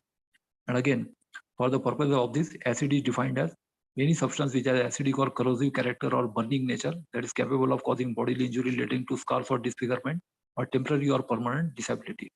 And for the purposes of section 326A and this section, permanent or partial damage or deformity shall not be required to be irreversible. That is, whether it is curable or not curable by plastic surgery or not, that shall not be a consideration while awarding the punishment. That shall not be considered by the court. So classification is, it is 7 years with fine, cognizable, non-bailable, and triable by court of session. Then we come to another one, that is say 354, assault or criminal force to woman with intent to outrage her modesty. This is an old provision in IPC. It was already there. Whoever assaults or uses criminal force to any woman intending to outrage or knowing it to be likely that he will thereby outrage her modesty shall be punished with imprisonment of either description for a term which shall not be less than 1 year, but which may extend to 5 years and shall also be liable to fine. This is cognizable, non-bailable, and triable by any magistrate. Then we have 354 A, B, C, D. These sections have been recently introduced after, say, inserted after Nirbhaya gang rape case. First is sexual harassment and punishment for sexual harassment. So let us see what is the definition, because same definition has been given in most of the conduct rules also for government servants. So a man committing any of the following acts. We have 4 different categories, that is 1, 2, 3, and 4.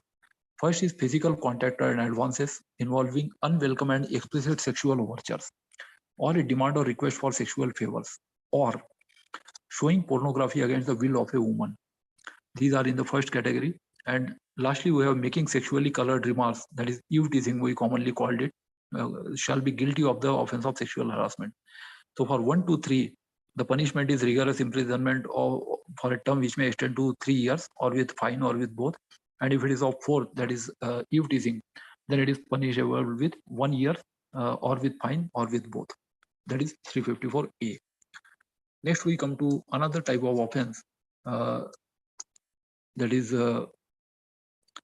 classification is here. It is cognizable, bailable, and triable by any magistrate. So 354B is assault or use of criminal force with intent to disrobe, like in the movie Bandit Queen by Shekhar Kapoor. We had seen that there was this say woman was paraded naked, fully naked, and all say villagers were watching. Now there was no specific punishment for such offences in India earlier. So now this section has been introduced, and any man who assaults or uses criminal force to any woman or abets such act with the intention of disrobing or compelling her to be naked shall be punished with imprisonment of either description for a term which shall not be less than 3 years, but which may extend to 7 years, and shall also be liable to fine. This is cognizable, non-bailable, and triable by any magistrate. Then there is voyeurism. Voyeurism, I'll give you an example. That is, there was one movie, Ek Choti Si Love Story, in which Manisha Koirala is seen having, say, sexual intercourse with her boyfriend, and a teenager watches with the help of a telescope. Now, whenever there is voyeurism, it should not be simple staring. Simple staring is not an offense. But when a woman is, for example, she is going to toilet, or say she is engaging in a, say, sexual intercourse, or whether she is breastfeeding. So in such cases, if a person watches, then that is a voyeurism. So any man who watches or captures the image of a woman engaging in a private act in circumstances where she would usually have the expectation of not being observed either by the perpetrator or disseminate such image shall be punished on first conviction with imprisonment of either description for a term which may extend to say which shall not be less than 1 year, but which may extend to 3 years, and shall also be liable to fine and be punished on a second or subsequent conviction. That is, there is enhanced punishment with imprisonment of either description for a term which shall not be less than 3 years, but which may extend to 7 years, and shall also be liable to fine. Then we have 354C. Explanation is there that private act, the definition is given here. I will start it from my desktop. Our connection is there, so I hope I will be able to share screen from there. Sir, may you make me host from my desktop computer? You can Okay. to Virendra Kumar Thakur, so you can make the other one so that I can start sharing from there. That will give a better view to the viewers.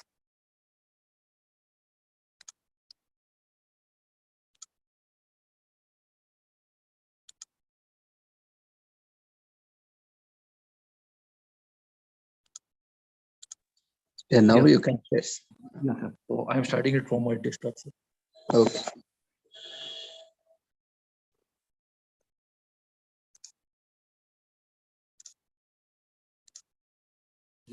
I hope now it's visible. And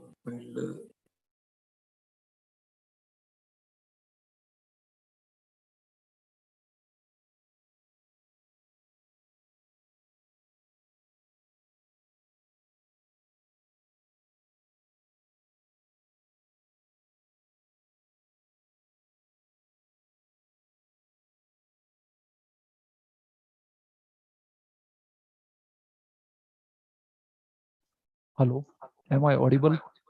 Visible? Yes, sir. Okay, thank you, sir. So now I'm making my screen shareable again.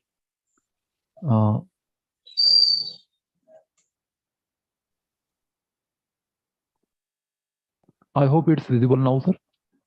Yes, sir. Please continue. Yes, okay. So now we are seeing 354 ABCD. So these are the new sections, and that's why it's important to look into this. Now, first is 354 voyeurism. So private act is defined. It includes an act of watching carried out in a place which in the circumstances would reasonably be expected to provide privacy, and where the victim's genitals, posterior or breast are exposed or covered only in underwear, or the victim is using a lavatory, or the victim is doing a sexual act that is not of a kind ordinarily done in public. Now, second explanation is where the victim consents to the capture of the images or any act, but not to their dissemination to third person, and where such image or act is disseminated, that is maybe on internet or social media. So such dissemination shall be considered an offense under this section, because the consent was only for filming or capture. It was not for public dissemination. So this is cognizable, bailable, and triable by any magistrate. Then we have stalking, that is following a woman. Now, earlier the traditional offense was say following it on say physically, that is where a woman lives or where she works, etc.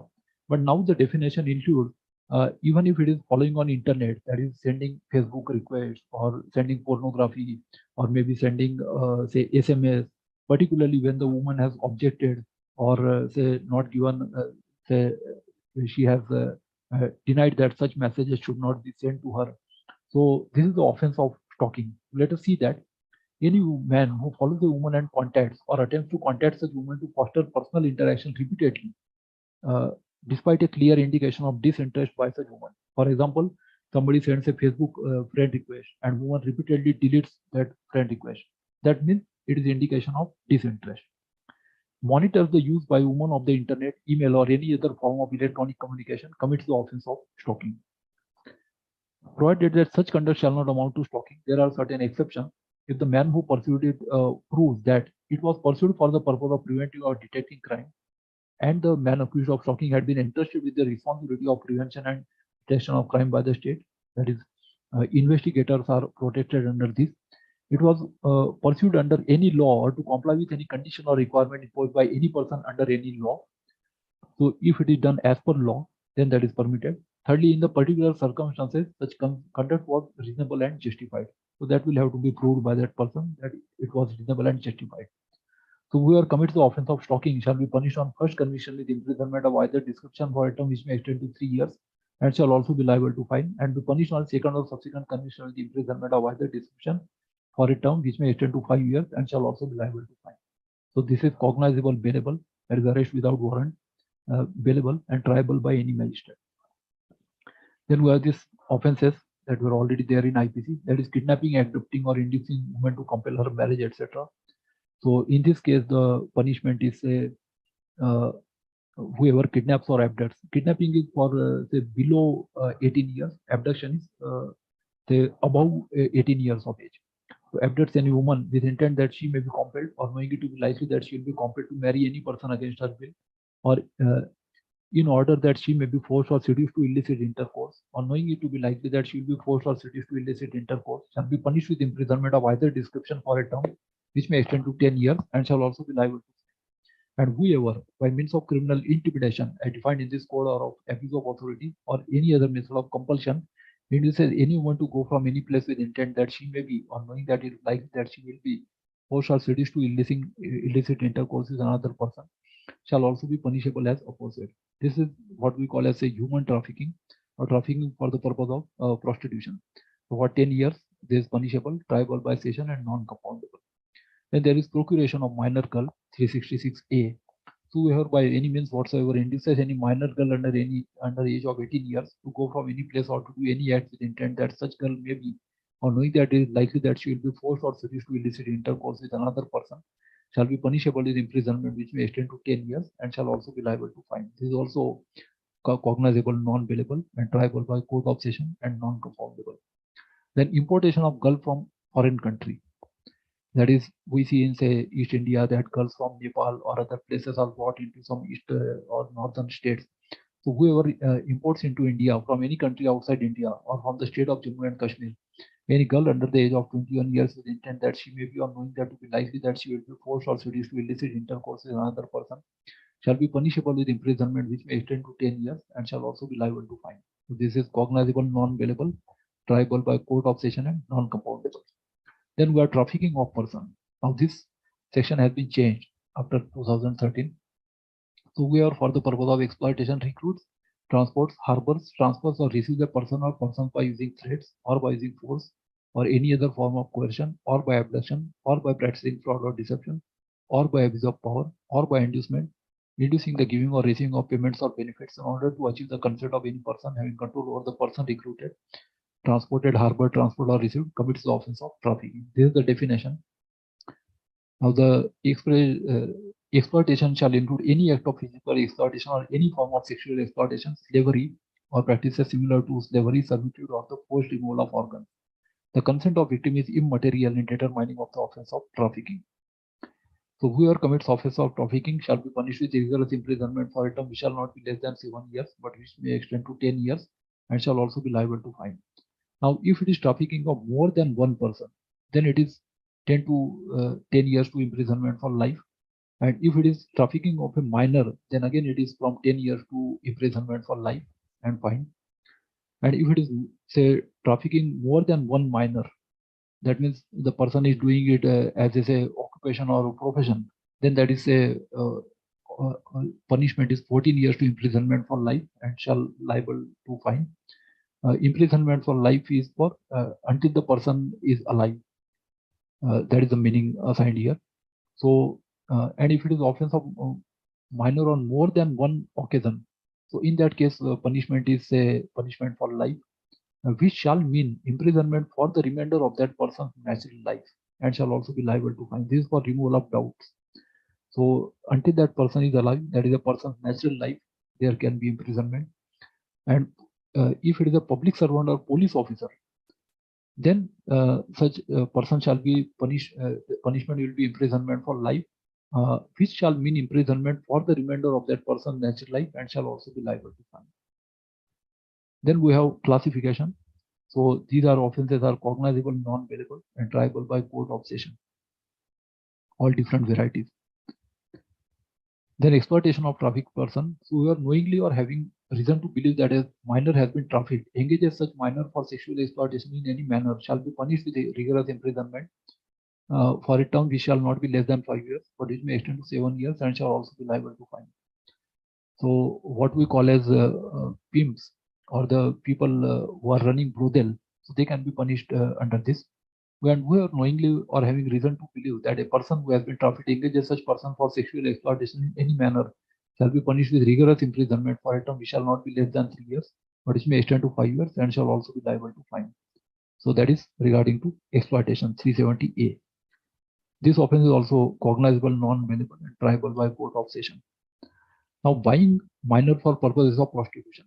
So whoever buys, hires or otherwise obtains possession of any person under the age of 18 years with intent that such person shall at any age be employed or used for the purpose of prostitution or illicit intercourse with any person or for any unlawful and immoral purpose, or knowing it to be likely that such person will at any age be employed or used for any such purpose, shall be punished with imprisonment for either description for a term which may extend to 10 years and shall also be liable to fine. And if any prostitute or any person keeping or managing a brothel who buys, hires or otherwise obtains possession of a female under age of 18 years shall, until the contrary is proved, be presumed to have obtained possession of such female with the intent that she shall be used for the purpose of prostitution. So this explanation has been added, and illicit intercourse has the same meaning as given in section 372. So this is non-bailable, cognizable, and triable court of session and non-compoundable. Now we come to the important definition of rape. The definition has been completely changed now. Earlier, the definition was quite difficult to implement, and it was very impractical, or the conviction rate was very low, and it was very difficult for a woman to punish such offense. We see the example in movie Damini, that was say released in 1994. So many different questions were asked. Now the changes have been made in IPC, CRPC, as well as under Indian Evidence Act, and the definition is completely changed. So let us now see what is this comprehensive definition now.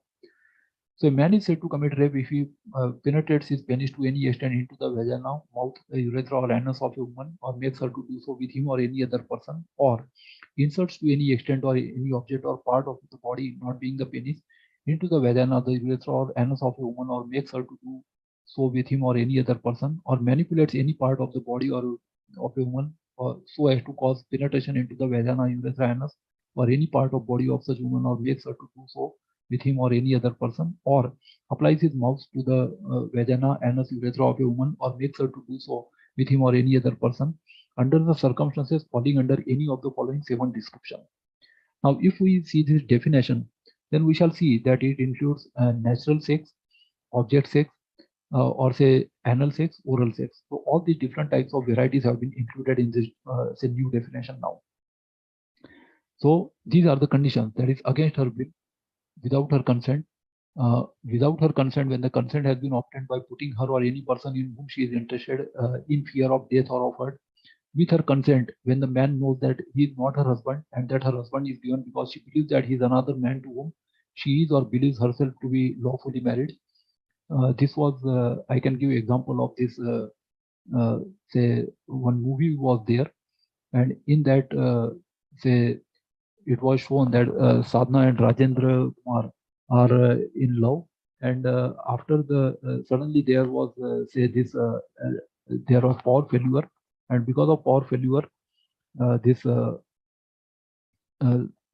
sexual intercourse happened, and after the sexual intercourse Sadhna comes to know that it was actually say not say Rajendra Kumar, but it was actually Prem Chopra. So this is, we can say, an example of say this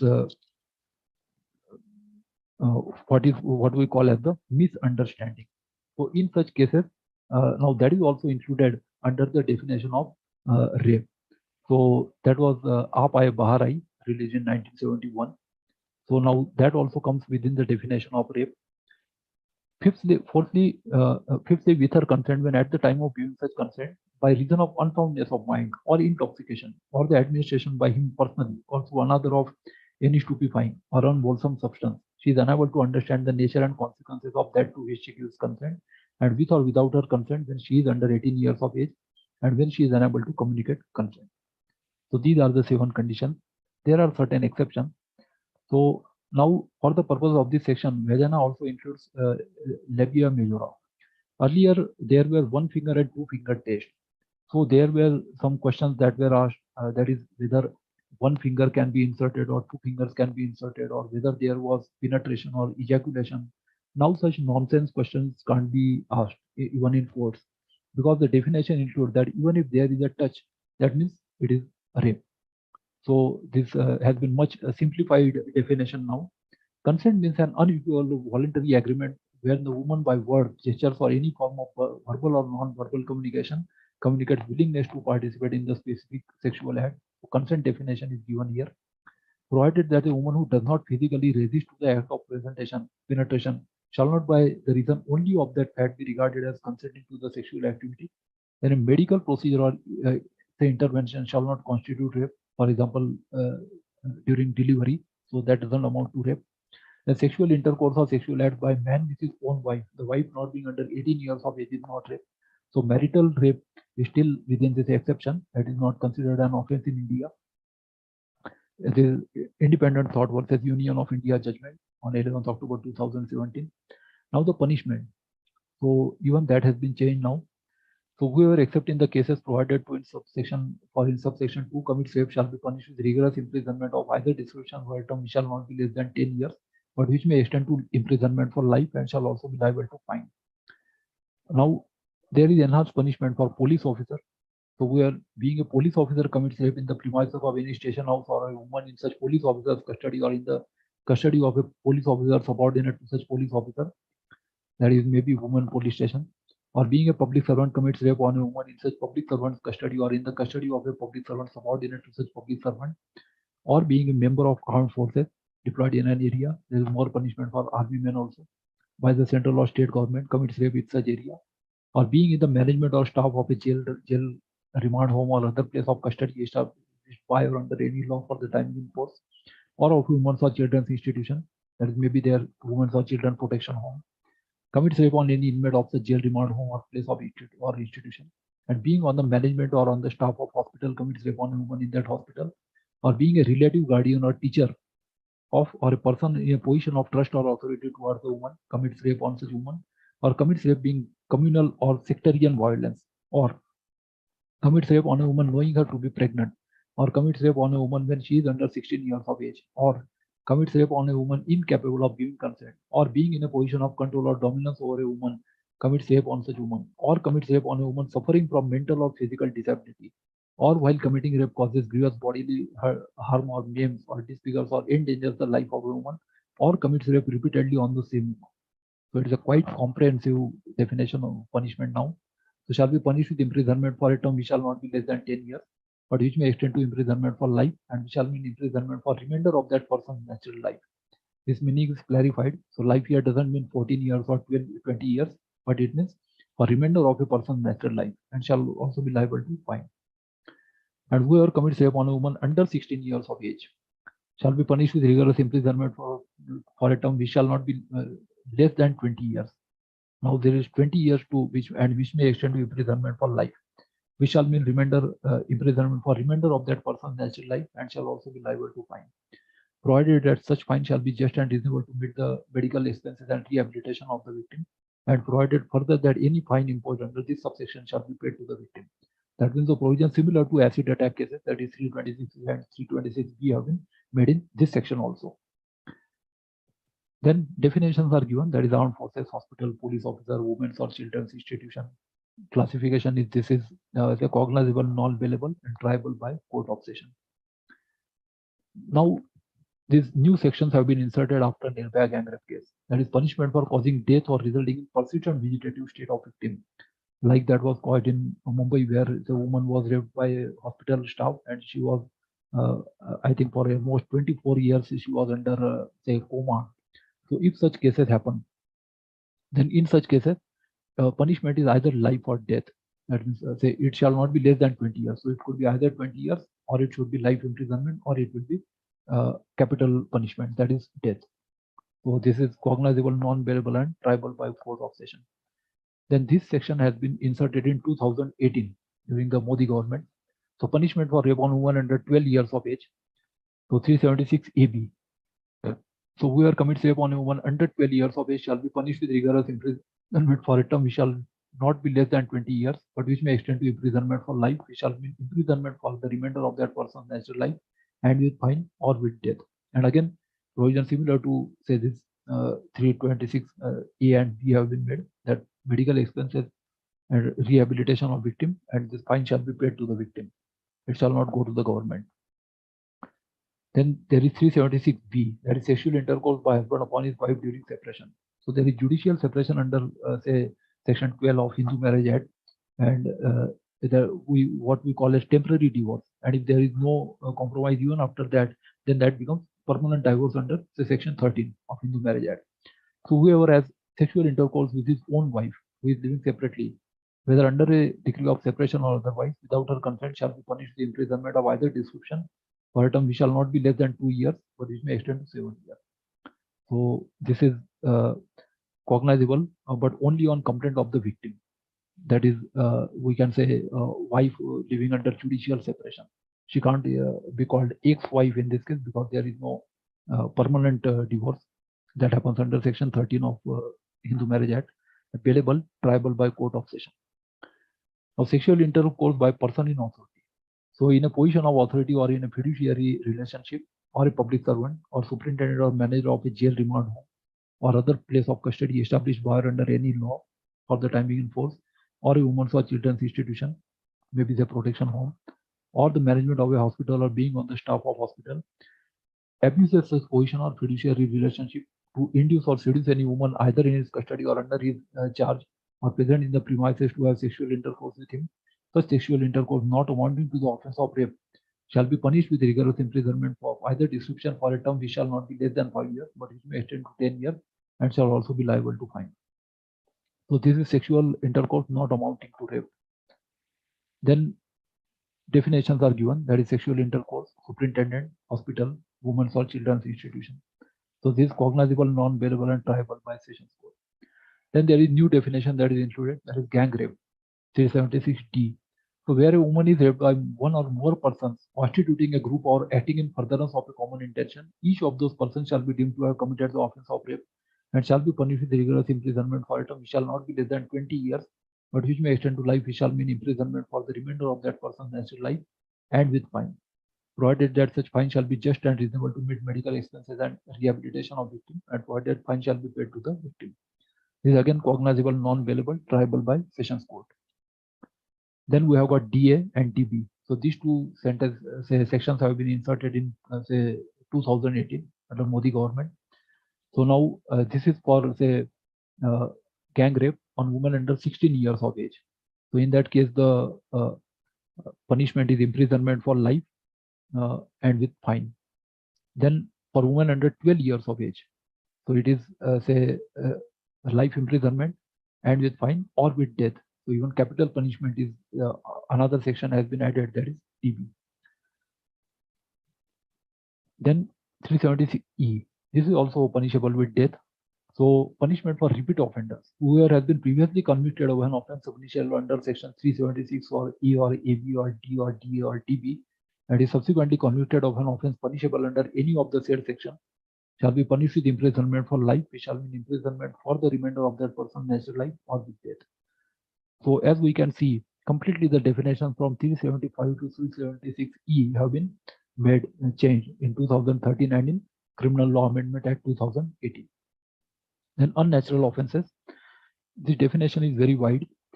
Whoever voluntarily has carnal intercourse against the order of nature with any man, woman, or animal shall be punished with imprisonment for life or with imprisonment of either description for a term which may extend to 10 years and shall also be liable to fine.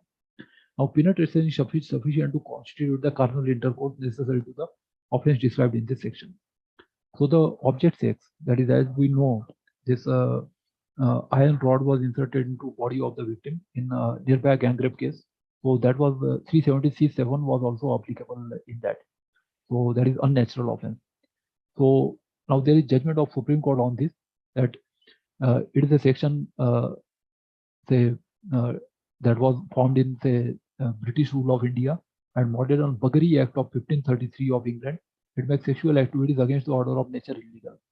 On 6 September 2018, Supreme Court of India ruled that application of section 376 to consensual homosexual sex between adults was unconstitutional, irrational, indefensible, and manifestly arbitrary, but that section 377 remains in force relating to sex with minors, non-consensual sexual acts, and bestiality, that is sex with animals, and even the object sex. So object sex is now in 375 also. Now, portions of the section were first struck down as unconstitutional with respect to gay sex by the Delhi High Court in July 2009. Then the judgment was overturned by Supreme Court of India on 11 December 2013 in Suresh Kumar Kaushal versus Nas Foundation. We call it Nas Foundation case. The court held that amending of or repealing section 377 should be a matter left to Parliament, not the judiciary. So complete 377 was not repealed, but only consensual sex was permitted between consenting adults. So on 6 February 2016, 3-member bench of court reviewed curative petitions submitted by Nas Foundation and others and decided that they would be reviewed by 5-member constitutional bench. So that judgment came then by constitutional bench. Then there was Puttaswamy judgment that we have earlier discussed in say 1 month before in this Right to Information Act also. So Supreme Court upheld right to privacy as fundamental right under Constitution in the landmark Puttaswamy judgment. So the court also called for equality and condemned discrimination, stated that protection of sexual orientation lies at core of fundamental rights, and that rights of LGBT population are real, that is lesbian, gay, bisexual, and transgender, and founded on constitutional doctrine. The judgment was believed to imply unconstitutionality of Section 377. And then came this Nath Foundation judgment. So there was also another case, that is Navtej Singh Johar versus Union of India. So 377 was declared unconstitutional in that judgment. And so far as it criminalizes consensual sexual contact between adults of the same sex. This judgment was delivered by 5 judges constitutional bench. In a constitutional bench, there are minimum 5 judges of our Supreme Court. So that is Deepak Mishra, Justice CJI Deepak Mishra was there, Justice R.F. Nariman, Justice D.Y. Chandrachud, A.M. Khanvilkar, and Indu Malhotra. Now these are related to marriage offences, cohabitation caused by man deceitfully inducing a belief of lawful marriage. So every man who by deceit causes any woman who is not lawfully married to him to believe that she is lawfully married to him and to cohabit or have sexual intercourse with him in that belief shall be punished with imprisonment of either description for a term which may extend to 10 years and shall also be liable to fine. This is again non-cognizable, non-bearable, triable by magistrate of first class and non-compoundable. Marrying again during life of husband or wife, which we call as bigamy. So whoever having a husband or wife living married in any case in which such marriage is void by reason of its taking place during the life of such husband or wife shall be punished with imprisonment of either description for a term which may extend to 7 years and shall also be liable to fine. The section does not extend to any person whose marriage with such husband or wife has been declared void by a court of competent jurisdiction, nor to any person who contracts or married during the life of the former husband or wife if such husband or wife at the time of the subsequent marriage shall have been continually absent from such person for the space of 7 years and shall not have been heard or of by such a person as being alive within that time, provided the person contracted in such subsequent marriage shall before such marriage takes place inform the person with whom such marriage is contracted of the real state of facts so far as the same are within his or her knowledge. There was one movie Deewana in which Divya Bharti has one husband, that is Rishi Kapoor, and he was say missing for 7 years, and she commits the new marriage. Second marriage is with Shah Rukh Khan, and then the first husband returns, that is Rishi Kapoor. That was shown in Deewana. That was based on this say 494 bigamy. Same offense with concealment of formal marriage from person with whom subsequent marriage is contracted. So whoever commits the offense defined in the last preceding section, having concealed from the person with whom the subsequent marriage is contracted the fact of the formal marriage, shall be punished with imprisonment of either description for a term which may extend to 10 years and shall also be liable to fine. This was also shown in one movie, Ghar Wali Bahar Wali.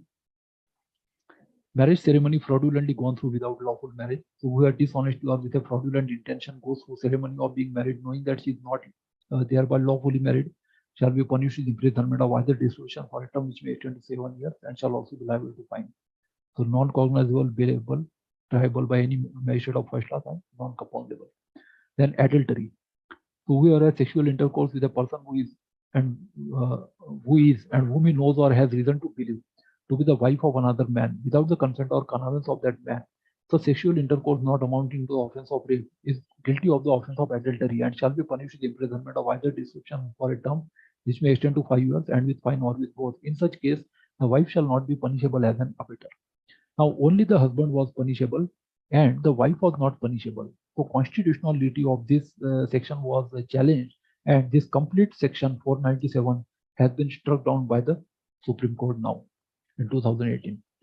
So this is the judgment that only a man who had consensual sexual intercourse with the wife of another man without his consent could have been punished under this offense in India. We know it was given in one movie Silsila that say in that Amitabh Bachchan has a affair with Rekha and she was married to say Sanjeev Kumar, and Jaya Baduri or Jaya Bachchan is his wife, that is shown in that movie.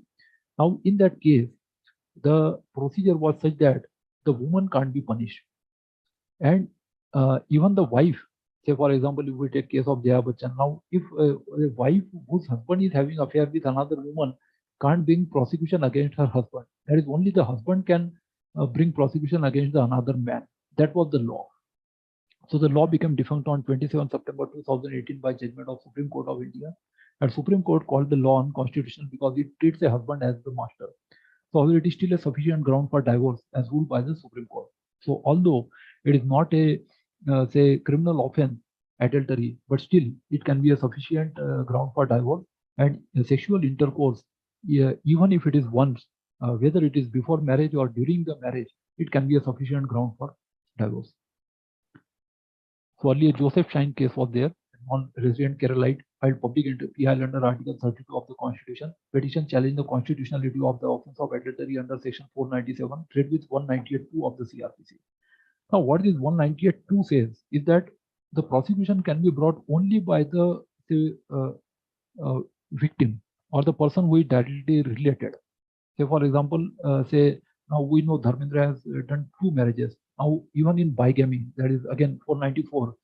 The only person who can bring that offense is that first wife. If the first wife is satisfied, then the third party can't institute criminal proceedings. That is the law. So under 494, Dharmendra was not punished. So there's a 197 or 198(2) is applicable. Now in 197, some amendment has been done that we shall see after this. So 497 IPC criminalize adultery by imposing culpability on a man who engages in sexual intercourse with another person's wife. And adultery was punishable with a maximum imprisonment of 5 years. Women, including consenting parties, were exempted from prosecution because they were not considered as abettor. Further, a married woman could not bring forth a complaint under 497 IPC when her husband engaged in sexual intercourse with an unmarried woman. I have already given you example of the movie Silsila. This was in view of Section 198(2) of CRPC, which specified how a complainant can file charges for offences committed under 497 and 498 IPC. So, Advocate Jaina Kothari, Executive Director of CLPR, represented Interventure Vimochana. She asserted provision which categorized adultery as an offence by invoking fundamental right to privacy, recognized by Supreme Court in Putta Swami case of 2017. She argued that right to intimate association is a facet of privacy which is protected under the Constitution. So 497 was unconstitutional, as the very basis for criminalizing adultery was the assumption that a woman is considered as the property of the husband and cannot have relations outside of marriage. The same restrictions, however, did not apply in case of the husband. That means if there was affair with a widow or unmarried girl, that was not punishable under adultery because unmarried girl or widow do not have any husband who can bring prosecution. So that was, we can say, one shortcoming of that law. So Section 1497 was completely repealed. So not repealed, but we can say it was declared unconstitutional. It is still in the statute book. So Section 497 violates right to privacy as well as liberty of women by discriminating against married women and perpetrating gender stereotypes. So on 27 July 2018, 5-judge bench of Supreme Court unanimously struck down 497 of IPC as being violative of Article 14, 15, and 21 of the Constitution. 498 is enticing or taking away or detaining with criminal intent of a married woman. So whoever takes or entices away any woman who is and whom he knows or has reason to believe to be wife of any other man or that man, from that man or from any person having the care of her on behalf of that man with intent that she may have illicit intercourse with any person or consists or detains with that intent to any such woman shall be punished with imprisonment of either description for a term which may extend to 2 years or with fine or with both. Then 498A is there, cruelty. This is what is found to be most misused section as found by Law Commission of India and the Supreme Court of India. So whoever being the husband or relative of the husband of a woman subjects such woman to cruelty shall be punished with imprisonment for a term which may extend to 3 years and shall also be liable to fine. Cruelty means any willful conduct which is of such a nature as is likely to drive the woman to commit suicide or to cause grave injury or danger to life, limb or health, whether mental or physical, of the woman, or harassment of the woman where such harassment is with a view to coercing her or any person related to her to meet any lawful demand for any property or valuable security, or is on account of failure by her or any person related to her to meet such demand. The main objection against this section was that the complainant is generally daughter-in-law, and the people who are imprisoned include not only the husband but also the mother-in-law and the sister-in-law. So the Supreme Court had asked the National Commission for Women whether this mother-in-law and sister-in-law, they are also women. So why this NCW is protecting only the daughter-in-law or considering only daughter-in-law as the victim? Because other two, that is Nanand and Sas, these are also the women. That was one of the main objections against this, alleging the misuse of this chapter. That is, this chapter includes only one section, that is chapter 20A, section 498A. And lastly, in IPC, we have this word, gesture, or act intended to insult modesty of woman.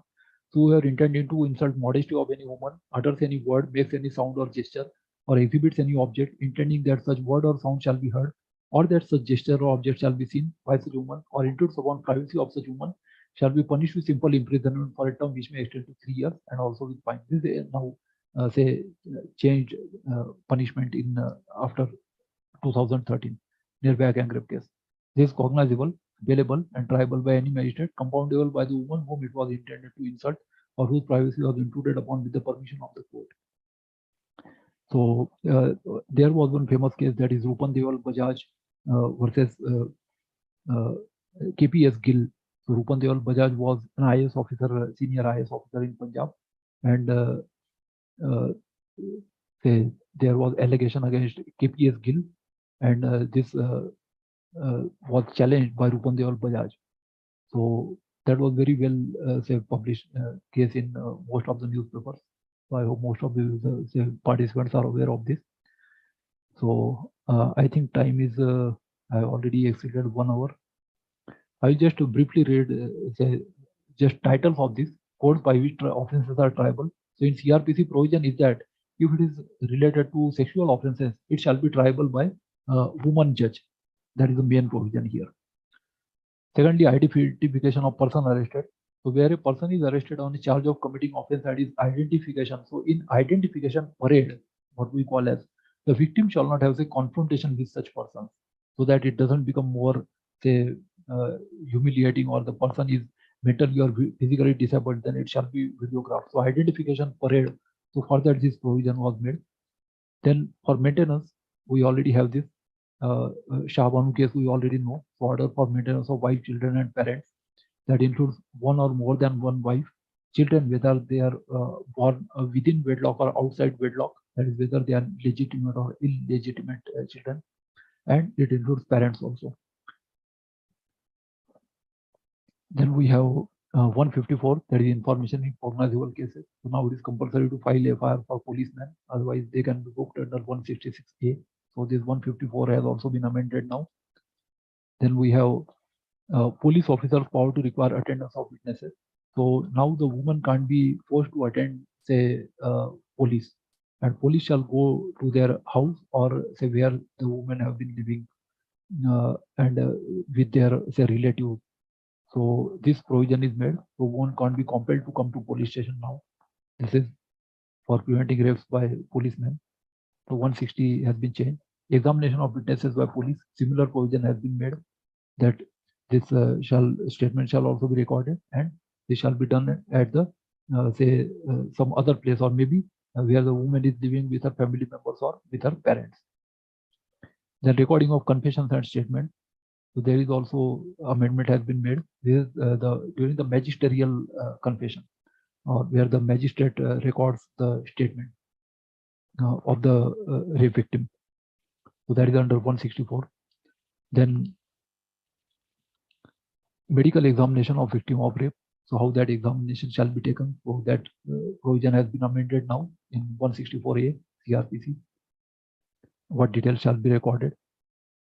The report of police officer on completion of investigation, what we popularly call as charge sheet. In charge sheet, what details shall be included. So that has been amended now. This is the charge sheet that is given by police to the magistrate. That is final report, we call it, and further investigation, that is 173 at prosecution of judges and public servants. So now there is sanction for prosecution. So if they are charged with say sexual offenses, then this sanction is not necessary. So that has been there. So this sanction is not necessary. Sanction of government is not necessary if it is offense related to women. Then prosecution for offenses against marriage. So this is the provision which I talked about.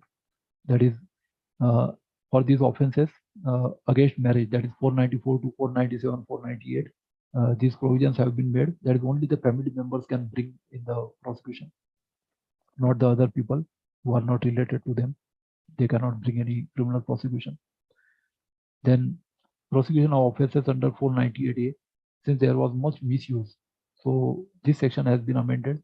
No court shall take cognizance of offence punishable under 498A of IPC except upon a police report of facts which constitutes such offence or upon a complaint made by the person aggrieved by the offence or by her father, mother, brother, sister, or by her father's or mother's brother or sister, or with the leave of the court by any other person related to her by blood, marriage, or adoption. That is the definition of family.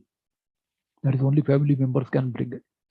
Then cognizance of offence. So no court shall take cognizance of an offence punishable under section 376B of IPC where the persons are in a marital relationship except upon prima facie satisfaction of the facts which constitute the offence upon a complaint has been filed or made by the wife against the husband. That is where the judicial separation proceedings are going on in the family court. Then evidence to be taken in presence of accused. So that is there. 273 has also been amended. Now, if evidence required below the age of 18 years is there, or any related to rape or any sexual offense, then the court may take appropriate measures to ensure that such woman is not confronted by the accused. That is, they do not come face-to-face confrontation, while at the same time ensuring the right of cross-examination of the accused. Then power to postpone or adjourn proceeding. So there shall not be many adjournments. These cases shall be divided. So complete trial shall be completed within 2 months. That is, say maybe fast-track courts. So this section has been amended. Then there is court to be open. So court to be open unless so now the public members are not allowed. That means there shall not be entry of any press persons, no say persons who are not related to that case. So only the accused victims and their say family members or witnesses can be there, and the proceeding shall be in camera. That means they shall not be in public like that was shown in Damini movie in 1994. So this provision is made now. Then compensation to be in addition to fine under section 326A, that is acid attack, 376 AB, D, TA or DB that we have seen already earlier. So this is the provision of 357B. And there is in addition to the other fine that may be there. So there can be fine as well as compensation. Both punishments can be there. Then treatment of victim. So in this case, all hospitals shall immediately provide first aid or medical treatment free of cost to the victims of these offences, that is acid attack and these rape cases. Then appeals from convictions. So even the victim has now the right to appeal. So when an appeal is there, so appeal shall be disposed of within a period of 6 months by the appellate. That is whether that is a session court or a high court or supreme court, appeal shall be within this prescribed time period. So that is 374 has been amended. Then appeal by state government against sentence. So even in such cases, appeal shall be within say period of 6 months, they shall be disposed. Direction for grant of bail to person apprehending arrest. So no say this such bail under 438, that is anticipatory bail shall be given if the charge is related to woman offences. So that has been made, amendment has been made in 438. Then special powers of High Court or Court of Session regarding bail. So powers of High Court and Court of Session has also been restricted in such cases, that is in woman offences. Then Indian Evidence Act. So evidence of character or previous sexual experience not relevant in certain cases. That is, earlier there was a trend that they proved that this woman is of bad character. Now these questions related to character can't be asked in court in any examination, whether it is examination chief or cross-examination or re-examination. Then presumption as to absence of consent in certain prosecutions for rape. So if the woman says that consent was not there, it shall be presumed that she did not consent. So no means no. This is enforced in 114A of Indian Evidence Act. Then dumb witnesses, for that special provision is made. Then questions lawfully in cross-examination. So nonsense questions cannot be asked in such rape cases as was shown in Damini movie. So this section has been changed now. Proviso has been added in this.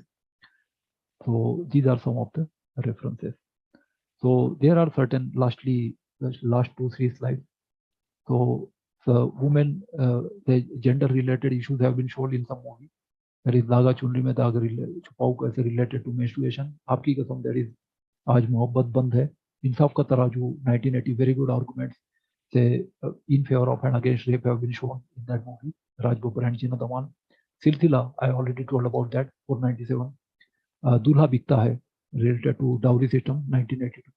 Ram Teri Ganga Maili, 1985, human trafficking and prostitution, also related to environmental pollution. Sadak, 1991, that is prostitution and transgender. Villain Sadashiv Amrapurkar is shown as transgender in that movie. Vuran Se Brodel.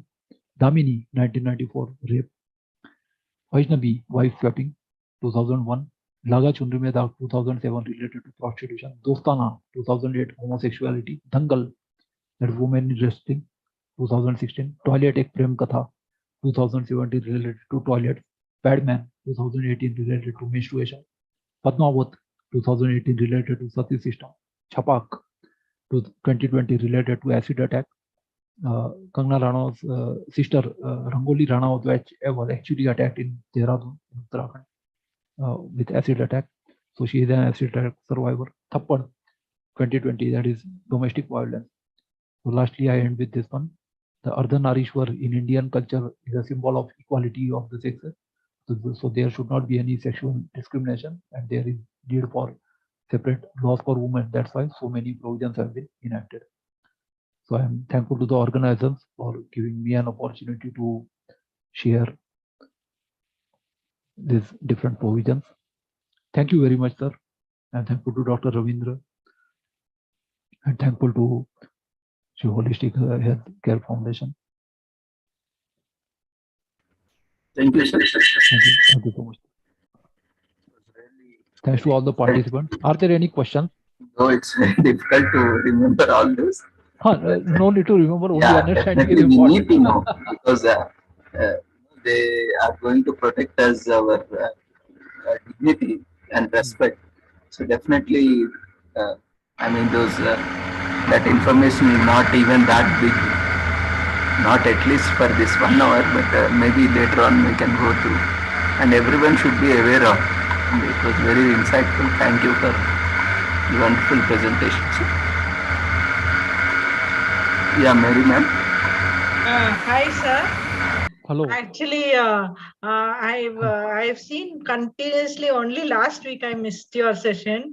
Okay, okay. Continuously, I'm seeing your whatever topic you're taking. You're doing doctorate in that topic. Because Not doctorate, I'm like not so PhD. much information. No, it's mind blowing session for us. I'm very happy every time I listen to you. Sunday. No, I am becoming more knowledgeable. And the way you present PPT now is like really wonderful. I'm really fan of your PPT, sir. How you prepare, how you put the slides, and how you do everything you do on 200% justice, sir.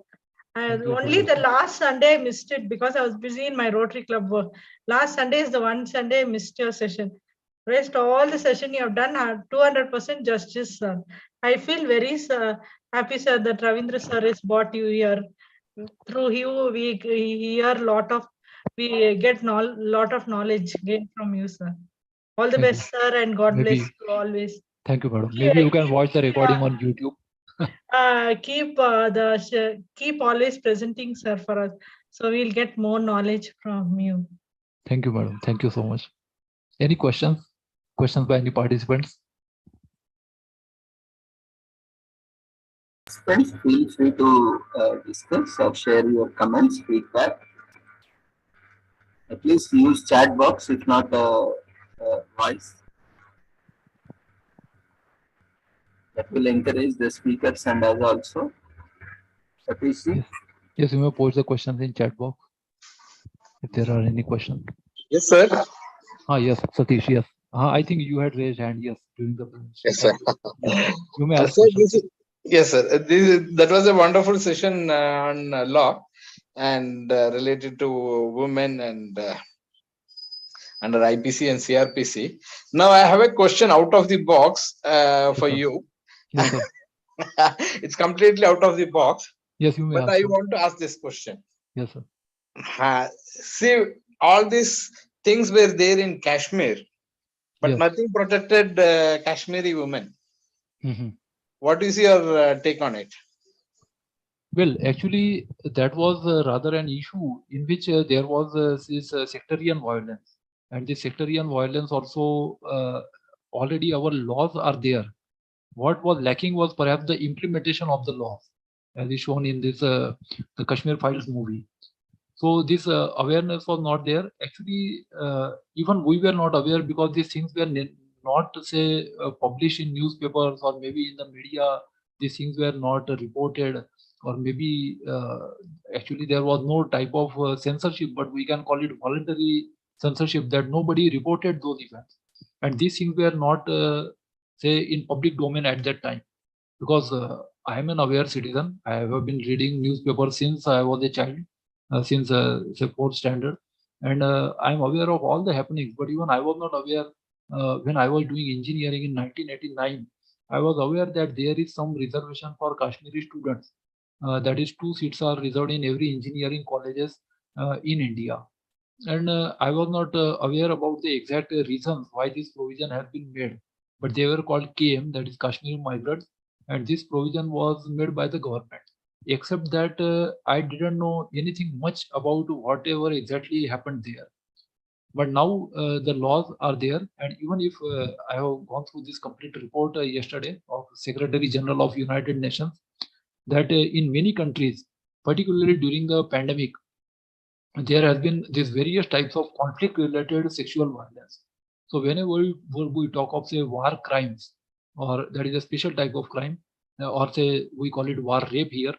So in war crimes or war rapes also, this woman has been say humiliated, or say rapes have been committed, even gang rapes have been committed, and it happens in many countries in international scenario. So even Jammu and Kashmir, being a border state, was one such problem, and because of that, even say many of the laws of Indian laws were not applicable. If you see, Ranbir Penal Code is there, which is of course similar to Indian Penal Code, but IPC was not applicable. Even the authority of Supreme Court was not there.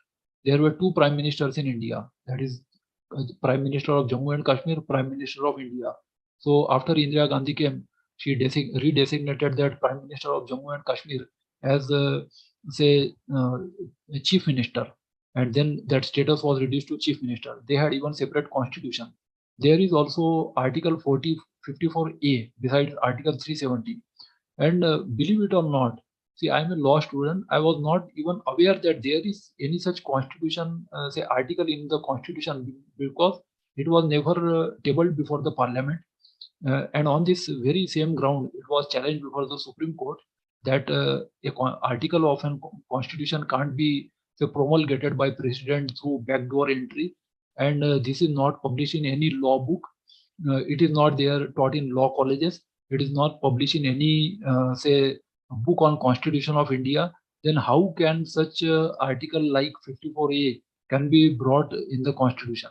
So that matter was sub judice. It was under consideration of the High Court, and still being sub judice, the government itself acted, and on 5th August 2019, 54A was abolished along with 370, and say hundreds of Indian acts were say made applicable on the state of Jammu and Kashmir through Jammu and Kashmir Reorganization Act 2019, and many state acts that were prevailing there were abolished.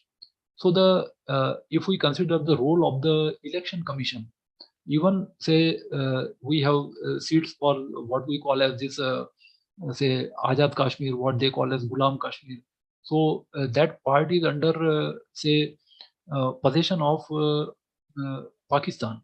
Now, under international law, we can't say that it is disputed territory. We always call it our territory, because once we call it disputed, then the international law comes into picture, or say the United Nations plebiscite, and even Jawaharlal Nehru was criticized that he agreed to this plebiscite, or the say intervention by the United Nations. So these things come into picture when we talk about the international law, and therefore we do not consider it as a disputed territory, and we have maintained our consistent stand that it is Indian territory. Even our parliament has passed a resolution. The election commission has got seats, that is representation, although these seats have never been say filled, and never has there been election in almost 1/3 part of Kashmir, and even the authority of Supreme Court was not say applicable for some time. It was very difficult to enforce the laws or the Indian laws, because if you see in most of the acts, it was written that this act shall be applicable on all over India except the state of Jammu and Kashmir. So on 5th after this 5th August 2019, when this act was passed, that is Jammu and Kashmir Reorganization Act. So through that, this clause, that is except the state of Jammu and Kashmir, was removed not only from Indian Penal Code but also from many other, say, hundreds of acts. So this is the legal situation, and that's why I think there was much less awareness even among Indian people, even among law students, because as I told you, these things were not published in any law book or even in any Indian universities. This was not taught, and even we were not aware that there is any such article called 54A, which has never come up before the parliament. So I think the government has taken the decision now, and now let us hope the things would improve there, and there will not be such type of problems, because the this change definition is a very good definition. If we see the changes that have been made now in 2013 and 2018, so these changes have been made because as I gave examples of many movies, so movies are a reflection of the society, and because of the movies also many changes have been done. So we can say that although Damini is obsolete, but many changes have been made in Indian criminal because of that movie Damini, and therefore we can say that there is some positive contribution of Bollywood cinemas also, so that these people come into public domain and people come to know about these things, as has happened in this case through the Kashmir files. So I hope I have answered this. Thank you. Any other question?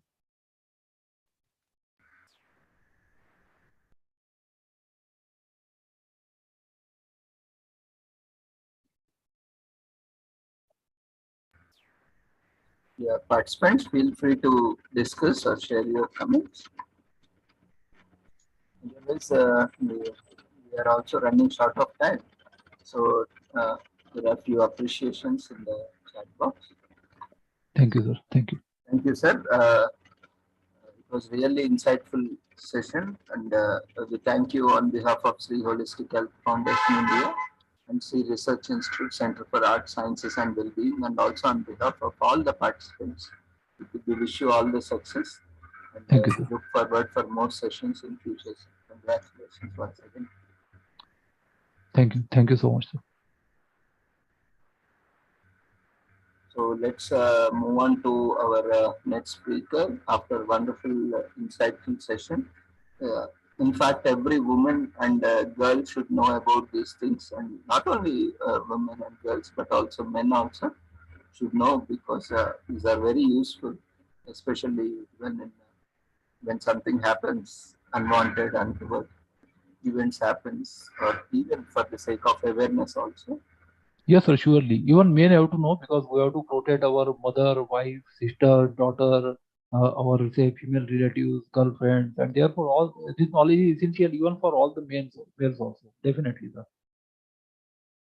I completely agree with you. We need to create more awareness sessions. I think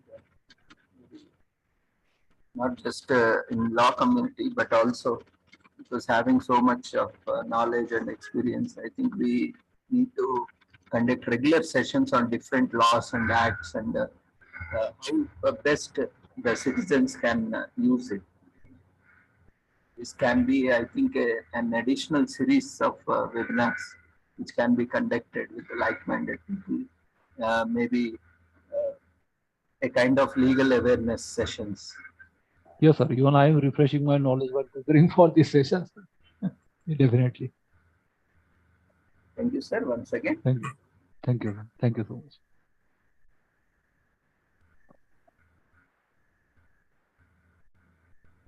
We'll move on to our next speaker for the day.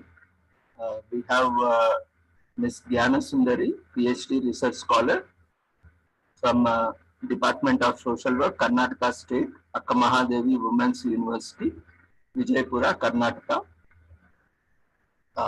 Over to you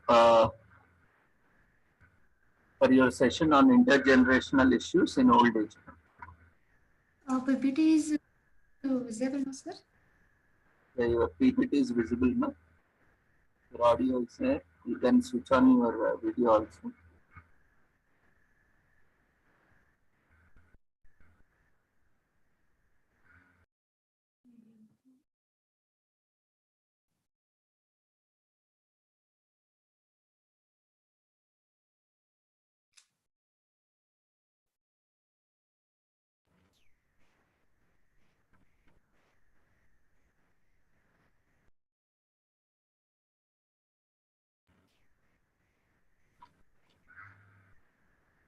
PPT is visible now, sir?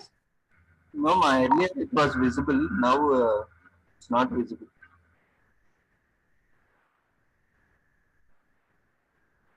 Maybe you have zoomed in, zoomed out. Can you try closing this? Something has popped up. Yeah, try resharing it again. Yes, sir.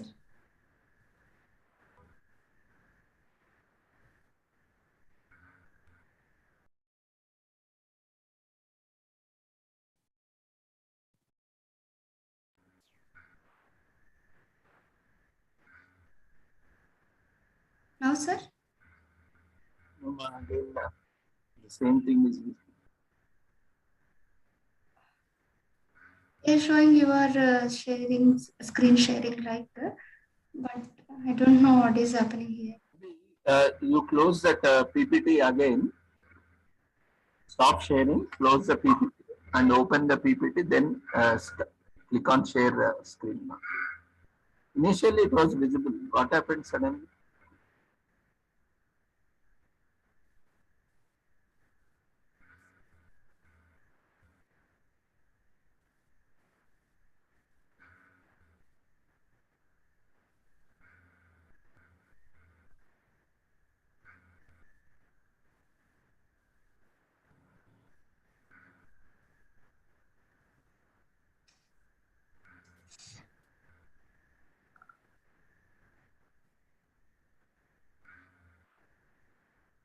Try sharing it again. I'm trying, sir. It's not coming. I closed all the files and also. Okay, once again open PPT, then go to Zoom and click on share screen and select the window on which PPT is open.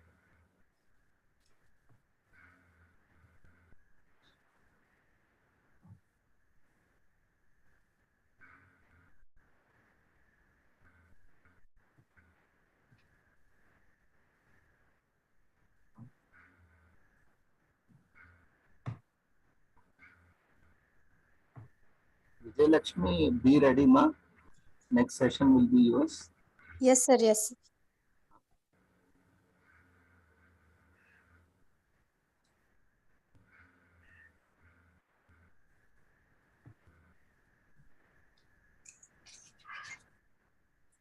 Sir, if possible, you only share the PPT, sir.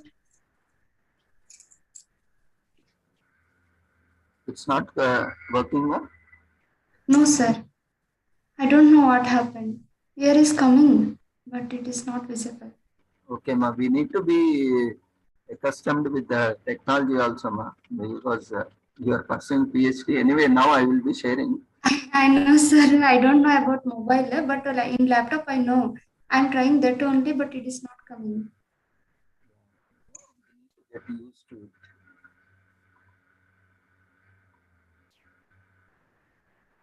You know, being social workers, we need to be multitaskers, multi-skill sets.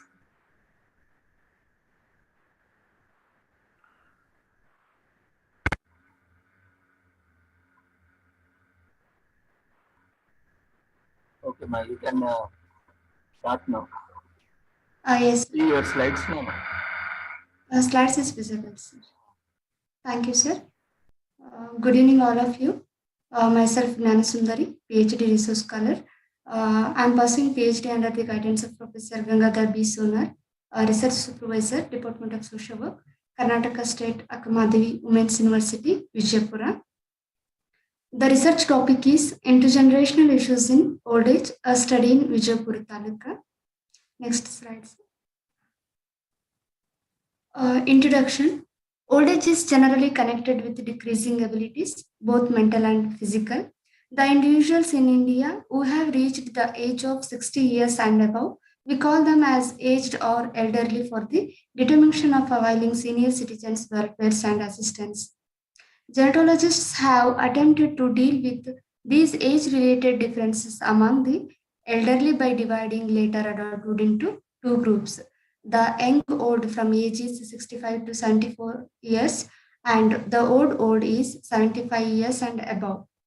According to the WHO, most developed countries have accepted the chronological age of 65 years and above as a definition of elderly or older persons.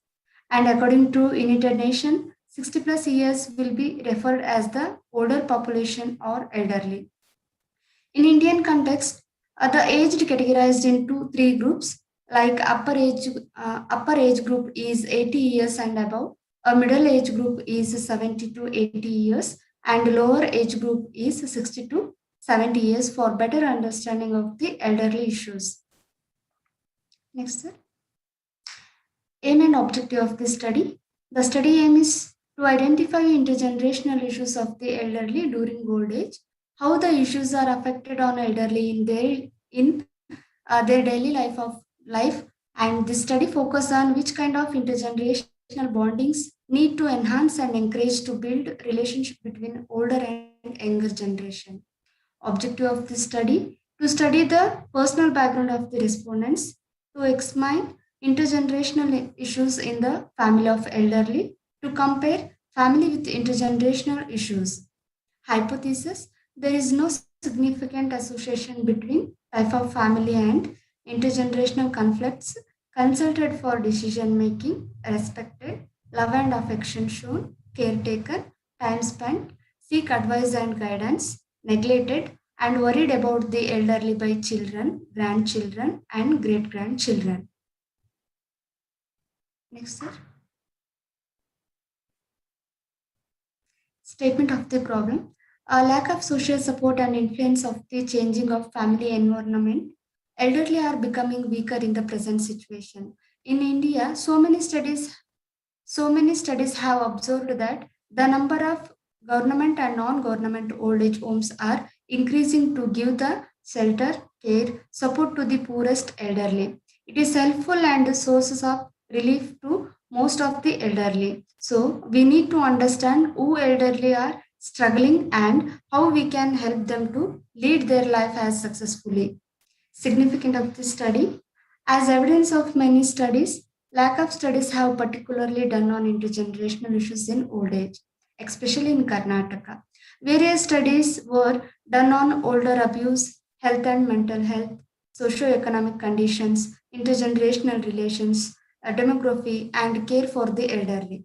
Therefore, the researcher has found the research gap accordingly to study the intergenerational issues in old age. It is more significant and necessity at presently. Scope of the study. The study has covered both rural and urban areas of Vijayapura Taluka. The study has covered only who elderly have two or more generations in their families or who have children, grandchildren, and great grandchildren. Particularly, the study has conducted on intergenerational issues in old age to observe and to understand about the value of relationship at the time. Inclusive and exclusive criteria.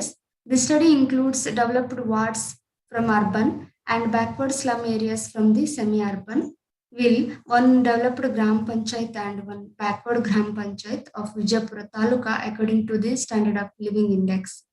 The study excluded remaining 46 Gram Panchayats which are coming under the Vijayapura Taluka, and the study could not be covered old age homes.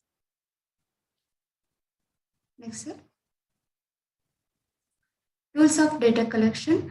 The tools were carefully designed. The semi-structured interview schedule were used, and here the observation skill also were used to understand the facts of elderly in their family. Pollitt study. The Pollitt study has done by taking 30 samples from Hitnali village of Vijayapur Taluka to check whether is there any errors or is there any need to add in questionnaire. Later on, the researcher has collected data for main study from Vijayapura Taluka of Karnataka. Main study was conducted for the duration of 2 months. The researcher has to visited every houses which family have elderly by adopting non-random sampling technique to make face-to-face interview, and the accurate universal is not found because this study particularly on 2 and 3 generations.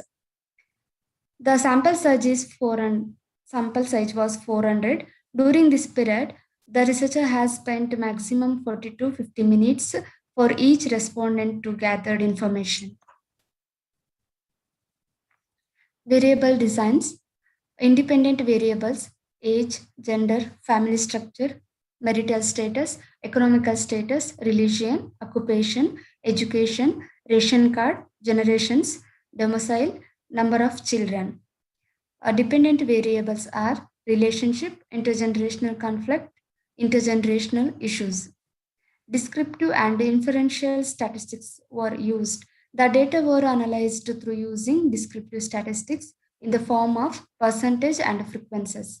The chi-square test has used to know the association between type of family and intergenerational issues. Review of literature.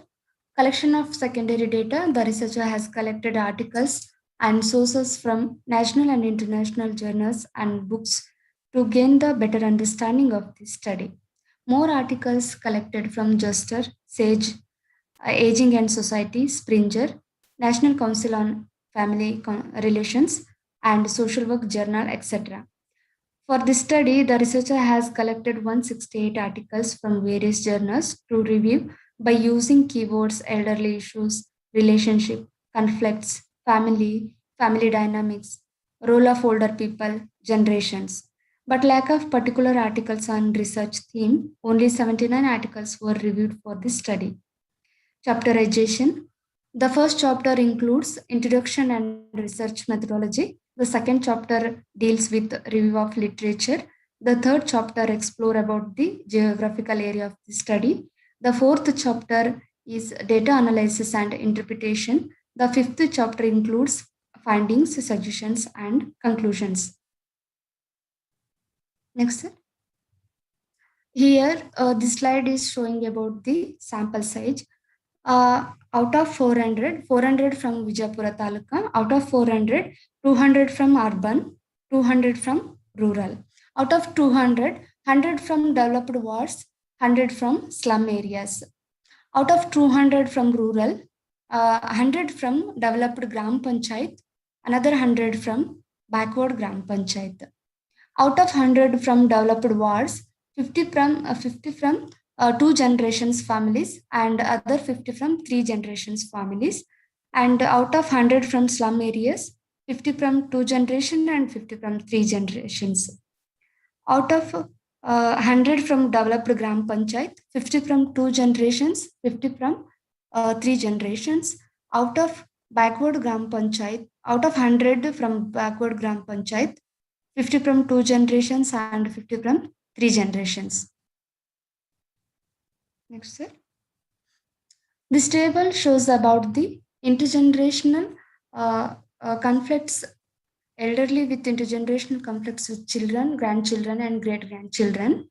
Here, majority of the 61% of the elderly were agreed that they experience frequent intergenerational conflicts with their children, grandchildren, and great-grandchildren. Next, sir.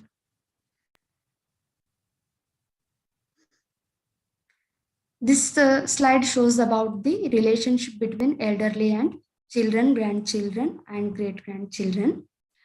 Relationship with children of elderly, the majority of the 61% of them have moderate level of relationship with their children.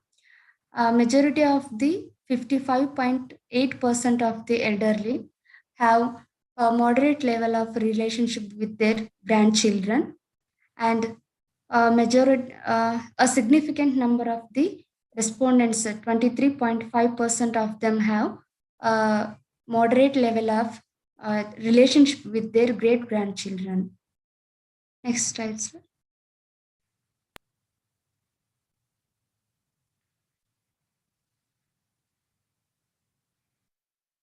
This slide showing about the intergenerational issues. Elderly with intergenerational issues, children, grandchildren, and great-grandchildren.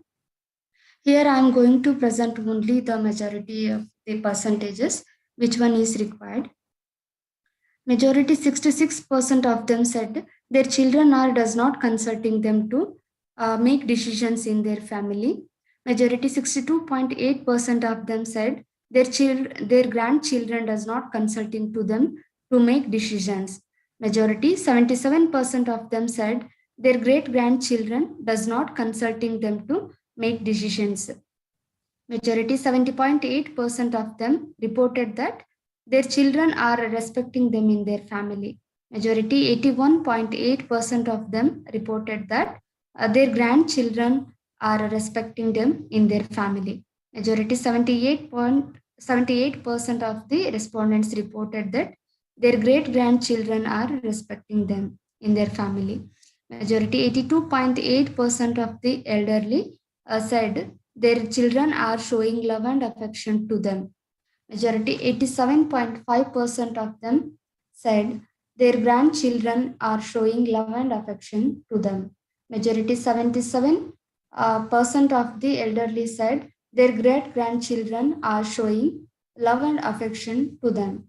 Majority 59.3% of them reported that their children are taking care of them. Majority 57.5% of them reported that their grandchildren are taking care of them.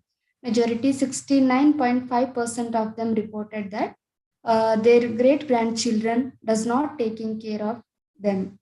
Majority 70.3% of them said their children does not spend time with them.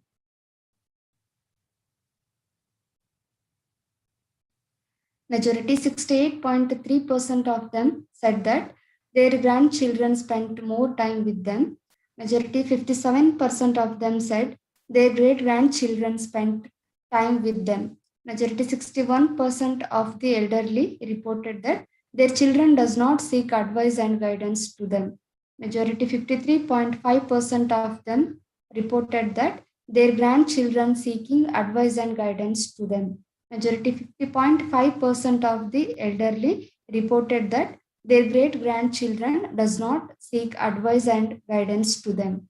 Majority 61% of them said that their children are feel them as a resourceful. Majority 55% of them said that their grandchildren feel them as a resourceful.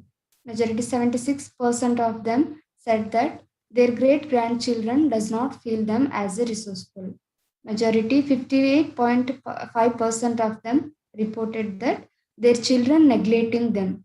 Majority 67% of the elderly reported that their grandchildren does not neglecting them. Majority 91.5% of the elderly reported that their great grandchildren does not neglecting them. Majority 86.8% of them reported that their children have worries about them. Majority 53.5% of them reported that their grandchildren have worries about them. Majority 92.5% of them reported that their great grandchildren does not have any worries about them. Next slide, sir. Go to directly findings, sir. Findings. Next slide. Yes, sir. Thank you, sir. Majority 67 of the respondents are female. A good number of the respondents, 44.8%, are belongs to lower age group, aged between 60 to 69 years. Majority 52.8% of the respondents are married. Majority 72.3% of the respondents are belonging to joint family. Majority 90.3% of the respondents are belonging to Hindu religion. Majority 72.8% of the older people are belongs to the backward castes. Significant number of the respondents, 33.8%, are receiving monthly income from their old age pension. Majority 72.5% of the elderly have green ration card. It means BPL card. Majority 71.5% of the respondents are illiterate. A good number of 41% of them have done their education between 1 to 4th primary. Majority 69.5% of the elderly are worked earlier and presently not working. A significant 22% respondents are worked earlier as a wage laborer. Next, sir.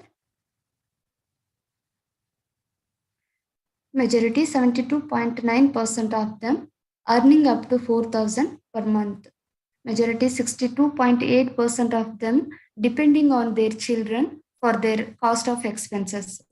Majority 64.8% of them have 2 male children. Majority 60.5% of them have 2 female children. Majority 68.5% of the respondents have 1 to 6 male grandchildren. Majority 74.8% of the respondents have 1 to 6 female grandchildren. Majority 68.5% of the elderly have 1 to 4 male great grandchildren. Majority 75% of them have 1 to 6 female great grandchildren. A good number of the respondents have 46.8% have 1 to 6 total male children in their family. Majority 50% of them have 1 to 6 total female children in their family. A good number of 38% of them have 1 to 10 total children in their family. Next slide, sir.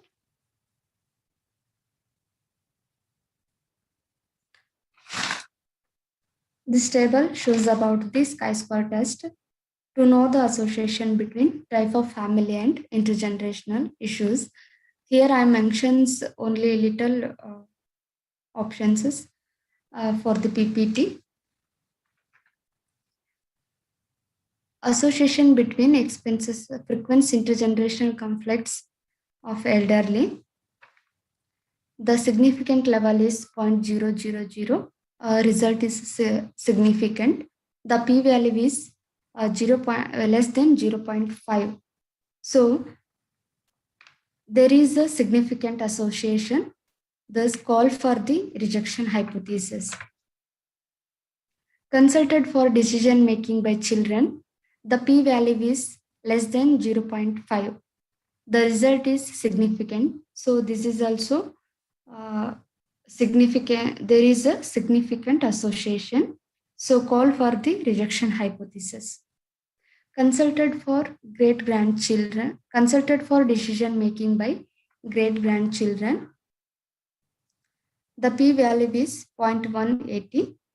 This is null hypothesis is accepted. The result is non-significant, so null hypothesis is accepted. Respected by children, the p-value is less than 0.5.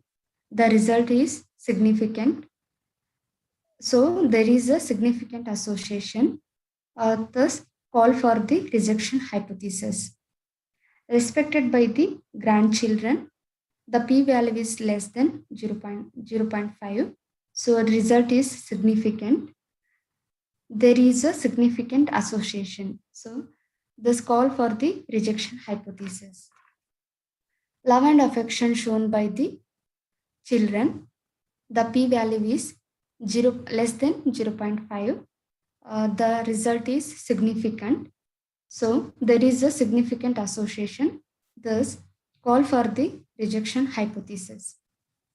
Love and affection shown by the grandchildren, the p-value is less than 0.5. The result is significant. There is a significant association between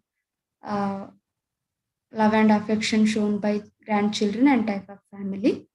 So the hypothesis is rejection. Love and affection shown by great-grandchildren, the p-value is less than 0.5. The result is significant. This hypothesis also rejection. Next slide, sir. Suggestions. There is need to establish harmony between the generations in the family. Children should accept opinions of the elders. Elderly should be given financial freedom. Children should have more concern about the health and mental health of elderly during their old age. Children must try to live together with their elders. Younger generation should prevent abusing the elders. Younger generation have to allow to elders to express their opinions and advices in their families. Next, sir.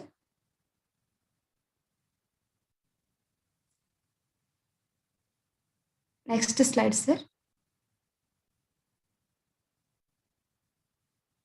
Conclusion.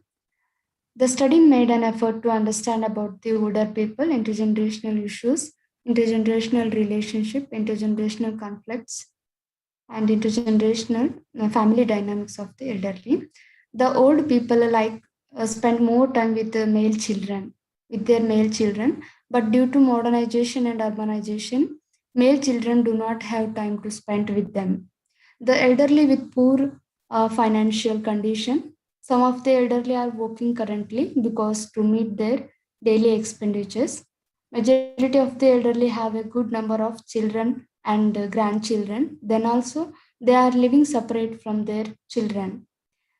To strengthen intergenerational relations, to build a strong communication between younger and older, need to bring awareness level of lifestyle of the elderly in youths. There is need to start group work and teamwork. It can bring positive outcomes for both young and old. Hence, there is need to address the structured intergenerational activities programs to maintain intergenerational bondings.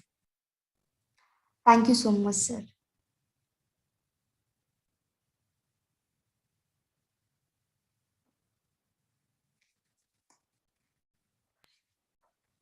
I request to if someone have any suggestions to my study.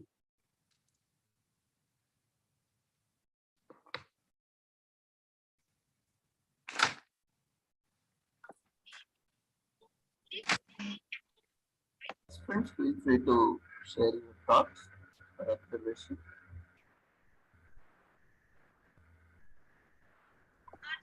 Mary ma'am, you can.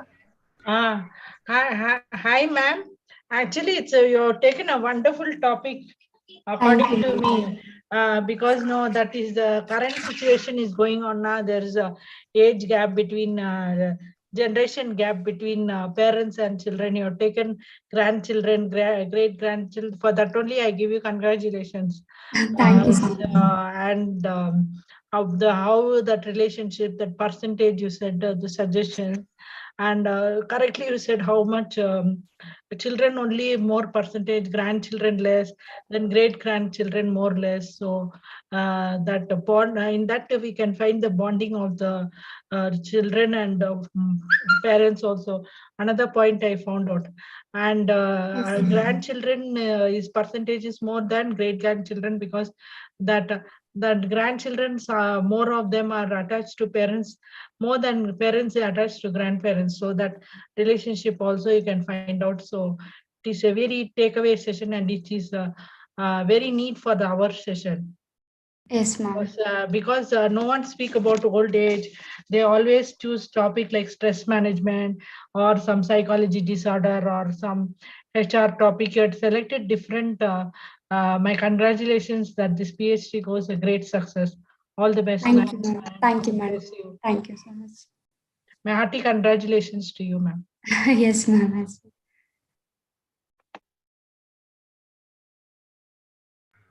Anyone else would like to share your observations? Yes, sir. Feel free to share. It was really need of our study because old age population is increasing, and there are a lot of issues associated with that. Yes, sir. To address the psychosocial issues also, apart from medical issues and other issues. So I think you can extend this study further because we are not completely aware of if it is limited to these variables only, or do you have any extension for this research? No? Sir, pardon, please, sir. Do you have any plans to further extend this research? Yes, sir. Okay. So you can extend into other domains and other factors also. And any interventions planned based on the findings or research? No, sir. Okay, you can. I will refer after coming. I will suggest coming studies, sir. To coming studies. Okay, ma, you can just think on some interventions and also do some research after. I mean, you can do pre and post study based on the outcomes of the intervention. So maybe that can be more effective. Actually, Yes, I I was can. planned for this, sir, but it is couldn't find. Yeah, I know. I can understand. Because in urban there are less than older people's. I find out. In rural, I had get so many older peoples, which are have two or more generations. But in urban, I got problem to get the persons to study to my study. And also in urban, so many elder peoples are staying single in nuclear families. They only lead their life. They only serve their self. Their children are beside in the house, but they couldn't try to support to their elders. I was gone when I was gone to field work. I suggest them to join old age homes. Like there are more than old age homes is good. But they couldn't understand about the wellness. They like to be with their childrens, and they are thinking about their status and in their villages, their status and the another things. Okay, sir. Yeah, that is there. Yes, sir. So, what do you suggest for these situations? I will think, sir. I have some, sir. Hi, ma'am. I can give one suggestion for you. Can do Yes, ma'am. Yes, ma'am. psychosocial intervention. What we learned in MSW, psychosocial intervention or psychology intervention. You can do these two interventions. You do the study will be a great success. Yes, ma'am. Because when I'm going through slides, no, I remembered I forgot to share that time the points. That's why again I raised. You can do psychosocial. Thank you so much, ma'am. So no. I have also done like this study. So that time I remembered about your topic. So when you were presenting, I was listening carefully. Then I thought to these two interventions, psychosocial intervention and psychology intervention will be really good. Yes, ma'am. To make will be, a ma'am. great success. Okay, Yes, once again, all the best. Yes, ma'am. Yes, ma'am. Thank you, ma'am. Thank you for giving this opportunity to present my work. And thank you one and all. Thank you, ma'am, for your wonderful presentation, and we wish you all the success in future. Thank you, sir. And I hope you will take up more research projects and come with wonderful outcomes along with interventions. Yes, We sir. wish you all the success. No? Thank you, sir. Due to time constraints, we will not take further queries. So let's move on to our next presenter for the day. So we have with us Ms. Vijay Lakshmi. She is PhD scholar and she from Department of Social Work, Karnataka State, Akka Mahadevi Women's University, Vijaypura, Karnataka, from the same institution. Vijay Lakshmi, you can unmute yourself, start your video and start presenting on awareness on mother and child health services in rural area. Yes.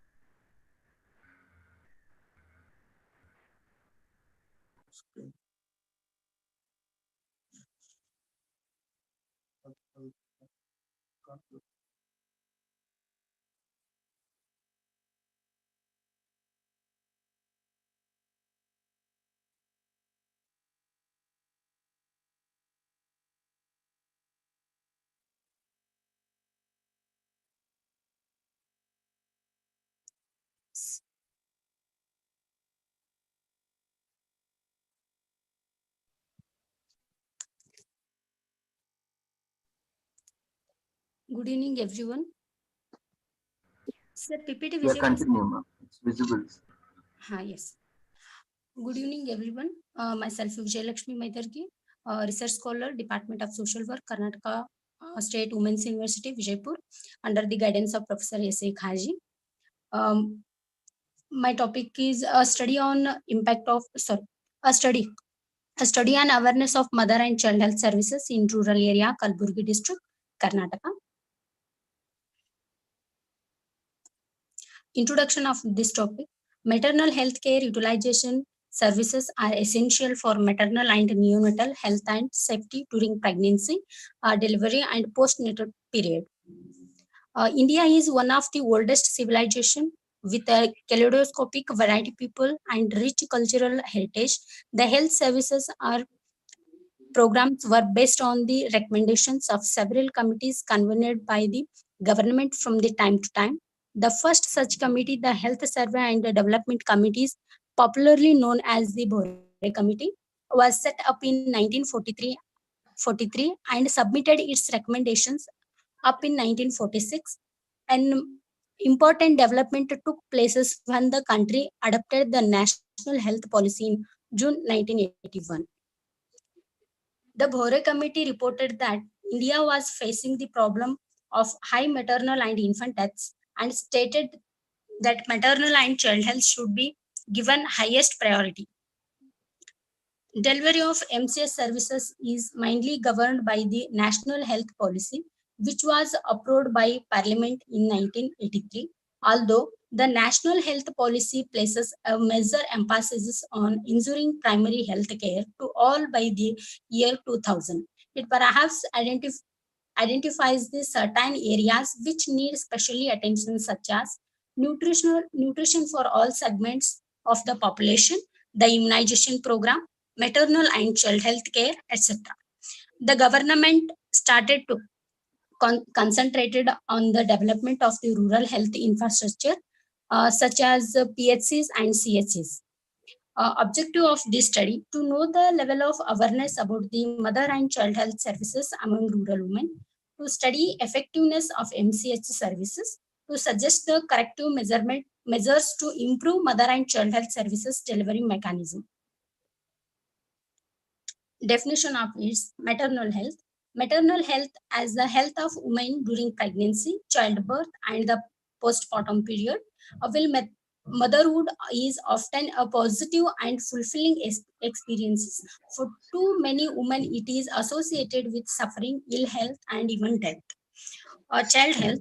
Child health is a state of physical, mental, intellectual, social, and emotional well-being, and not merely the absence of disease or infirmity. Healthy children live in families, environments, and communities that provide them with the opportunity to reach their fullest development potential.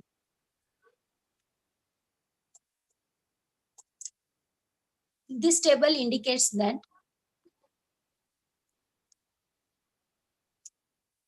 antenatal care.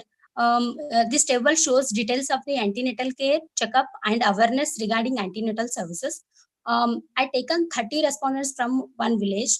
Out of 30 respondents, 100% of the respondents have registered to antenatal care services. Every respondent took ANC services based on the ASHA workers.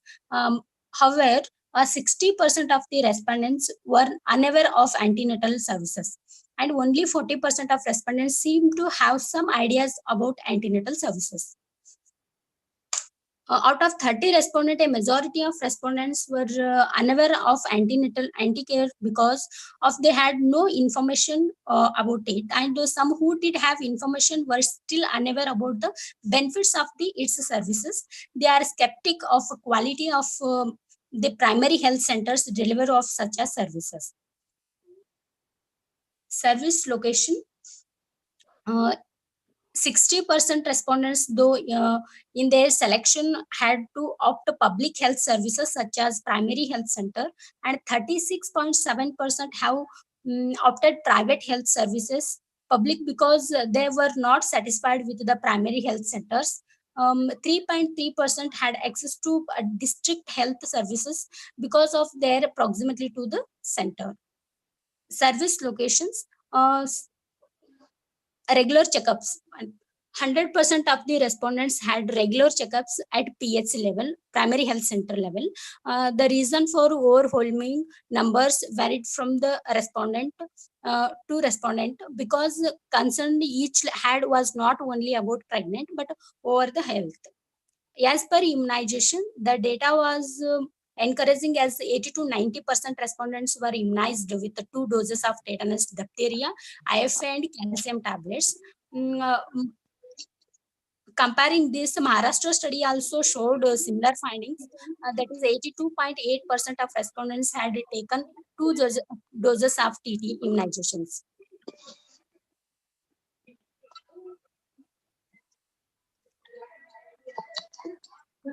This table indicates to postnatal care. Postnatal care is after delivery. Postnatal care services and awareness regarding PNC services. Out of 30 respondents, less than half, 40% are aware about PNC services. And PNC services based on the ASHA workers' advice. 60% of the respondents were unaware about the PNC services. Out of 30 respondents, a majority of respondents were unaware of PNC services because of they had no information whatever about it postnatal care. Place of delivery. 60% of respondent their selection had opted public health services such as primary health centers, and 40% have opted private hospital because they were not satisfied with the primary health centers. Postnatal care award, everyone, and 100% of the respondents had breastfeeding to baby at birth time. Children, 13 out of 30 respondents, 43.3 were fully immunized, and 56.6% were partially immunized. The main reason for partially immunized was the found to be lack of information about child immunization. Family planning. Family planning adoption, majority of 86.6% respondents are not adapted the family planning because of they have no any idea about the family planning adoption, and only 13.3% of respondents are adapted family planning only who have education. Satisfaction with PNC services, satisfaction with postnatal care services, and reasons for the offer not satisfied. Study further indicates that 70% of respondents are not satisfied with the PNC services. Among them, many reasons cited were almost respondents says that non-availability of regular doctors in the PHC during labor and health center not being in proximity.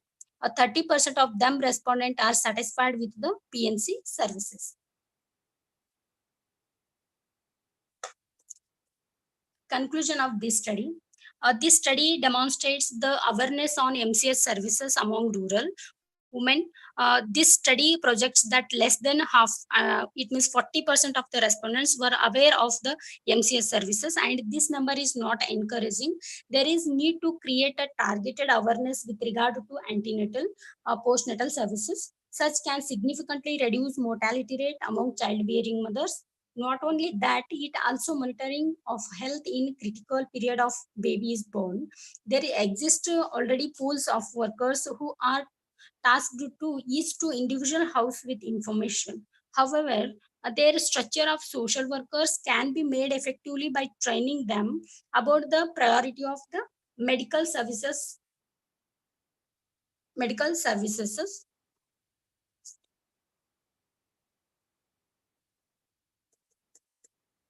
Just a minute, sir.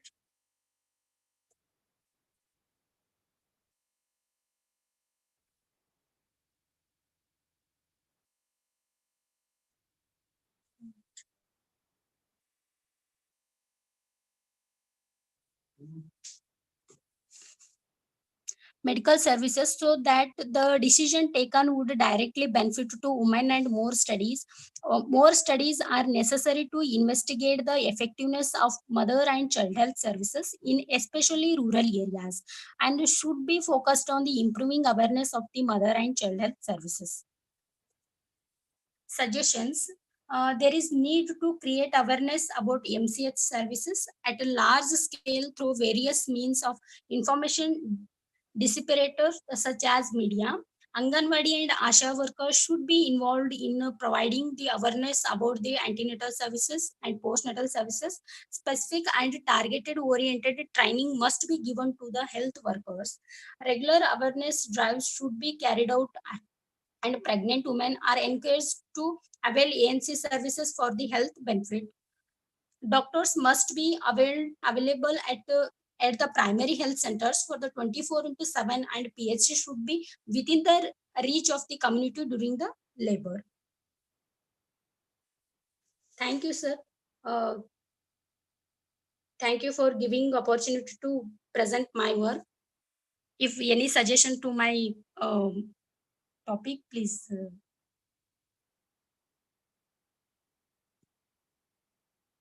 Sir.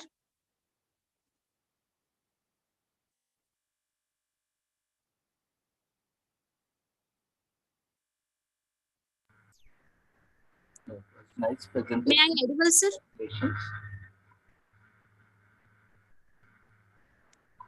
Sir? It was a nice presentation, ma. Okay, sir. Thank you, sir. You can be more specific about the awareness, kind of awareness programs that can be taken by this multidisciplinary team, like Anganwadi, social workers, community workers. Sir. That we can include. Yes, sir. Techniques. Actually, sir, main study of sir, impact of the mother and child health, sir. But in my study, it is only objective, sir, awareness of this antenatal and postnatal, sir. Main subject is impact of mother and child health, sir. Awareness is only my one objective, sir. I do. Very well presented. Yes.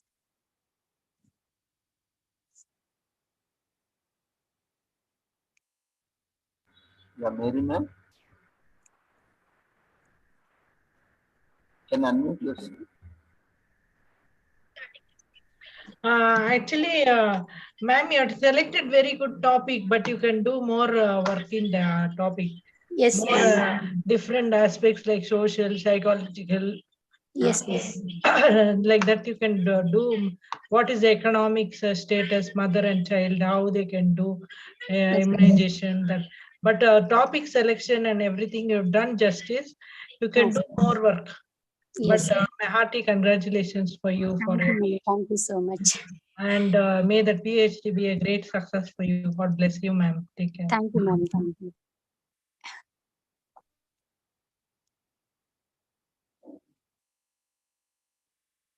Other participants would like to share your comments, observation. Feel free to provide feedback on sessions in chat box or through voice.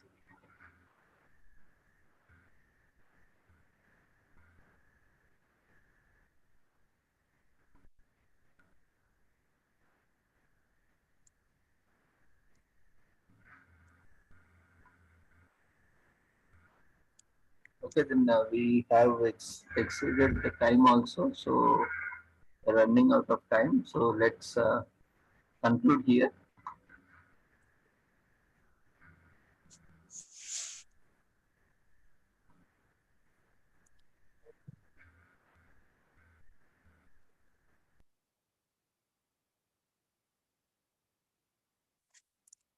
Okay, sir. Thank you so much for giving a wonderful opportunity to me, sir.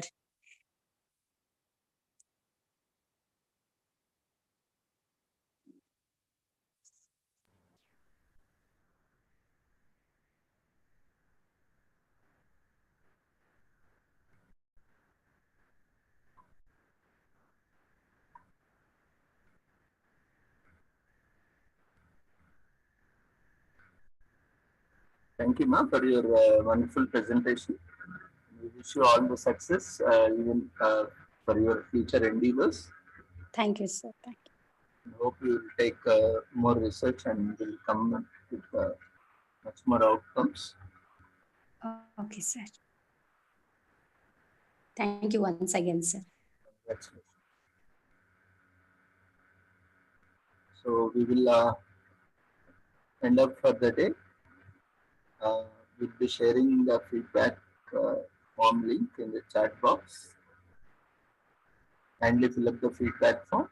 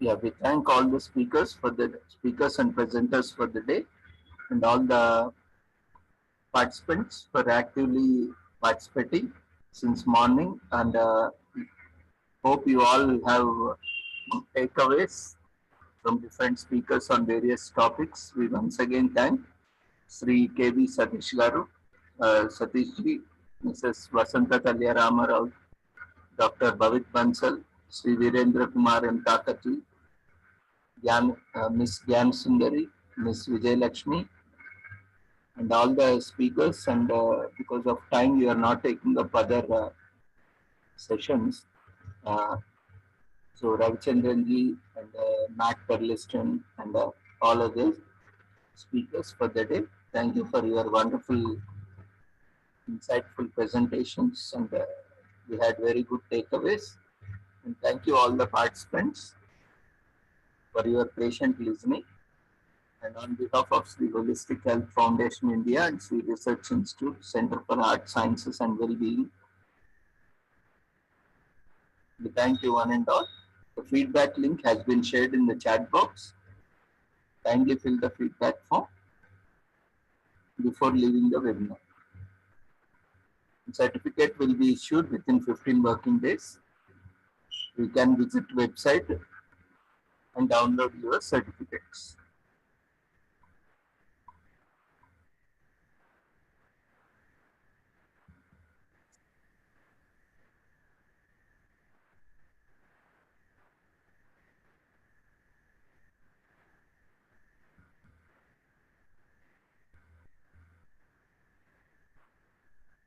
And fill up the feedback form before you leave the webinar.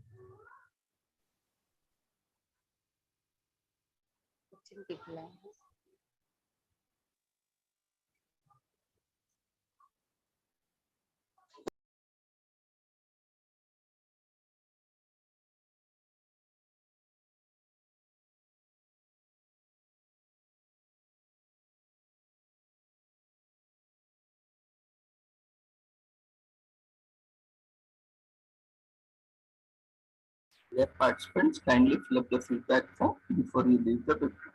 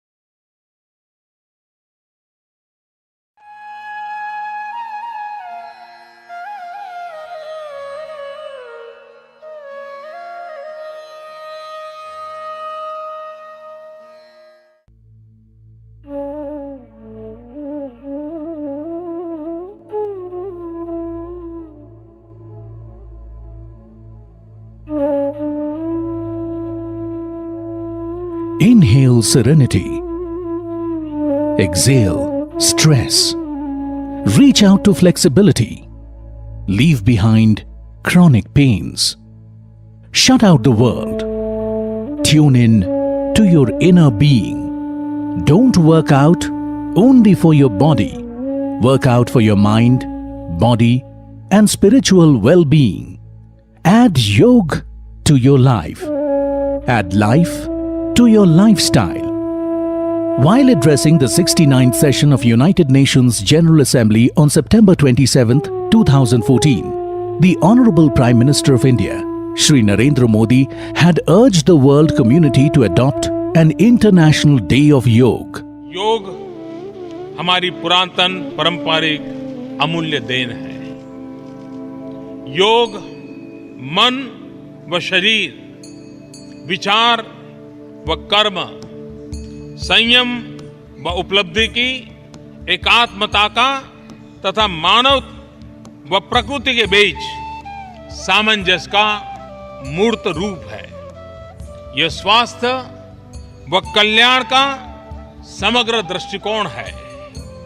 योग केवल व्यायाम भर न होकर अपने आप से तथा विश्व व प्रकृति के साथ तादात्म्य को प्राप्त करने का माध्यम है।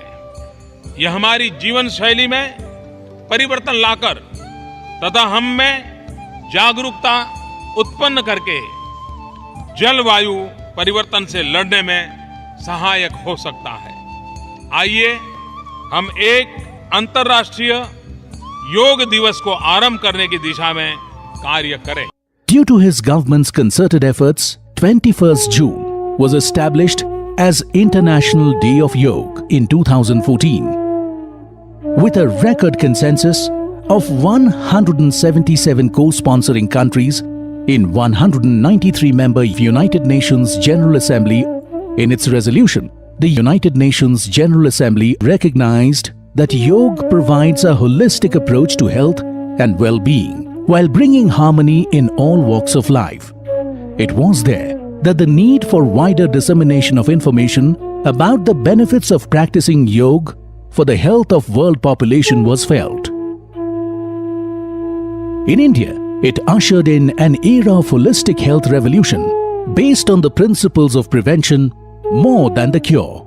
the Ministry of Ayush successfully organized the first International Day of Yoga on the 21st June 2015 at Rajpath, where 2 Guinness World Records were made. One for the largest yoga lesson involving 36,000 participants, and the other for maximum number of nationalities with participants from 84 countries in a single yoga lesson. Ever since, the International Day of Yoga celebrations have grown in size and stature all over the world, with new enthusiasts taking up this ancient form of well-being year by year. In the year 2016, when the second International Day of Yoga was celebrated in Chandigarh, where another record was created, that of largest number of Divyangs or differently abled people performing yoga protocol together. More than 51,000 participants participated in the third International Day of Yoga celebrations at Lucknow in the year 2017. Yoga is essentially a spiritual discipline based on an extremely subtle science which focuses on bringing harmony between the mind and the body. Yoga is a practice that combines art with science to give us a roadmap for healthy living. According to its Sanskrit root, yuj, the word yoga means to join or to unite. The practice of yoga is said to lead to the union of an individual consciousness with the universal consciousness. Yoga is widely considered as an immortal cultural outcome of the Indus-Saraswati Valley civilization dating back to 2700 BC. Even though yoga was practiced during the pre-Vedic period, it was Maharishi Patanjali who systematized and codified the practices through his Yoga Sutras. For his invaluable contribution to the system, he is known as the father of classic yoga. Later, many masters contributed to the preservation and development of yoga by documenting the practices and spreading them all over the world. Today, millions of people across the globe are benefiting from the practice of yoga. Medical research in recent years has shown many physical and mental benefits of regular yoga practice, like yoga works on the levels of one's body, energy, mind, and emotion. This has led to the identification of 5 broad classifications of yoga. Gyan Yoga, the yoga for knowledge. Bhakti Yoga, the yoga for emotions culture. Karam Yoga, the yoga for selfless action. Dhyan Yoga, the yoga for meditation. Kriya Yoga, the yoga for optimum utilization of vital energy. Each system of yoga we practice falls within these categories. These have been further adopted and developed by different schools of yoga, namely Gyan Yoga, Bhakti Yoga, Karma Yoga, Patanjali Yoga, Hatha Yoga, Kundalini Yoga, Dhyan Yoga, Mantra Yoga, Lay Yoga, Raj Yoga, Jain Yoga, Bodh Yoga, etc. Some of the widely practiced yoga sadhan are Yam, Niyam, Asan, Pranayam, Pratyahar, Dharana, Dhyan, Samadhi, Bandh, Mudra, Shatkarma, Yuktahar, Mantra Jap, Yukt Karm. A yoga practitioner should follow the guiding principles of yogic practices. Before the practices, yogic practices should be performed in a calm and quiet atmosphere with relaxed body and mind. It should be done on an empty stomach or light stomach. Consume a small amount of honey in lukewarm water if you feel weak. Light and comfortable cotton clothes are preferred to facilitate easy movements of the body. In case of chronic diseases or pains or cardiac problems, a physician or yoga expert should be consulted prior to performing yogic practices. During the practice sessions should start with a prayer or invocation. as it creates a conducive environment to relax the mind. Yogic practices should be performed slowly in a relaxed manner, with awareness of the body and breath. Do not hold the breath unless it is specially mentioned to do so. Do not hold the body tightly or jerk the body. Perform the practices according to your own capacity. End the session with deep silence or Shanti Path. After the practices, food and bath may be taken only 20 to 30 minutes after the practice. Once prepared, step into the world of yoga with mindfulness and avail the benefits of this centuries-old wisdom.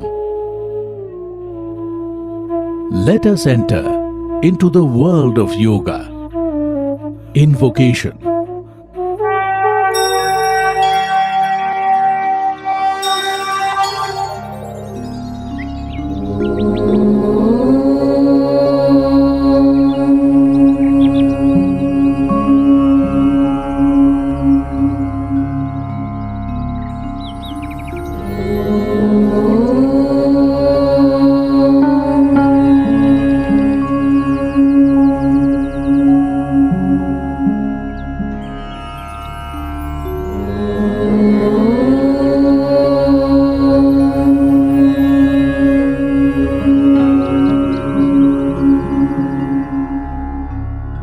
सङ्गच्छध्वं संवदध्वं सङ्गच्छध्वं संवदध्वं संवो मनांसि जानता संवो मनांसि जानता देवाभागं यथा पूर्वे देवाभागं यथा पूर्वे संज्ञानाना उपासते संज्ञानाना उपासते संज्ञानाना उपासते संज्ञानाना उपासते संज्ञानाना उपासते संज्ञानाना उपासते.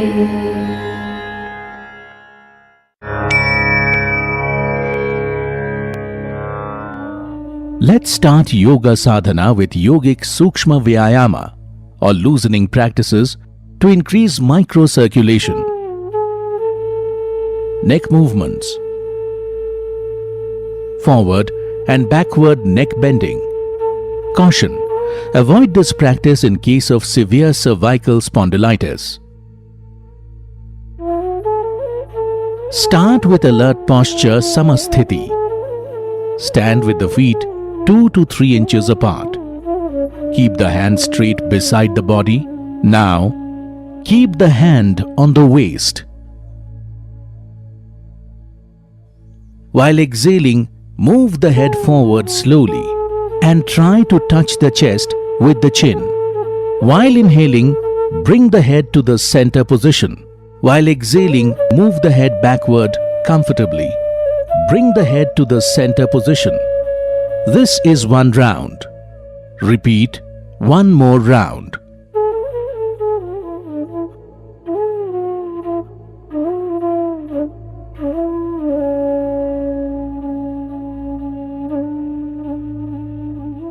Right and left neck bending. Caution: do not overstrain during this practice. While exhaling, bend the head slowly to the right.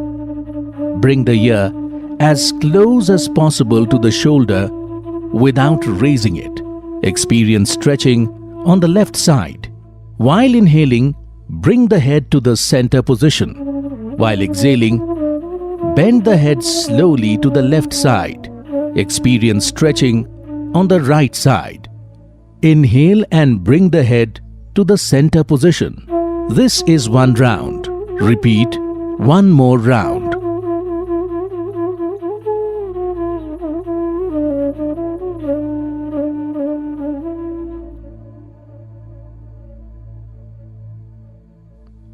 Right and left neck twisting.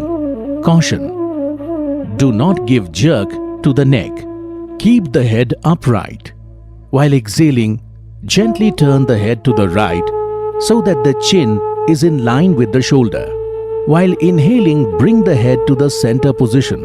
While exhaling, gently turn the head to the left. Feel or experience stretching.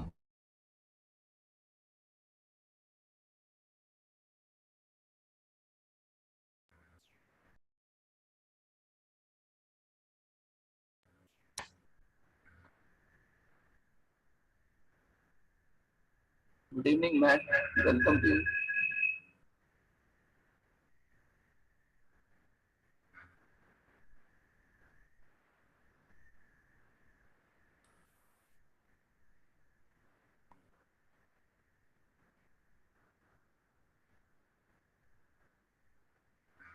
We have with us Matt Perleston from USA. He's CEO EQ for Peace Worldwide, USA.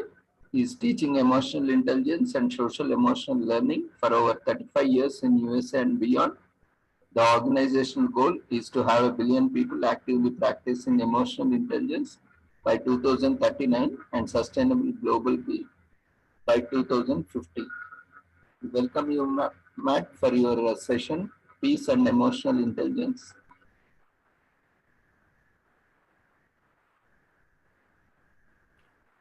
Hello, hello, hello. Good evening, everyone. Happy Father's Day to you all. Mostly fathers here, looks like. Sorry for oversleeping on you. Apologize. Hope you had good sleep. So, yeah, had a good sleep, but a little longer than I expected, about 3 hours longer than I expected, actually. Apologize.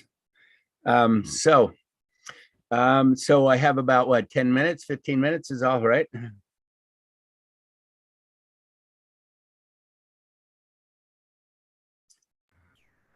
Yeah, please continue, Matt. Yeah.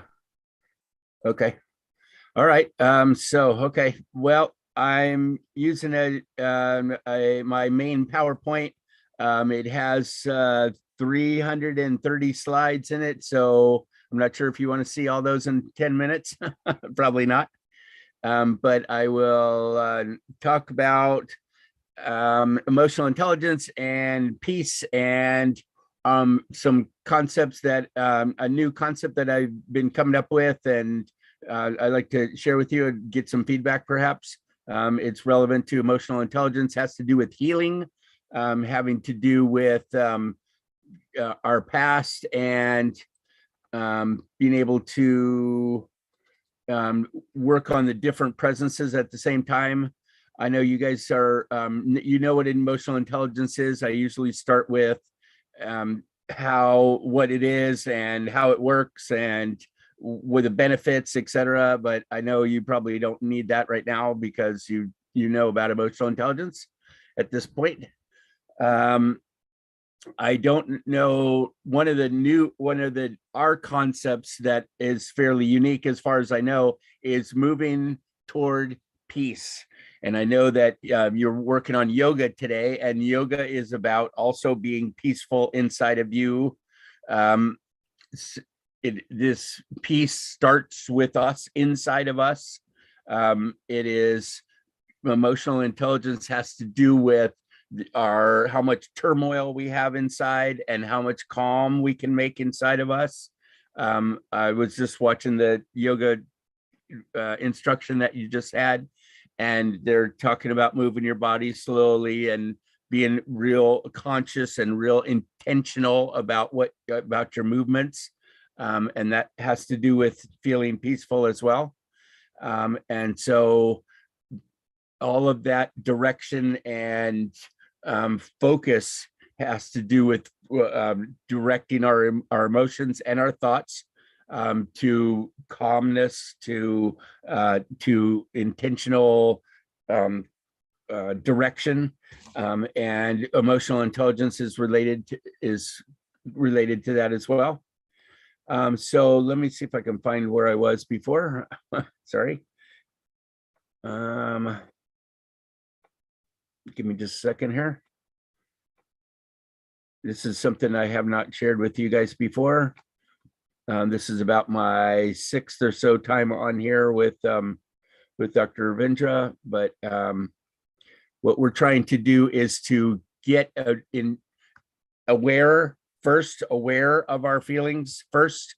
Here's a nice chart that shows a lot of the different emotions, and we can feel more than one thing at a time. So first off is maybe find 1 or 3 or 5 of the things on this list that you have felt recently, how you're feeling now, or how you felt recently, and to be aware of what it is you're feeling, to accept what it is you're feeling. Acceptance is a big thing. So we're not in denial. We're not trying to push it away. We're just accepting how we think and feel, and then we take some action based on our thoughts and our feelings. And so first is awareness. First is always awareness. So this is about being aware of what we're feeling. And what we do find is that we can sometimes, it says name it to tame it. One of my hashtags about EQ, name it to tame it means that sometimes we can, by identifying what it is we're feeling, that helps. It helps a lot sometimes, just to identify it. And name it to tame it gives us the ability to be specific about what we're feeling, and then to use that information to going forward to make better decisions based on our thoughts and our feelings. Not just our thoughts, but we make decisions based on our thoughts and our feelings. And then things can make sense and feel right at the same time. That's emotional intelligence, making wise, powerful, clear, knowing decisions is based on our thoughts and our feelings, and that's emotional intelligence. So it really helps to know what we're feeling so we can decide how we're feeling and make decisions based on that. So here's a concept that I came up with a while back, and it has to do with how we relate to ourselves. We're talking, yoga is about inner peace, not as much outer peace. Emotional intelligence can give us inner and outer peace, but this is about inner. This is about inside of us. So the way we look at the way we function is that we can have a little you. I call it little you is any time in the past, right? And it could be way in the past from your childhood up to just a few minutes ago.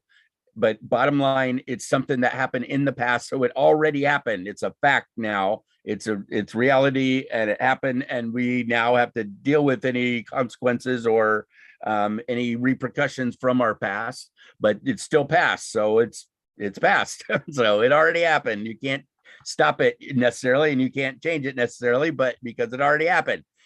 So now you got to deal with the thoughts and feelings about what happened, and maybe some repercussions about what happened, but it's still about what happened in the past. So there's little you.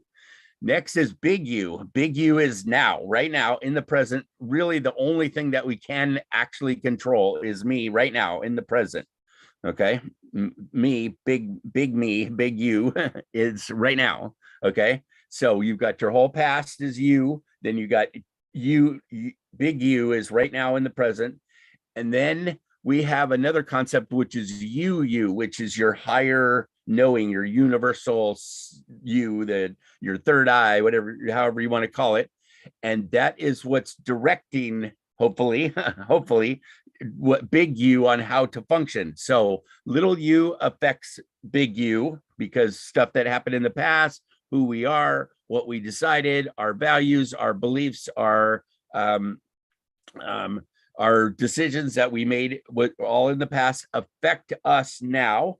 Okay, they do. Whether we admit it or not, they do. We weren't born today. We were born a long time ago, and things happen, and we've had emotions and thoughts and feelings and actions ever since then.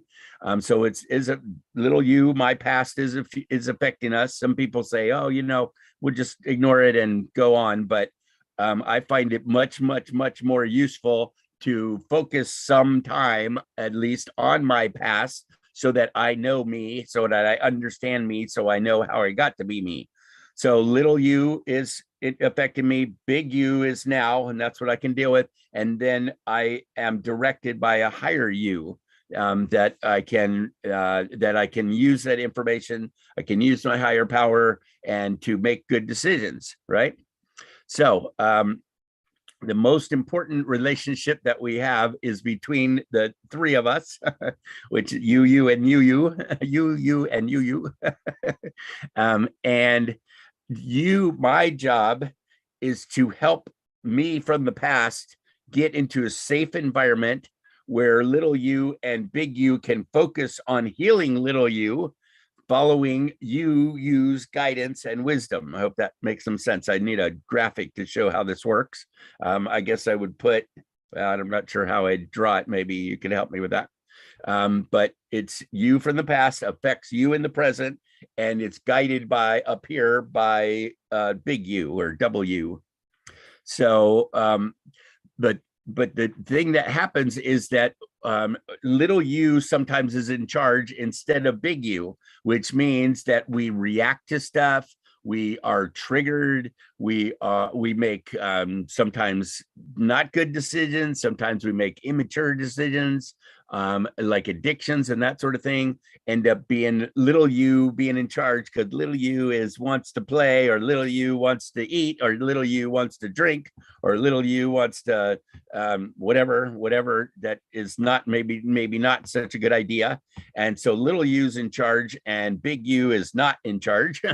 Big U is I'm doing a habitual behavior, or I'm doing something that feels really good, but even though it doesn't make any sense, so it's not balanced. Little u is impulsive and childlike, not childish. Childlike is cool. Childish is sometimes not so cool. And so big U has to be in charge of little u, and sometimes that's not the case.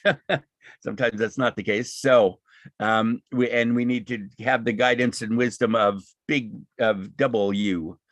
So this is a real cool description I heard of the UU. Check this out. Amid all the noise and confusion in the world, there is a place you can always go to find genuine support, encouragement, peace, and solace. This place is within you, where the voice of wisdom speaks. This voice will offer you positive alternatives and real guidance to help you discover a different and richer way of life. If it has been a while since you last listened closely to it, it may be a little hard to hear.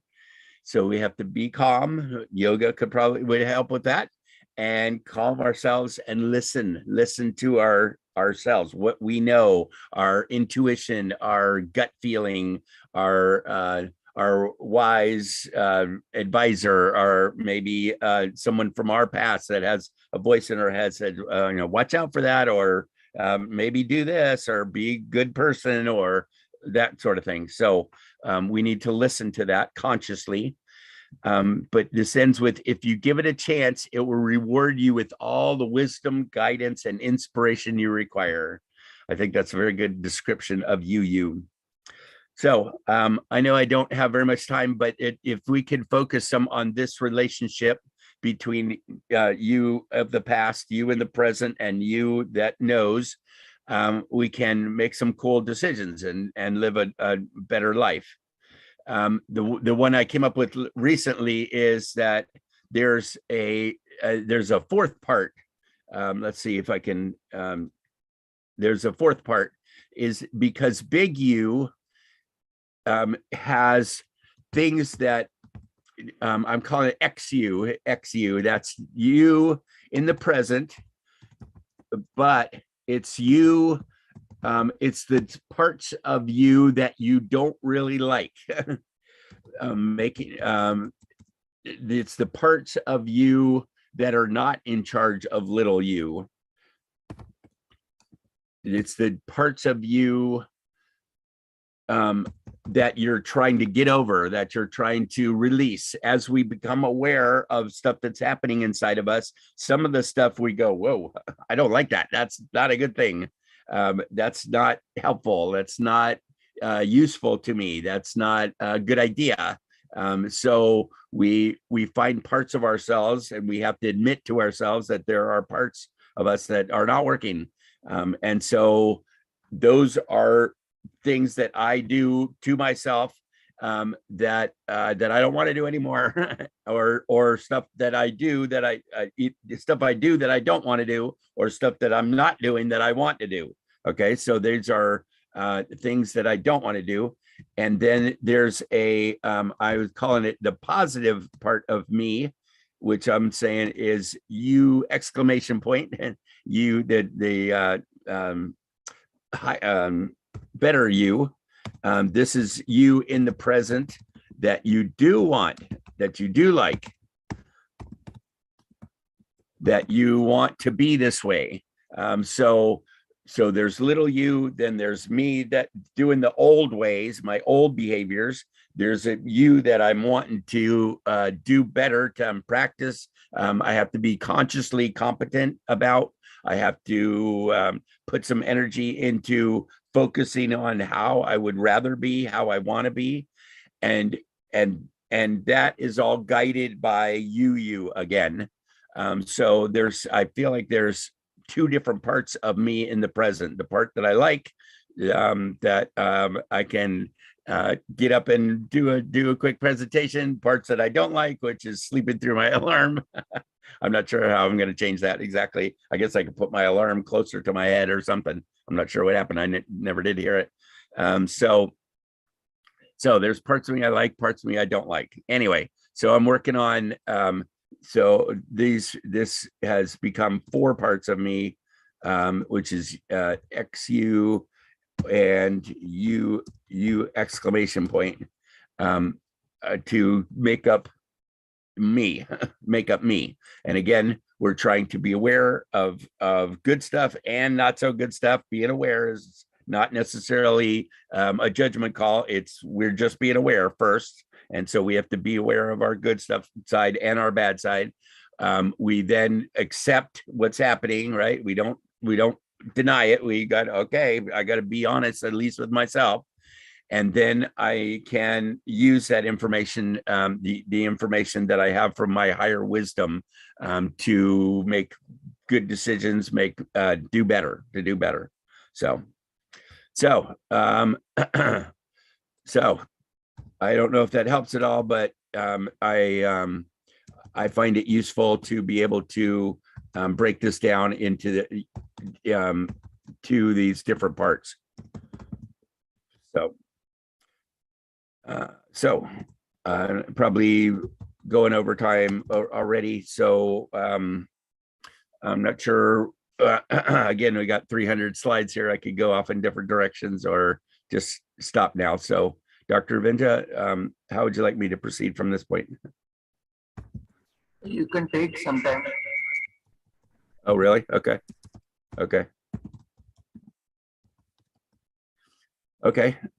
So we got a new slide. Now we have 329. So let's see what else.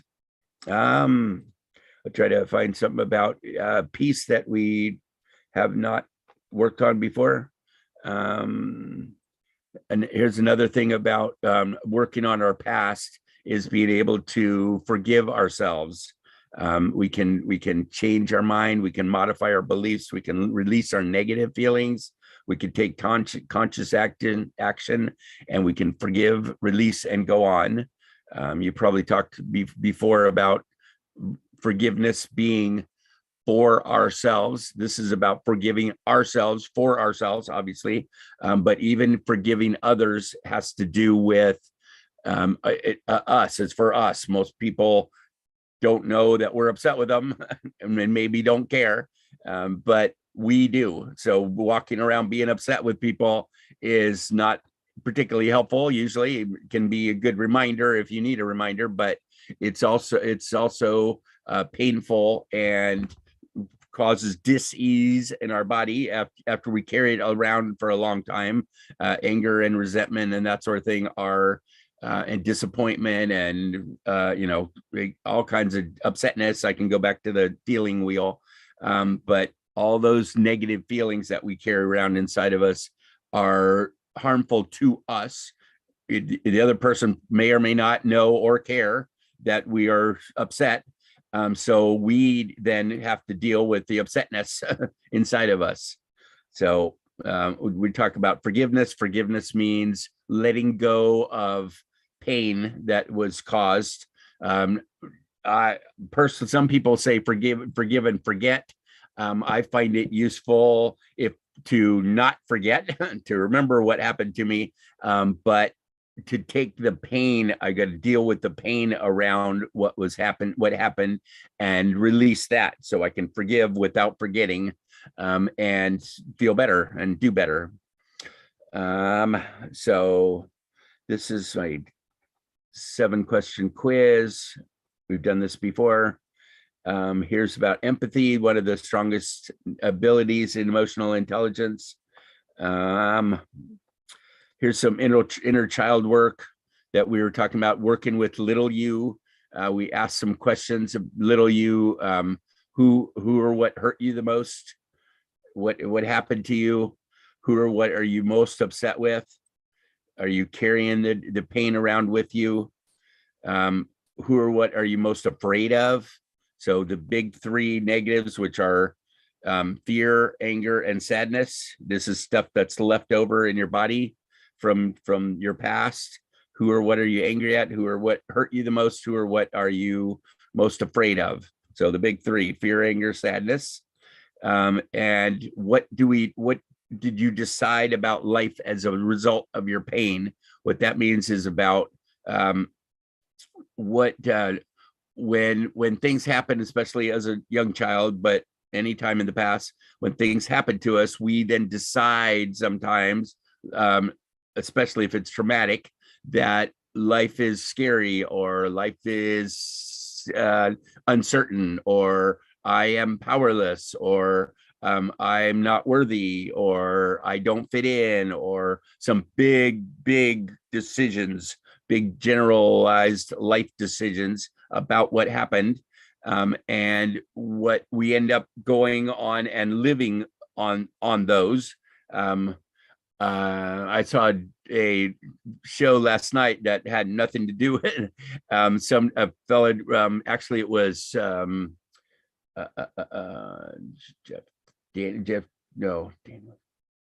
I'm trying to remember his name. It's a famous actor. You would know him. And he had cancer, and he was shocked, and he realized that he was living his life not in the moment, but based on some things that had happened to him in the past. And he was saying about letting go of some of those generalities, make them more specific, and allowing himself to live more completely in the present, not based on big things, traumatic things that had happened in the past.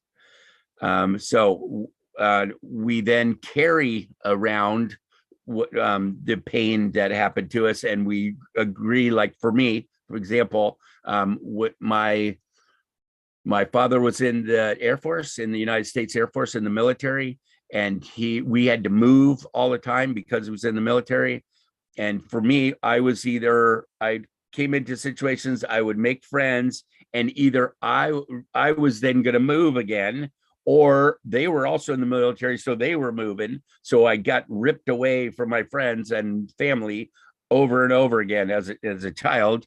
And what I decided was that I thought they were leaving me. I'm just a little kid. I don't know what's going on. It must be me. Kids are really good observers, but they're not too good at interpreting why things are happening. And so they take it on. I took it on as it must be me, right? You've probably heard stories before that a parent is abusive to the kid, and the kid says, "Oh, it must be me. It must be me. There must be something wrong with me," even though it's clearly the parent's issue. But kids think without any more information, they just assume it's got to be me. So that's what I thought. I thought everybody was leaving me, and that I was therefore unlovable, unwantable, not less than, that kind of stuff. I'm getting kind of emotional thinking about it right now and talking about it. But it's stuff that I've been working on for a long time, and it still gets me a little bit. So because it's real, it was real for me. It was real. And so I was keeping that pain inside of me in a way, because I wanted to remember that I was no good, I guess, because I would not risk, I would not be open. I would keep my heart closed and tight and keep quiet and shut up and don't get noticed, don't get heard, because I didn't want to be rejected anymore. I've been rejected quite a bit, may or may not have been my fault, but I did. And so I didn't want that anymore. And so I would hide. And that's what I had decided as a child based on what was happening to me. And so what I decided was negative stuff. And now that we're doing the emotional intelligence work and inner child work, we're talking about redeciding, changing our mind about how it was. And I used to think that that I was not acceptable. Now that I did some work on it as an adult, I started to go, well, you know what, maybe it's not me. Maybe it's not me. Maybe they were just leaving because they were leaving, because we all were in the same situation and they were just leaving. And so I changed my mind from that it was me, that was something wrong with me, to maybe okay, maybe I'm okay. Maybe I'm okay. And it feels a lot better. Here's another way to put that same thing. This is a worksheet I think I have shared with you guys before, that we created for our workshops, and stuff happened. So here's me, we moved a lot, stuff happened, and that's a fact. It's just, this is little you, things happened, and it already happened, so I can't stop it. It's already happened. So then I decided that I was unwantable and unlovable, painful. Men are not there. My dad had to move. He had to move too, and he was gone for work, and so he wasn't helpful to me a lot of the time. My mom didn't want to move either, and so she was a victim as well. And so it was a sad situation for all of us. I thought this is my meanings I put on life as a result of my pain. My pain was about hurt and fear and anger and sadness. And what I did was not good stuff, because based on all that, it wasn't real conscious, but I was a mess. And so I was doing things that were based on those thoughts and feelings. So that's the bad news. That's how it went earlier. The way to get around it is we start moving to the lower part of this form to redo it. And so that you notice that the event happened, it still happened. It's the same thing that happened to me. We still moved. That was true. But if I then decided, oh, well, maybe it's not me, maybe I'm okay, maybe I'm all right, maybe life is interesting rather than painful, maybe the world can be safe, even though it seemed very unsafe to me as a child, but I can, as an adult, I can make it more safe for myself. Men can be strong. Women are compassionate, even though she didn't necessarily want to go. She was trying to be helpful to us, that sort of thing. I then felt, because of the meanings that I put on, in the new meanings, I felt better. I felt more safe, more peaceful, more connected, and therefore made better decisions and did better, because I wasn't thinking that I was a mess so much anymore.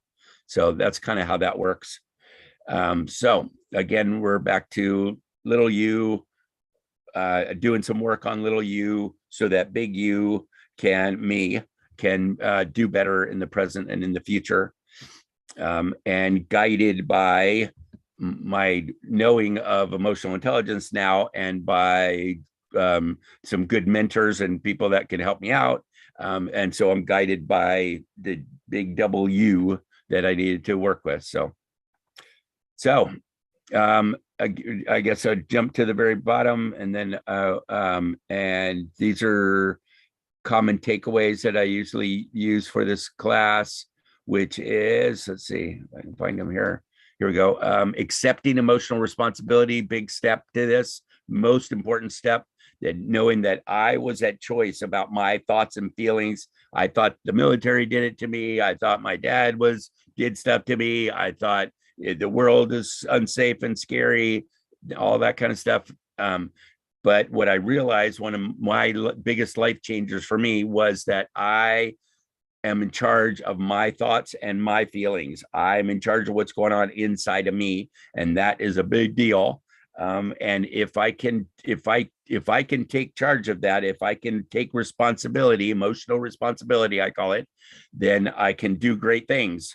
If I don't, then I stay a whiner, which I was, and a blamer and a victim to this whole thing, and doesn't go very well.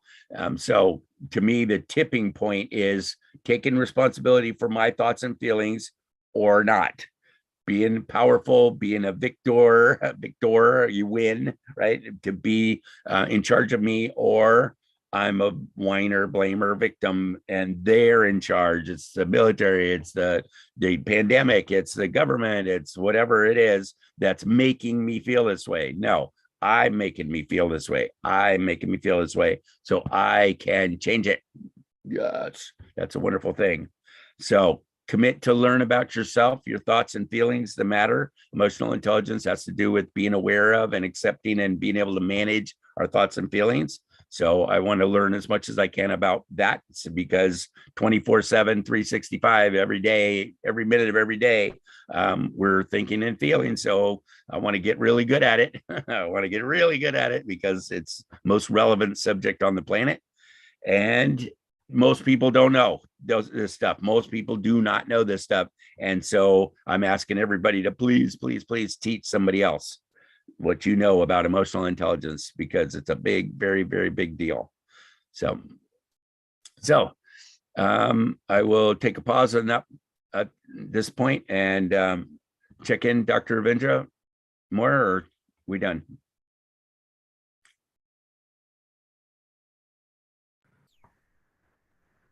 Yeah, if possible, you can take. I'm sorry, say it again. What, please?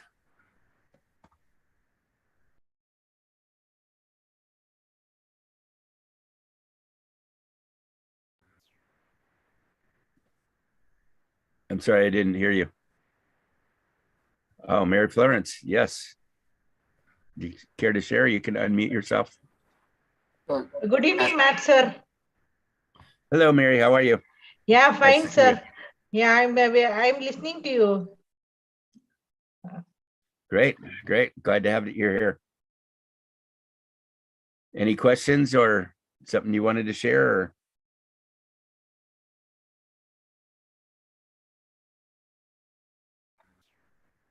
If you want to take some more time, you can take, Matt. Otherwise, we can conclude as per your convenience. Did I hear you say 10 more minutes?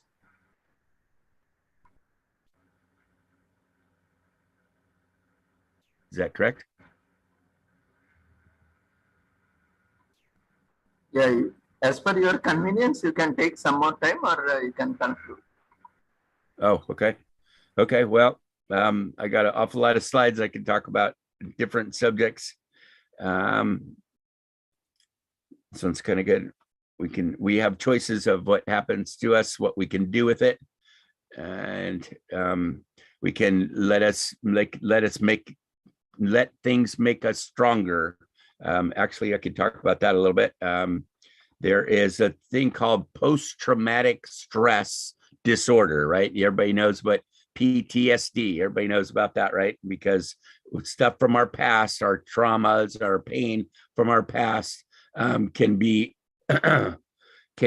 very painful, and it can give us disorders from what happened to us in the past. Now, this stuff is about not post-traumatic stress disorder, but post-traumatic growth, which means that you can take what happened to you from the past and make you stronger because of it.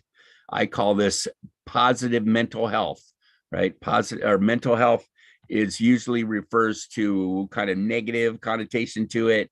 It's about your pain and your issues and your problems and things that you're unhappy about. And that is what happens to our body and what happens to ourselves because of our pain and trauma.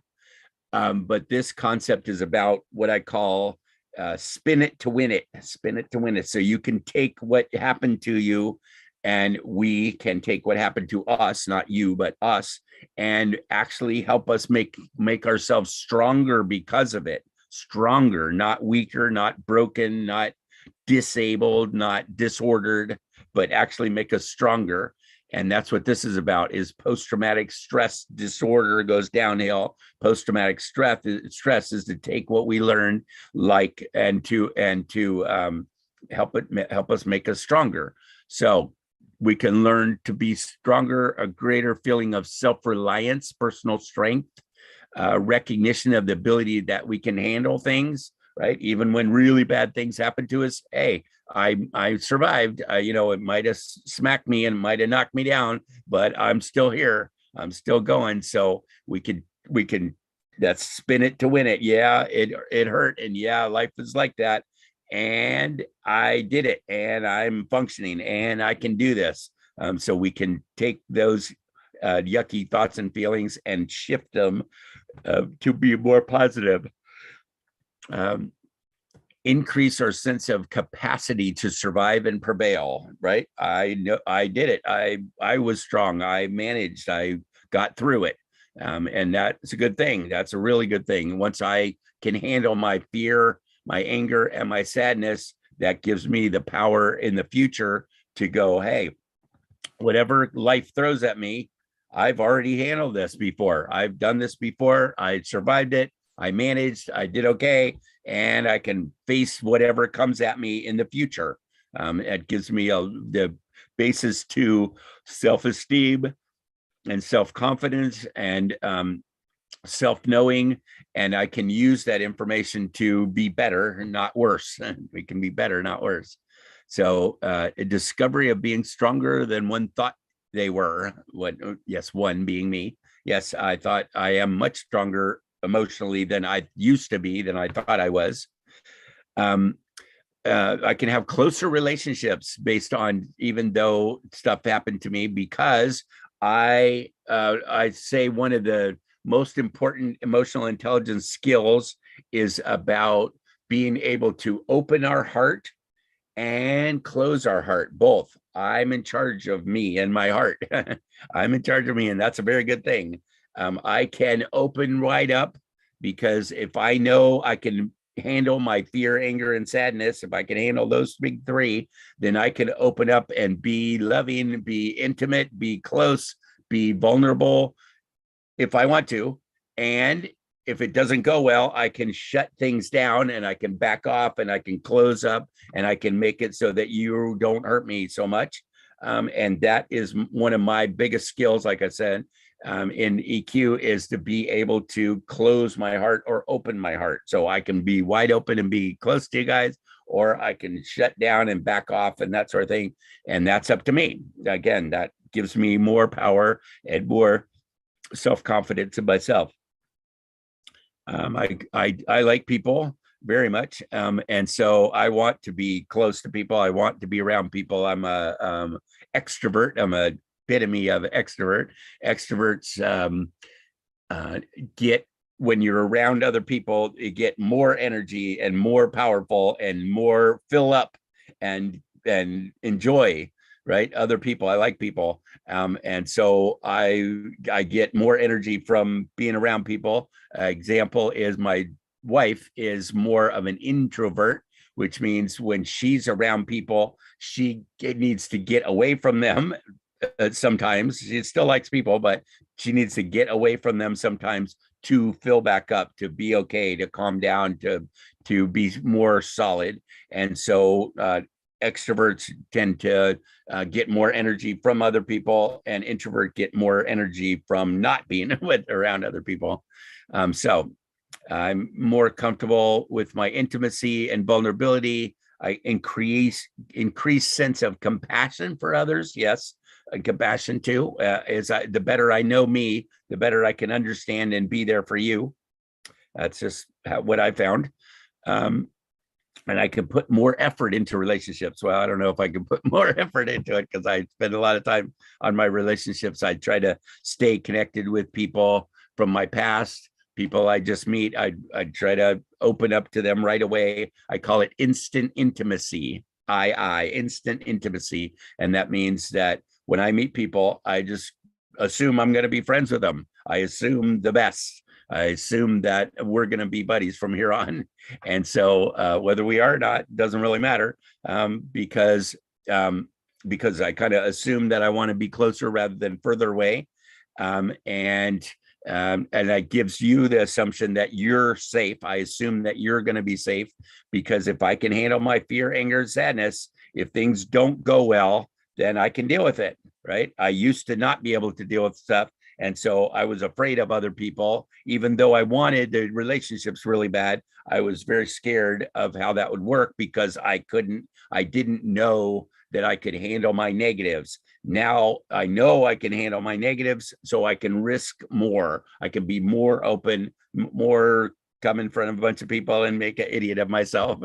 And I can be open, I can be loving, I can be more loving, I can be more excited, I can help people. Yesterday I had to go to the store and I 2 or 3 different people just walking down the aisles, I helped them, or I said something that I thought was useful, or just at least say hello to people. I can open up my heart more because I know I can handle the negatives, because I know I can handle the negatives. In my opinion, one of the biggest how to deal with our negative emotion, which causes addictions and violence and abuse and divorce and suicide, big time, etc., because we are now to deal with our negative emotions, right? A lot of that, especially like addictions, make no sense. They feel good, but they don't make any sense. And is that I feel bad and I can't take what we tell ourselves, I can't deal with this. And so I feel like it's not going to change and it's hopeless and I'm out of here. And that's all about not knowing how to deal with our emotions, especially negative ones.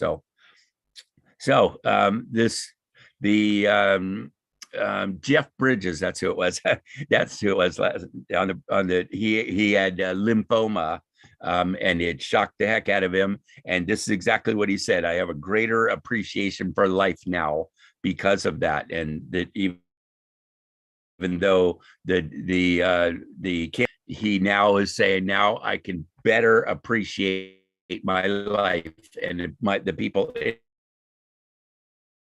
in my life, because of it brings you back into the present really quickly, hopefully, and you hopefully will decide I appreciate things as opposed to things are dangerous and I got to stay away from them, that sort of thing. But that what we think and feel about life is up to us, right? That's our emotional responsibility. It's up to us. That's also what I took from it. I also have cancer. I've had it for a while now. And he said, and I totally agreed with him, is that facing your own death, facing your own mortality can be very educational, very educational, wide open your eyes and open your heart to things that you never thought of before.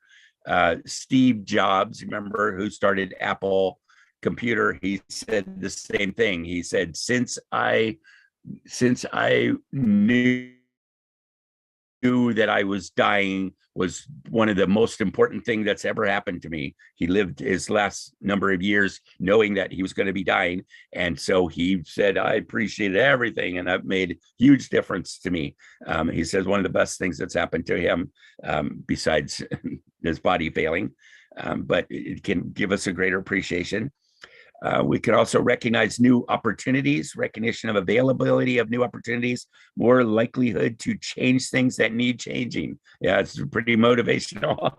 pretty interesting when you feel like you're dying. Or you think you're dying, and then you feel whatever you feel. But it can be very inspirational of breakage and becoming more resilient and open to new ways of living. Oh, yeah. There's a fixed mindset where we think we know everything and we got it, or that we need to stay in these little limits to be safe. Or there's a growth mindset where we open our mind and our heart to things, and we be able to handle more things, be closer to people, risk more, love more, accept more, that kind of thing. These are all positives that can come from trauma. And then spiritual development. Life is experienced at a deeper level of awareness, development of a deeper sense of real spirituality.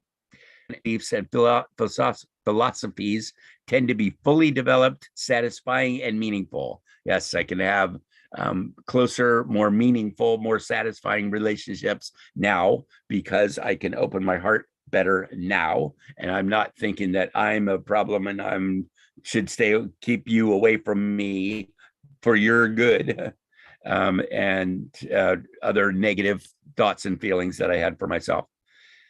And then lastly, I don't know that word, aesthetics. There can be a growth experience through engaging in greater cognitive existential questions. Oh, okay. All right. Anyway, I can be more spiritual. I can be great, even closer to my higher power upstairs, because I can open my heart more and feel more and better. So is a real thing. If you have some traumas and stuff from your past, you might look this up, post-traumatic growth. There's quite a bit of information on it now. And it can help quite a bit, even though we've had traumas from the past. So the purpose, this is from my mentor, Doc Downing. The main purpose from our past is to learn from it. Once we've learned from it, what we can from it, it's time to move on. Then you can let it go. Then you don't have to keep. And Ralph Waldo Emerson said, "Be not the slave to your own past. Plunge into the sublime seas, dive deep and swim far. So you come back with self-respect. I'll explain and overlook the old." It's kind of a fancy way to say, deal with your stuff. Deal with your pain and anger and sadness from the past. Focus on it and see what you can learn from it. See what you can end up better off because of it. That's positive mental health. So, okay, I will pause again there and check in with you, Dr. Ravinja. Any questions or comments? Anybody? Feel free.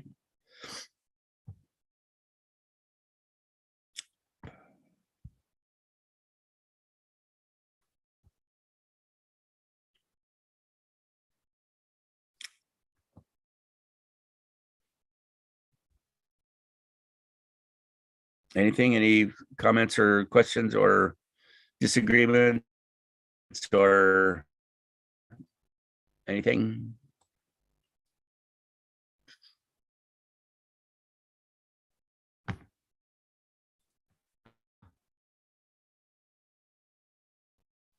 Positive. Yep. It was a real wonderful presentation. Okay. Keep going, Matt. If you would like. Keep going. Yes. Okay. New content. I haven't attended to this content, right? These are new. Yeah, right. Yep. Yeah, it was okay. Nice. I don't want to trouble you. Okay. All right. Let's go a little bit longer. Okay. Here's a good slide. This is one of, as long as I'm talking about past stuff, this is one of my favorite slides. Actually, is that we don't have to treat our kids the way we were treated. We don't have to treat our kids the way we were treated. Sometimes our parents didn't do too well. Sometimes they did what they knew how to do, or what they were taught, or their issues and that sort of thing. And sometimes they don't treat us very well. Maybe they mean to, maybe they don't mean to, but they treat us how they treat us. We are then this guy in the middle who says, wait a minute, I don't have to treat my kids the way I was treated. I don't have to put them down like I was. I don't have to be abusive like I was, that kind of thing. I can do it different. And so it's up to us. This again is emotional responsibility. It's up to us, once we see that we were ways that we were treated that we did not like, we can do it different. We can do it different. So Mary Florence, did you have a question or comment? Hi, sir. Actually, you are doing a wonderful job. Every session, wherever you are, I'm finding very interesting, sir.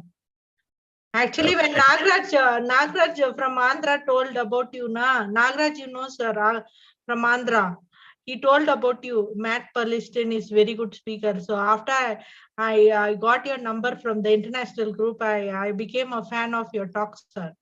It is a very informative, very it a lot of takeaway. For me, I can't ask questions because every day I'm learning new things in your emotional quotient.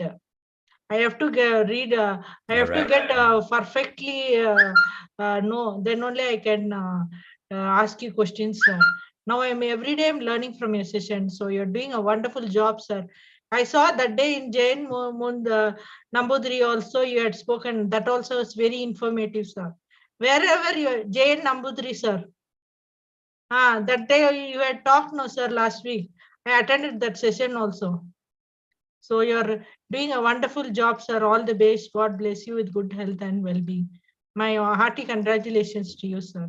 Take care, sir. Bye, sir. Thank you. Bye. Thank you, Mary. I appreciate your support. You've been very supportive since we've known each other, and always very encouraging to me. It's good to know that it's making some effect. It gets out, and that people can hear it and use it in their lives. And so it's good to know that that's actually happening. So that feels good. Thank you. Thank you. Let's see. Here's another one I don't know that I've shared with you guys. This is an important part of learning anything. Learning anything, it steps to emotional intelligence, but it's learning anything. And that is that at first we are unconsciously incompetent, which means we don't know that we don't know, right? There's all kinds of, my dad used to say there's whole books on things there's on that I don't know. There's so many things that I don't know. And there are things that I don't even know that I don't know. I think this is the case with most people emotionally. They don't know that they're not, that they don't know about their emotions, and they don't know that the emotions are a problem, and they don't know that emotions are the answer either. And so they just don't know that they don't know. They're clueless, I call it. I have a sign a friend of mine gave me that's up in my office that says, it looks like a street sign, and it says Clueless Court. And that's where I live, Clueless Court, because I used to kid about how clueless I was and have no idea what's going on. And so I lived on Clueless Court. So that's unconsciously incompetent. I don't even know that I don't know. Step 2 is a tough one. It's when we find out that we don't know. A lot of times we are like, oh man, I should have known that, or how stupid I am, or I can't believe I didn't know that in the past, blah, blah, blah. And we can be yucky about it to ourselves, or we can go, oh, I see. Okay, here's another issue, or here's another thing I need to know. I don't know, but now I know that I don't know. And so I can find out something different, so I can learn from it. Just like you guys are doing here right now in this class are finding out stuff, hopefully, that you didn't know before. So, and you get better at it. So I'm consciously incompetent. And so I'm trying to learn and get better at it. That's step 3. That's consciously competent. That means that I find out how to know. I find out how to do things better, how to separate them, how to diagnose them in a way, to take them apart, to process my feelings. I can go back into my thoughts and look at what thoughts directed my feelings and do it different. Well, that takes conscious effort because I never did it before. I didn't know how to do it. I didn't even know it existed before. And so it takes some conscious effort to do it different and to learn how to do it better. So that's consciously competent. Step 4, eventually, hopefully I'll be there someday, is to become unconsciously competent, which means it's now kind of a habit. We know we do without having to think a lot about it. Excuse me. We can do better. We can do better, and we are making decisions. Our default behavior, our basic behavior, and our basic feelings and beliefs about the world are improved, and we can then function better based on that, when we don't have to spend a lot of time thinking about it. So most of us, most of the time, are in steps 2 and 3. We're in step 2 and 3. So we're finding out things we don't know, and we're pushing ourselves to learn and expand and have a growth mindset. Like I said, not a fixed mindset, but a growth mindset. We open up our mind and our heart to new possibilities and new information. That's becoming consciously competent. And we learn from people. We talk to people, we read, we watch videos, we take classes, we experience, we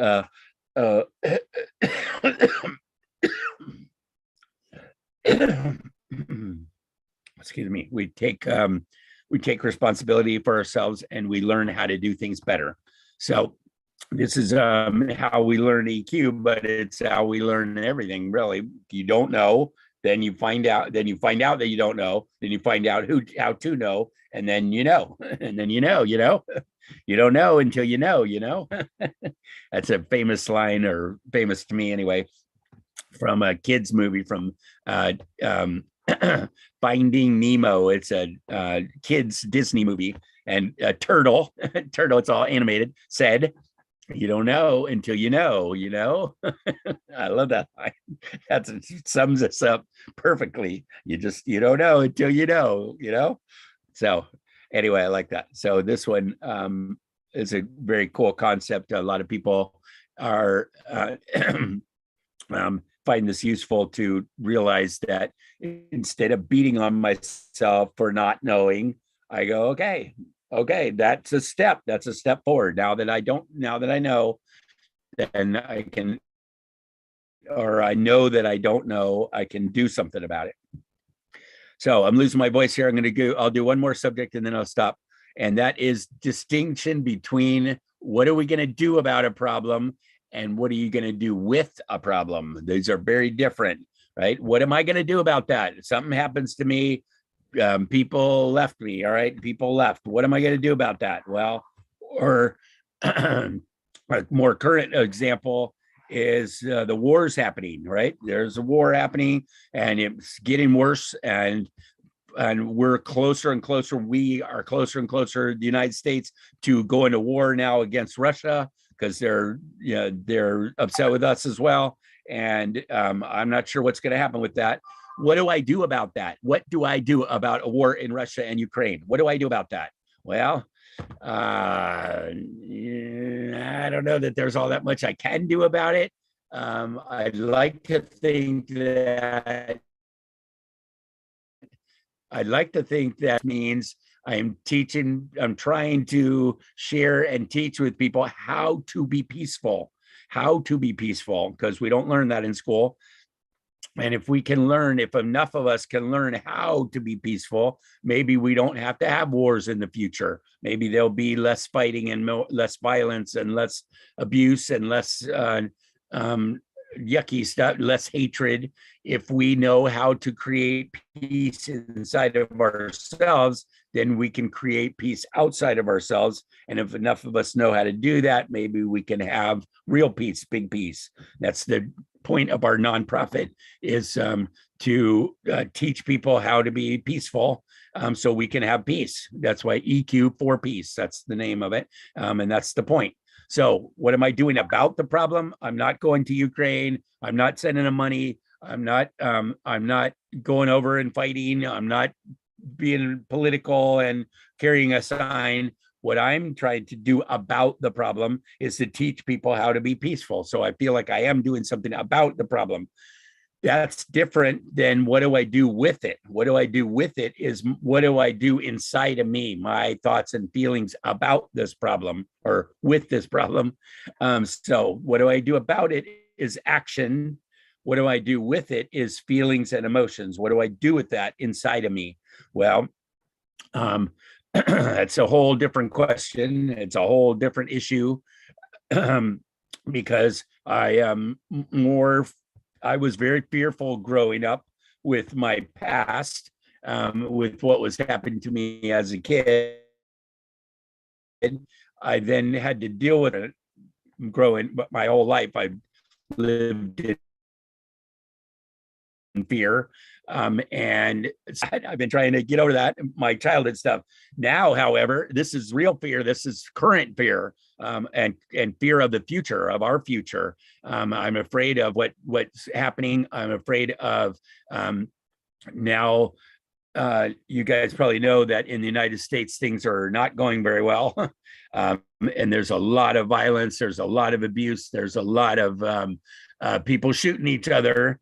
Because there's so many guns and that sort of thing, that it's incredible, actually. And so now, and as people get more desperate and gas prices have more than doubled in the last couple of months, and people can't afford to go anywhere, and now, and that is causing everything to rise. But I went to the grocery store last night, and a little thing of salsa, just salsa, $10 for a thing of salsa. I'm like, oh my gosh, the bill has gone way up, and I can still afford things, luckily, because I have a job. I have a day job still, but a lot of people can't.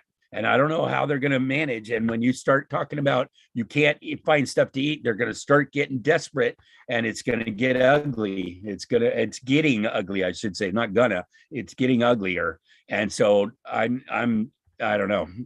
I'm afraid. I'm afraid, and I'm trying to figure out some better ways to protect myself and my family from when it gets really bad. A little side note: I heard of they voted in Canada, the United States is here and Canada's right next to us. In Canada, they approved extra police forces on the border in preparation for the United States collapse of the United States, and the issue, the gun violence is going above the United States into Canada, into Mexico, spreading. Canada's now had, and it's rising, and a lot of that has to do with United States folks having tons of guns and coming over and all that garbage. It's just it's bad, you guys. It's bad and getting worse. And what that does for me, though, is it motivates me even more to teach this stuff, to teach about emotional intelligence and peace, because I don't know. So it's scary. It's pretty scary. So what do I got to do with that? I'm going to keep doing what I'm doing. I'm going to motivate myself. I'm going to sometimes when I get really afraid, when I notice how afraid I am and it's starting to affect me and stuff, it's not just this underlying fear, it's real. Then I have to stop for a minute and what I call feel it to heal it. Another one of my hashtags. Feel it to heal it means I just stop for a minute and close my eyes and just go, oh my gosh, it's so scary. And I feel all this fear and tension in my body. And I just, instead of trying to avoid it and trying to just, pretend it's not there, it is there and it is happening. And so I allow it. I just stop for a few minutes and allow myself to feel as afraid as I am. and it's a tense thing. It's a shaky thing. It's my body just like under this pressure that wants to get out but doesn't have anywhere to go, or I'm afraid of stuff coming in, so I'm protecting myself. It gets ugly.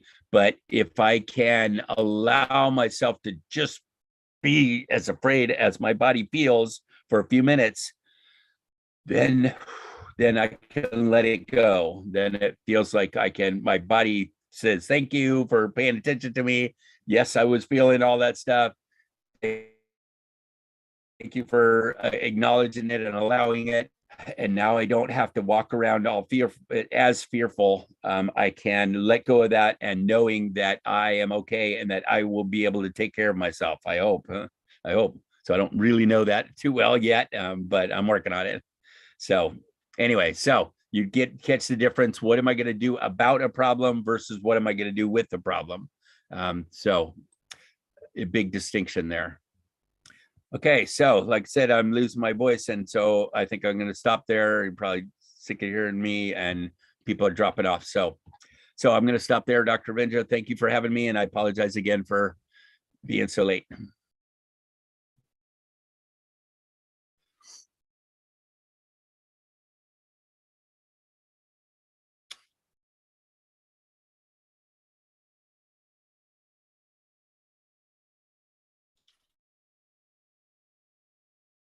Anything else? Any closing comments or last minute? Thank you, Matt, for your wonderful session.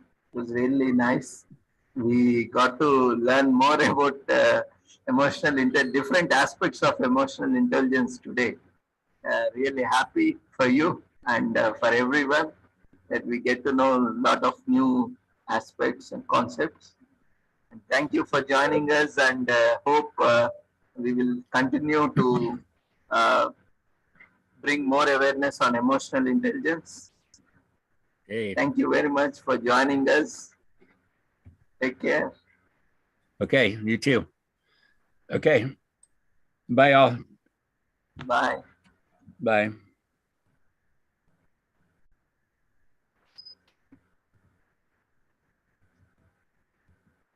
Dear participants, kindly fill the feedback form in the chat box.